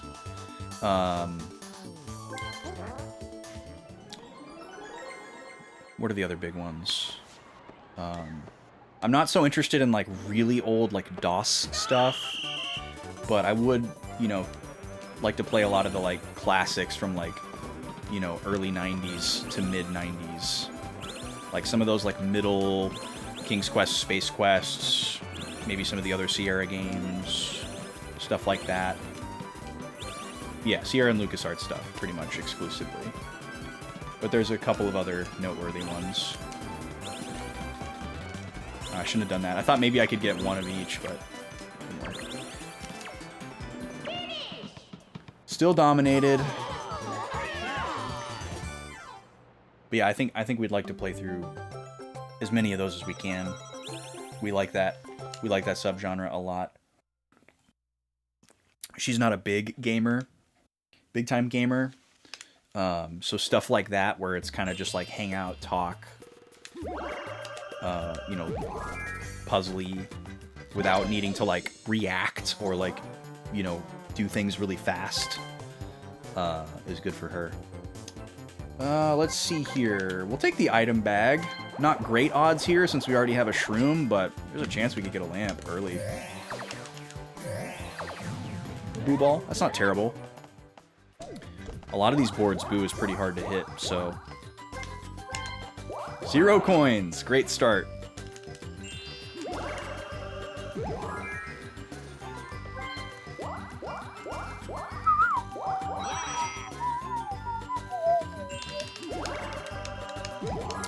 Let's see. But yeah, I've been working my way through the Dragon Quest series in numerical order. And I'm going to be starting Dragon Quest IV. I have been hesitating, but that's the next one in line. So that's an option for a Sunday bonus stream. Dragon Quest IV. I'd be playing the DS version. I have a Capture DS. I've been hesitating because I'd really like to get a slightly better format for my... Oh, I'm in the middle. This never happens. I'll probably lose.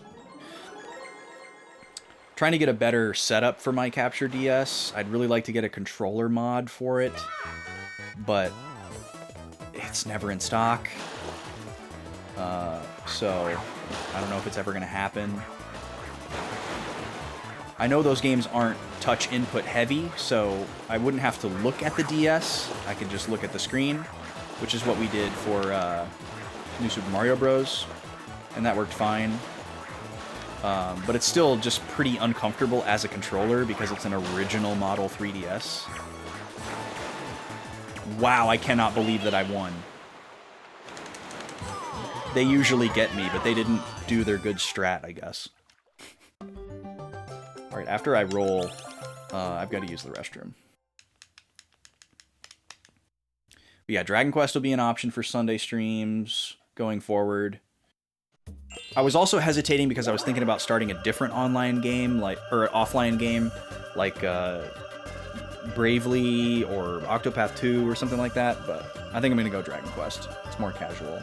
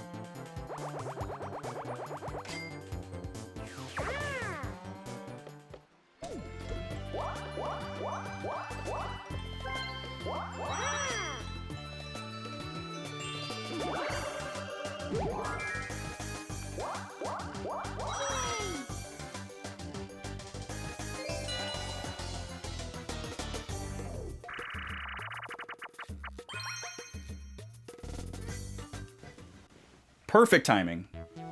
Accidentally hit the chat command button. Okay, what do we got here? Candlelight. We always lose this one. The computer is so good at dodging, even on easy. I don't know why I'm not good at this one. I feel like I could do this if I was playing against a person, but something about like the way that the computer moves just doesn't make sense. Oh, good start though.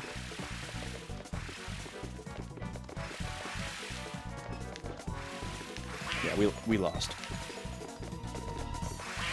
Oh, maybe not. Maybe not.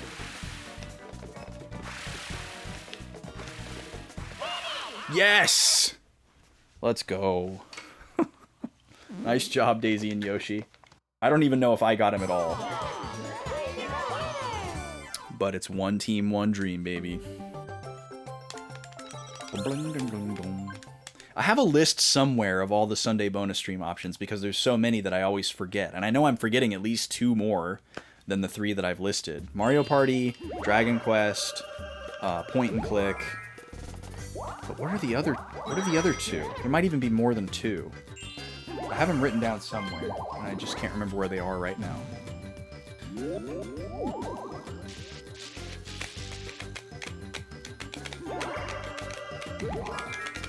But yeah, I'll be doing some homework this weekend to get this PS3 situation figured out, and hopefully I can have it resolved by next Friday. If not, I'll, formulate some kind of plan.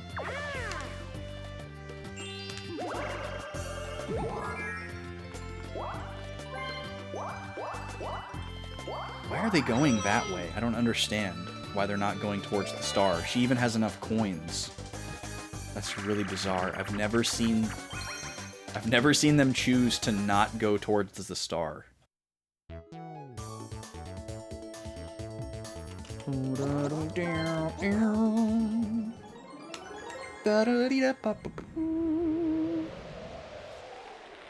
But yeah, after we finally 100% this one, obviously it's not going to be on the bonus stream option list anymore. I guess at that point I might ask people if they're interested in seeing other Mario Party games played in the same way. I certainly wouldn't mind. I'd probably opt for Mario Party 1 next, because I'm pretty close to 100%ing that one as well. And that's such a fun and unique Mario Party game. It actually has quite an impressive amount of content in it for the very first Mario Party. Mario Party 1 is so different than all the other ones that came after it. Oh, I remember one of the other Sunday bonus stream options. One of the other Sunday bonus stream options, I can't believe I couldn't remember this, is something that I used to do exclusively on stream, which is speedrun Ocarina of Time randomizer. So one of the other options is for me to do a 5-dungeon random of Ocarina of Time.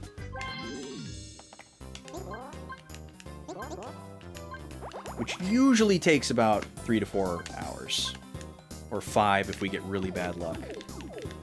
Or 5.5 if we still don't finish. If it's co-op with Jackie and I'm super sleepy. So yeah, Zooter is also one of the options. Okay, we should have ourselves a star next turn. Luigi rolled high, but he doesn't have any coins, so he's gonna go right by it.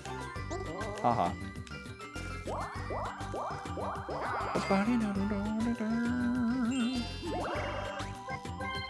Oh!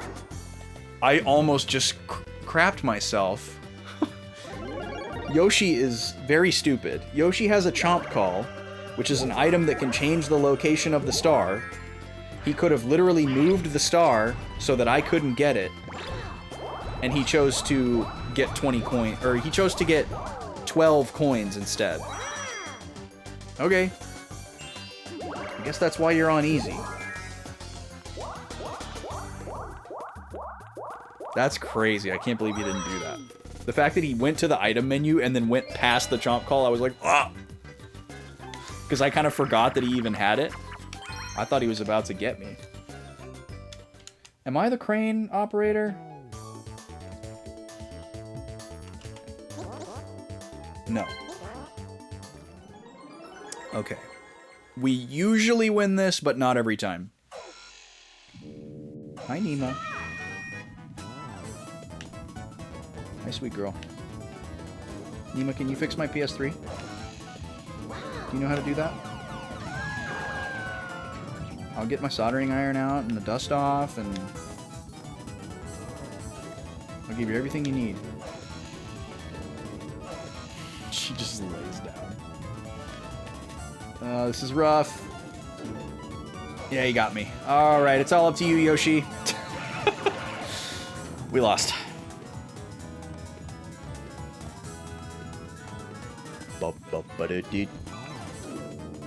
Oh!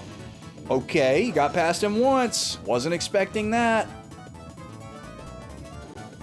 It's over.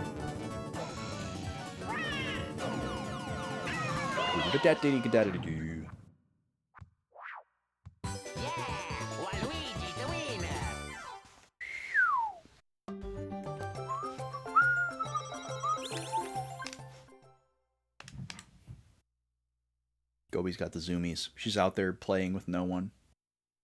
Nima's just laying on the floor. Well, glad we didn't roll a 1. Alright, that's star number 1. Very important.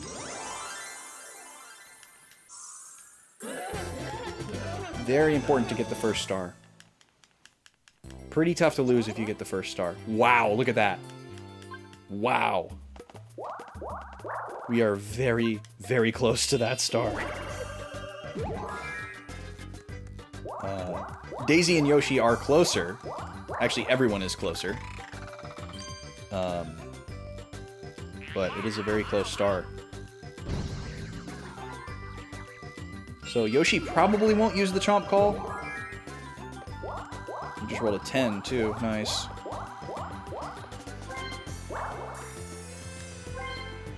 So Yoshi's looking pretty good for this star, unless he uses his Mega Mushroom next turn and passes it, which would be hilarious.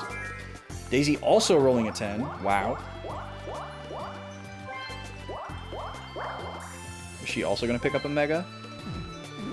Nice. Okay. Making things interesting.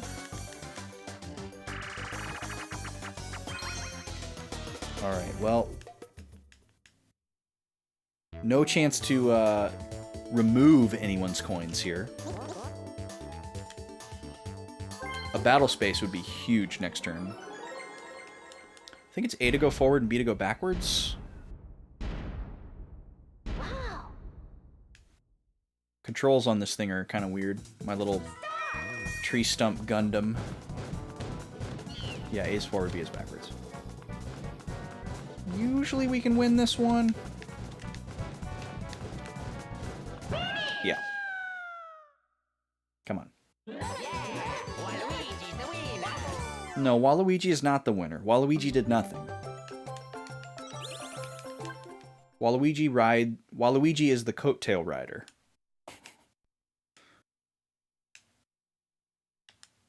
You've never even had your own video game, Waluigi. I'm Donkey Kong. I'm literally the original mascot.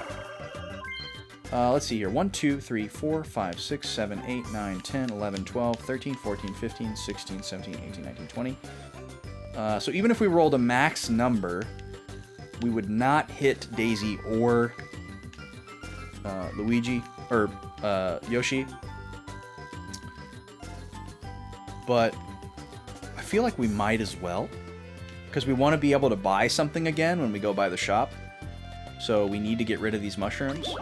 So let's just go big here. I don't think it's good to wait until the next turn to use it, because then we just stand a chance of passing the shop altogether if we roll too high. Oh, great. A 1. Excellent.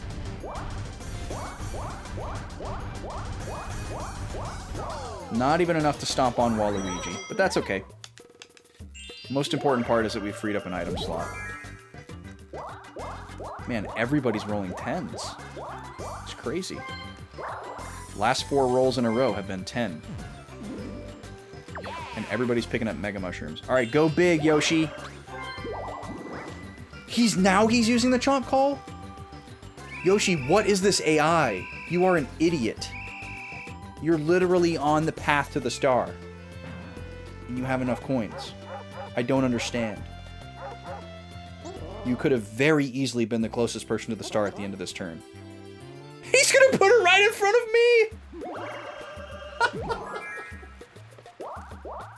me! Incredible! Yoshi, what an absolute lad! Thank you so much, dude. Unbelievable. Like it's scripted. 2 10s! What is this luck? What are the odds of all these 10s? That's crazy. And you lose 20 coins. And Daisy doesn't get to shop. And she's going the long way for no reason and passing a Sparky sticker. And this is some of the densest AI I have ever seen. I feel like they're usually not this bad. Yeah, if these three characters were human, they would be yelling rigged right now. They'd be foaming at the mouth. This is crazy. I can't believe he moved the star and then for it to land right in front of us is just so crazy.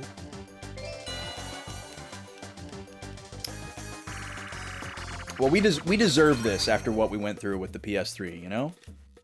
We've earned this.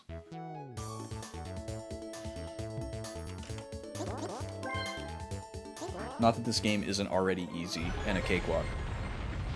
Although we have gotten bad RNG a few times and had to replay a board or two because we got insane RNG, especially Toad's board. Like that one time where we got stuck in the opening part of the board and never left the entire 15 turns. Oh, that's not good. We can still win this. I don't think we're going to, though. Yeah, he would have had to miss that jump. Well, that's the first time I've ever lost that mini game in like 15 years. Congratulations, Yoshi. You know what? That's my gift to you, actually, in exchange for the free star that you've given me. For falling on that chomp call-shaped sword. I gladly give you those 10 coins. I can't believe that, dude.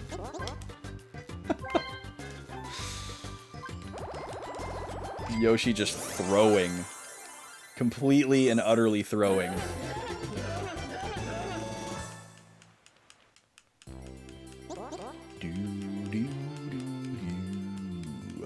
Alright, now we have a long star. Because I have a crystal ball, I may just intentionally go the wrong way. I guess if I can get 30 coins by the time I get there, I'll go to the shop. Because we could just go for high coins. Wow, another double. We could just go for high coins and try to steal a star with the crystal ball. And just wait for one of them to get it.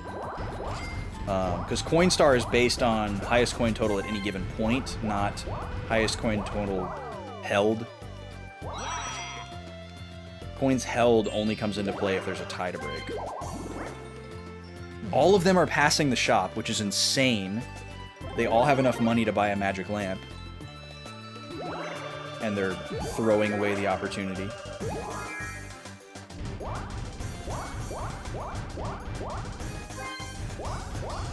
Only to not step on anyone and just go in a big circle. I don't know what they're doing. It's almost like their AI is just random. Ooh, yes! Yes, this is great. Okay, please land on 50. 50.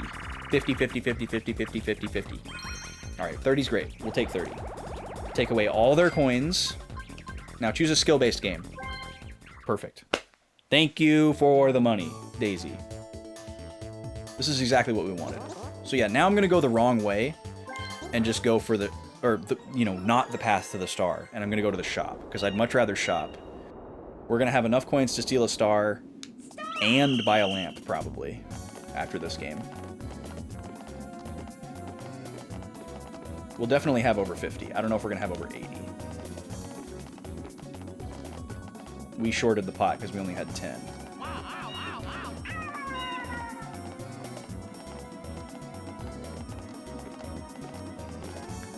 Oh, and we got both good paths. And the gods are smiling on us. The Mario Party gods saw what happened to us. They saw what the Eternal Sonata gods did to us. Or the PS3 gods, I should say.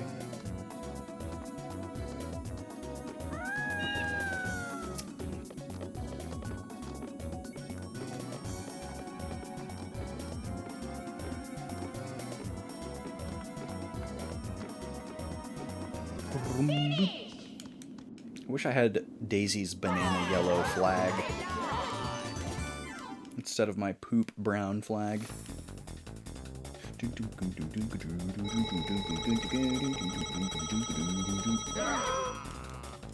70 coins. Nice. Excellent.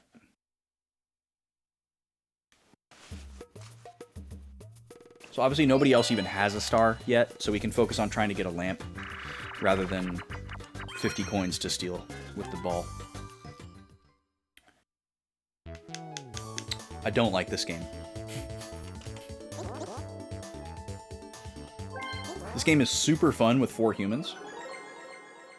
Extremely tense and exciting. With computers, really stupid.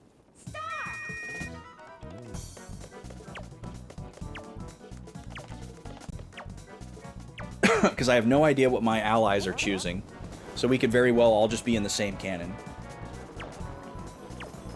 And Daisy probably knows what cannons we're in because she's a computer. Okay. Yoshi was in A. Choose B or X.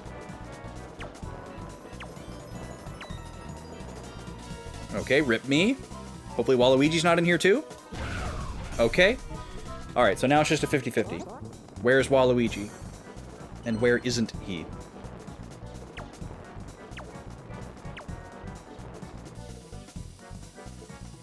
Come on, Waluigi. Yeah. She's a computer. She knows where we are.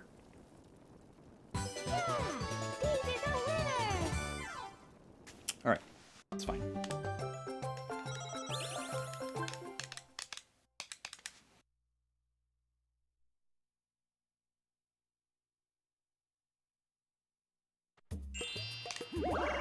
Alright, big money, big money. Alright, maybe next turn we get to shop. Oh, this sucks. Now I'm gonna have to use another mushroom. Okay, so I'm gonna have to use a mini mushroom next turn. So now it'll probably be 2 more turns before we get to shop. Another 10? What is going on? Where are my 10s? We did get 1 on the first turn. That's crazy, though.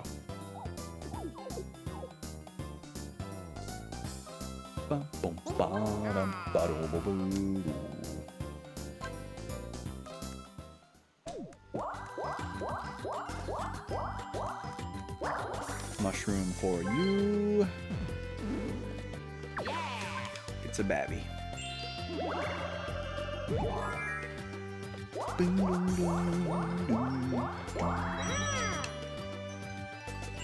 What you got, Daisy? A 1. Nice. Everybody's getting a mushroom.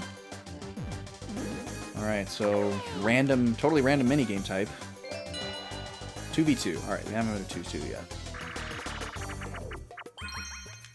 Sucks I'm with Daisy, though. She's my opponent right now. She's in 2nd place, technically. Don't believe we've had any happening spaces yet. Okay, so I'm probably on the top, and we are red team.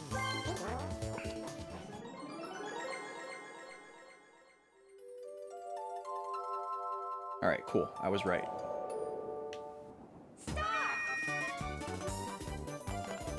That's good to know because you want to not have to look at the map.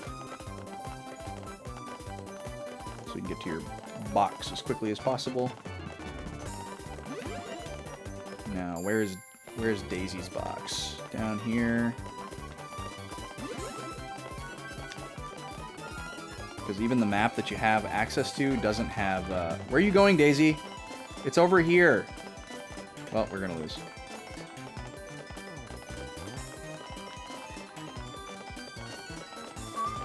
Okay, she's going the right way. So now I have to just stand here and hope that she comes over here.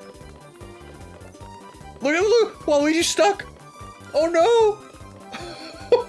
Oh no! He can't get around Yoshi! Yoshi's a brick wall! That is incredible. I've never seen that. I need a clip of that. He couldn't get by him! He was posted up. Wow, that was so good. I've never seen anything like that before. A computer stuck on a computer. So perfectly.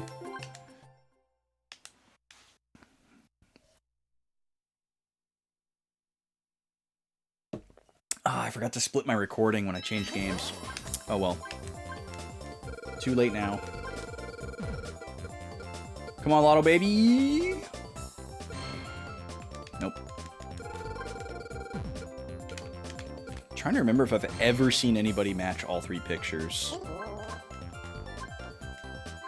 I want to say maybe one time. And you get like 100 coins or something. Alright, what do we got for roulette?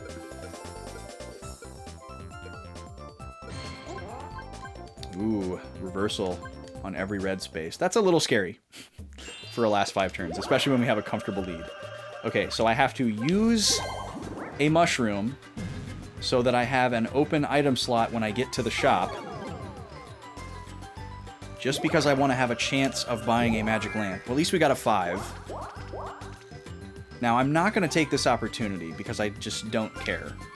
I'd rather shop. We're already comfortably in the lead here. It's 3-0. Or I guess, actually, it's 4-0 right now. There's pretty much no way we could lose this in 5 turns, but anything could happen if somebody lands on a reversal. And they are now everywhere, so... we do want to still try to maybe get one more star, just for safety.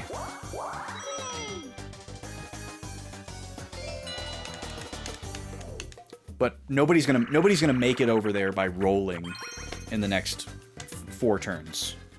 So, pretty much the only way that star is gonna get got in 4 turns is with a lamp. All right, take a breather. We smashed this record recently. See what we can do.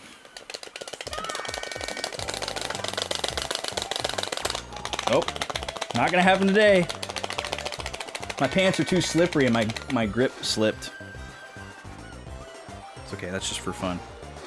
Obviously, we're gonna win. I was noticing, too, at the beginning, how small Donkey Kong appears next to Waluigi, which is kind of funny.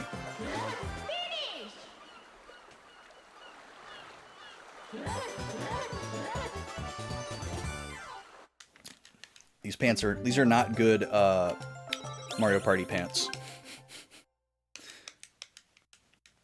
I need shorts so I can have skin grip on my controller rather than nylon or whatever this is. All right, give me a lamp. Give me the lamp. Oh, okay. Well, we got to go with really, really low odds item bag here. It's the same price, so we might as well go for it. Mini Mega Hammer. You'd mash using a screwdriver handle and slide it on the buttons. Interesting. I have heard of people using sliding techniques. I guess it's kind of similar to rolling in Tetris.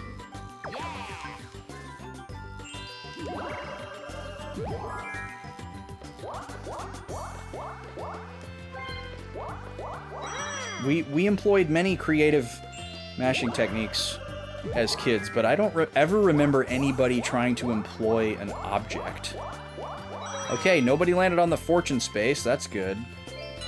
Got very close, though. That's pretty much the only... That is literally the only thing that could stop us at this point. There's nothing else that could stop us from winning this board. Unless somebody landed on a give up all stars reversal of fortune. Because we're winning 4-0 right now. Okay, I believe it's B and A together to start. Yeah.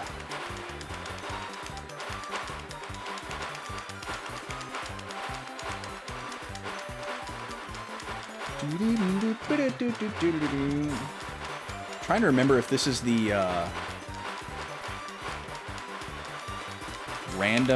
one of the random mini games at the end, the story mini game.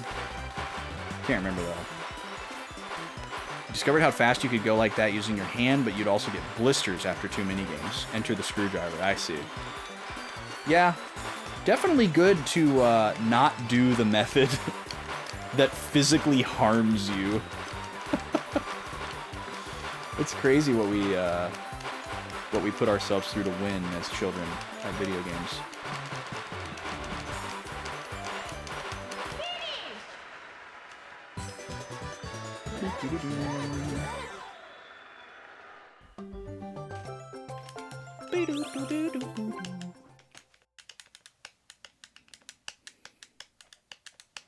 Mashing on GameCube was always fun when it was the A button, though, because it's so big. So you could use 2 hands. What am I doing here? I should probably just go big here, huh? I need to use up the item. There's really not anything that I should be trying to do other than just go back around to the shop. Again. And pray that we don't land on a reversal of fortune. Because it's bad if a computer lands on one, but it's also bad if we land on one. Because we can't really control what happens. Beating your friends was more important than your own well-being? Yeah, I understand. Let's see.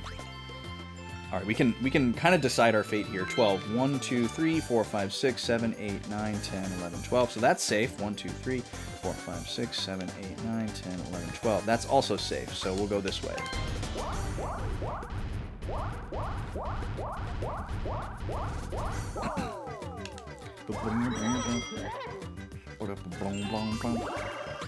I guess the boo crystal is a good backup plan in case somebody does land on a star steal.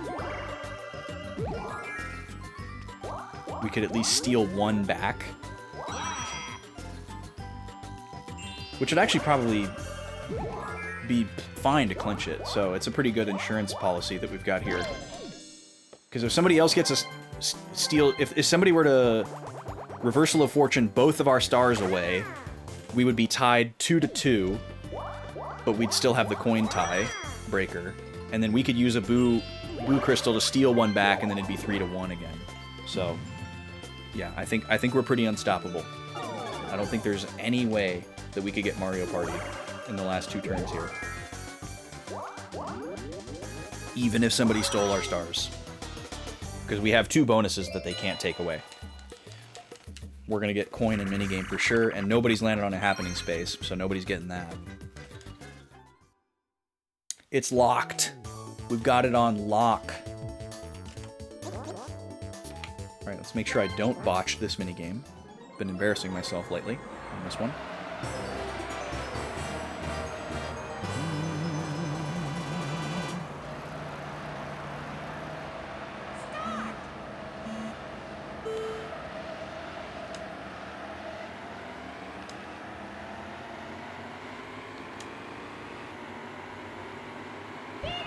There we go. I don't know how to beat that record, though. I'd probably have to look up, like, a task guide to see, like, what the right frame is to switch gears and start pressing R at the beginning.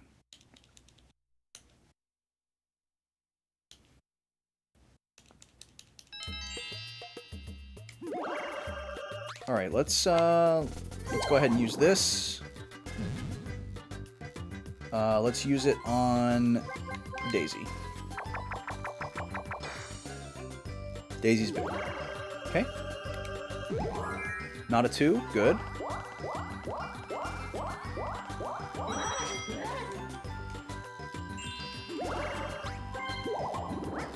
Waluigi's getting small. Don't know why. You can't roll high enough to make it to that pipe.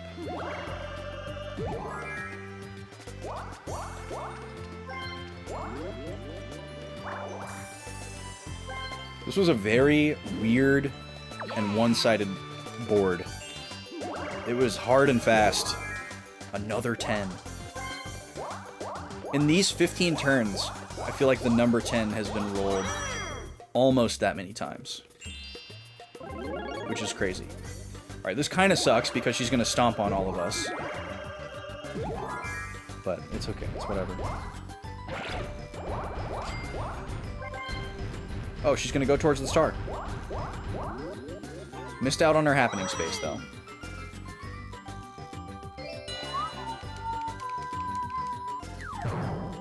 Are there 2 turns left, or is the next one the last one? Can't remember.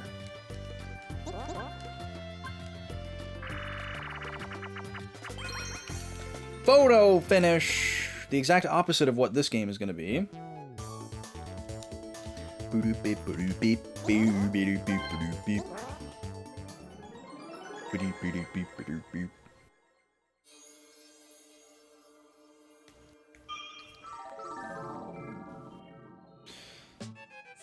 All right.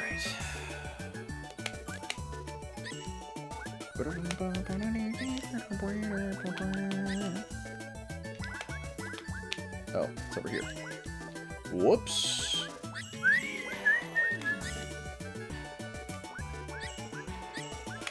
Finish!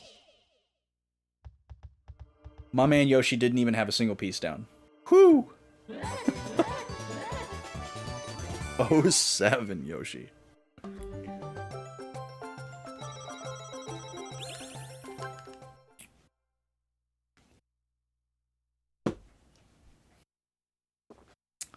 Yeah,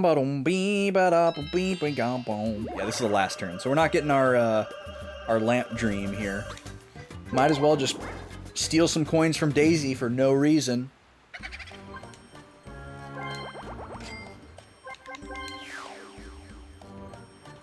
Just to say we did.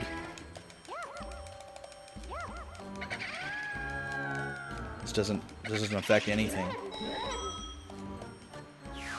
Just adding insult to injury here. Yeah, heck yeah, baby.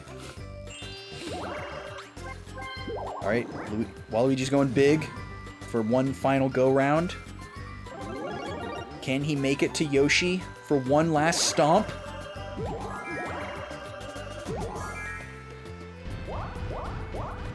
So yeah, when you're doing this story mode for... No, he's not. He's way too far away. When you're doing this story mode... Oh boy! Here we go! He's gonna try to make it interesting on the last turn. Even if he steals our stars, we still win. Because it would be 2-2, and we'd have the coin tiebreaker. So we still can't lose. No matter what happens here, we cannot lose. Here he goes. He's going for it. He's using his computer skills.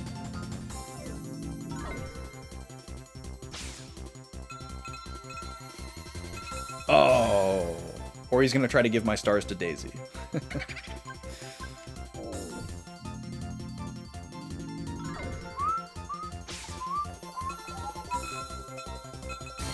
Oh, coin swap. Interesting. So this will give Daisy the coin star. So instead of it being a shutout 4-0, it's going to be 3-1. He made it interesting. We'll give him that.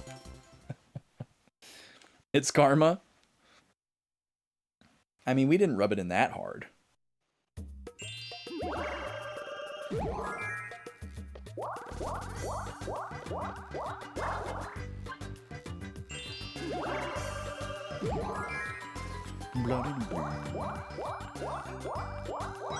Alright, that's it. That's all she wrote. One more mini game. But yeah, what I was going to say is, in the story mode, it's all about the story minigame at the end of the board. You have to get first place on the board map in order to advance. If you don't get first place, you have to do the whole board again, which really sucks. And then at the end, the host of the board, which in this case is Shy Guy, comes out and challenges you to a one-on-one minigame that you can only play in story mode. And you can't practice it. You can't play these minigames in any other mode to get good at them or anything. And like half of them are completely RNG and not skill-based. So if you were to like lose the minigame and keep playing, you would have to do the entire board map again, get first place again, and attempt the minigame again. But luckily, this game saves after every turn. So if you lose one of these RNG-based story minigames at the end, you can just reset the console and try it again. But God help you if you didn't realize that, or no one told you, and you just replayed the board map a whole bunch of times. Like, even on the easiest difficulty and the lowest number of turns, you're still looking at, 45 minutes to an hour for a board map. So, yikes. So we've had to do that a lot. The Boo board is completely RNG. Let's see. I'm trying to think about what they all are. The Koopa one is not RNG. The Toad one is not RNG. The Goomba one is like kind of RNG. And I can't remember what... Oh, this one is not RNG either. This one's actually kind of hard. So you can fail even though it's not RNG. Well, there is an RNG element to it, but it is a skill-based game. You'll see. Alright, so we take minigame. Daisy takes coin. And nobody takes happening unless reversals count as happening in this game, but I don't think they do. So Daisy managed to nab the coin star on the last turn. That's very Mario Party. Yeah, no happening spaces.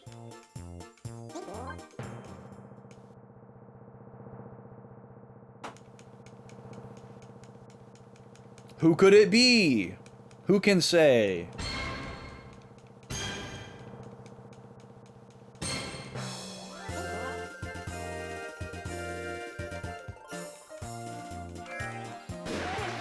This minigame is actually like a pretty cool idea for a minigame. It's probably the most interesting out of all these, which isn't saying a whole lot. But this minigame that you play with Shy Guy would actually work as a 4-player minigame and would be pretty fun.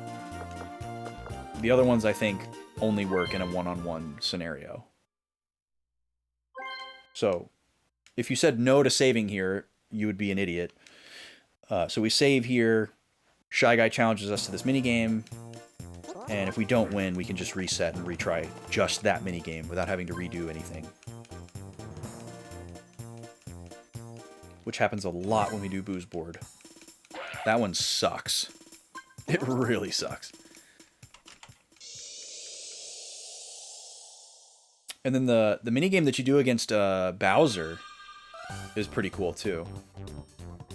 Archaeologus.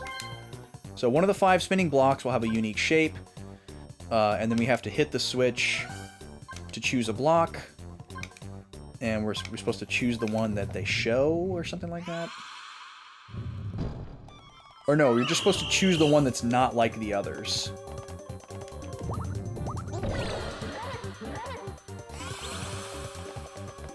So yeah, I mean, this would be like super chaotic and fun if you had 4 people.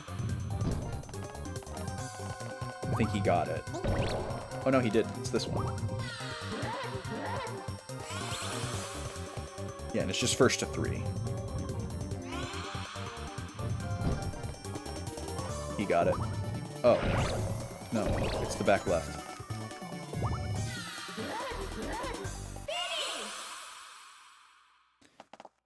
And yeah, you might be thinking, that doesn't seem like a very interesting minigame. But compared to the other ones of these 1v1s, it's probably the most interesting.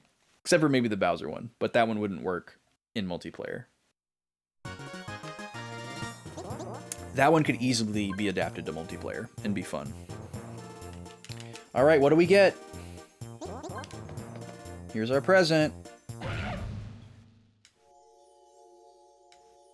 It's a banana stand, even though we already had that item somehow. I was really confused by that. I didn't talk about that before we played. But if y'all were here last time we played Mario Party, it was really weird. You have these little dioramas for every character, and you get an item from each board mascot. And that banana stand was already in DK's room, but it didn't show us as having completed Shy Guy's board. So I was like, I don't know how that happened.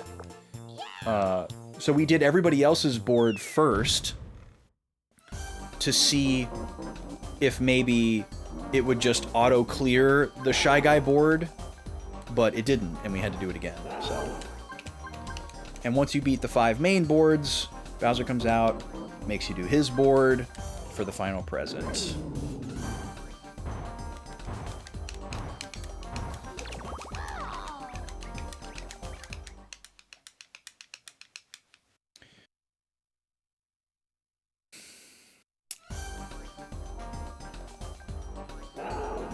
And I'm debating if I want to do this now or later.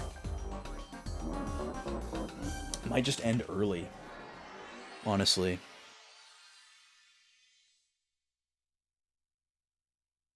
We'll choose our fate based on who's online right now.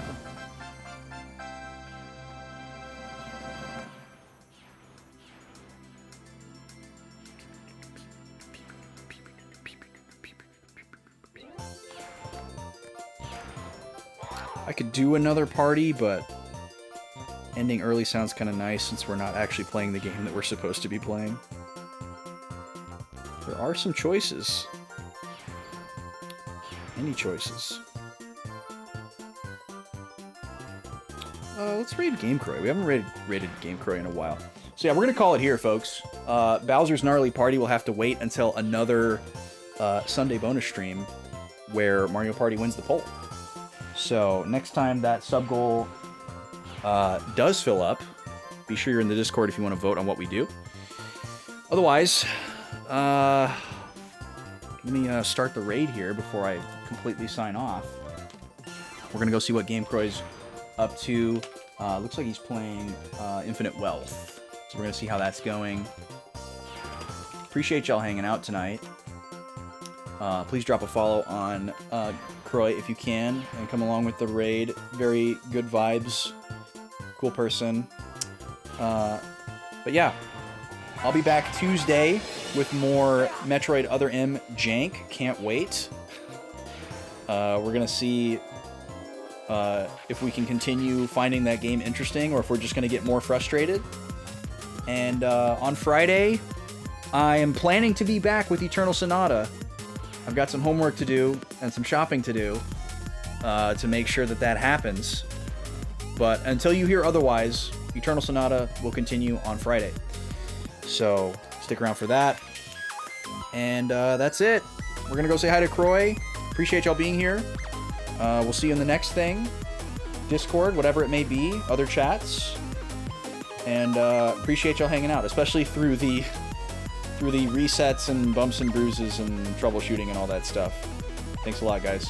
Hope you have a good weekend if it's your weekend. If not, keep pushing. We believe in you.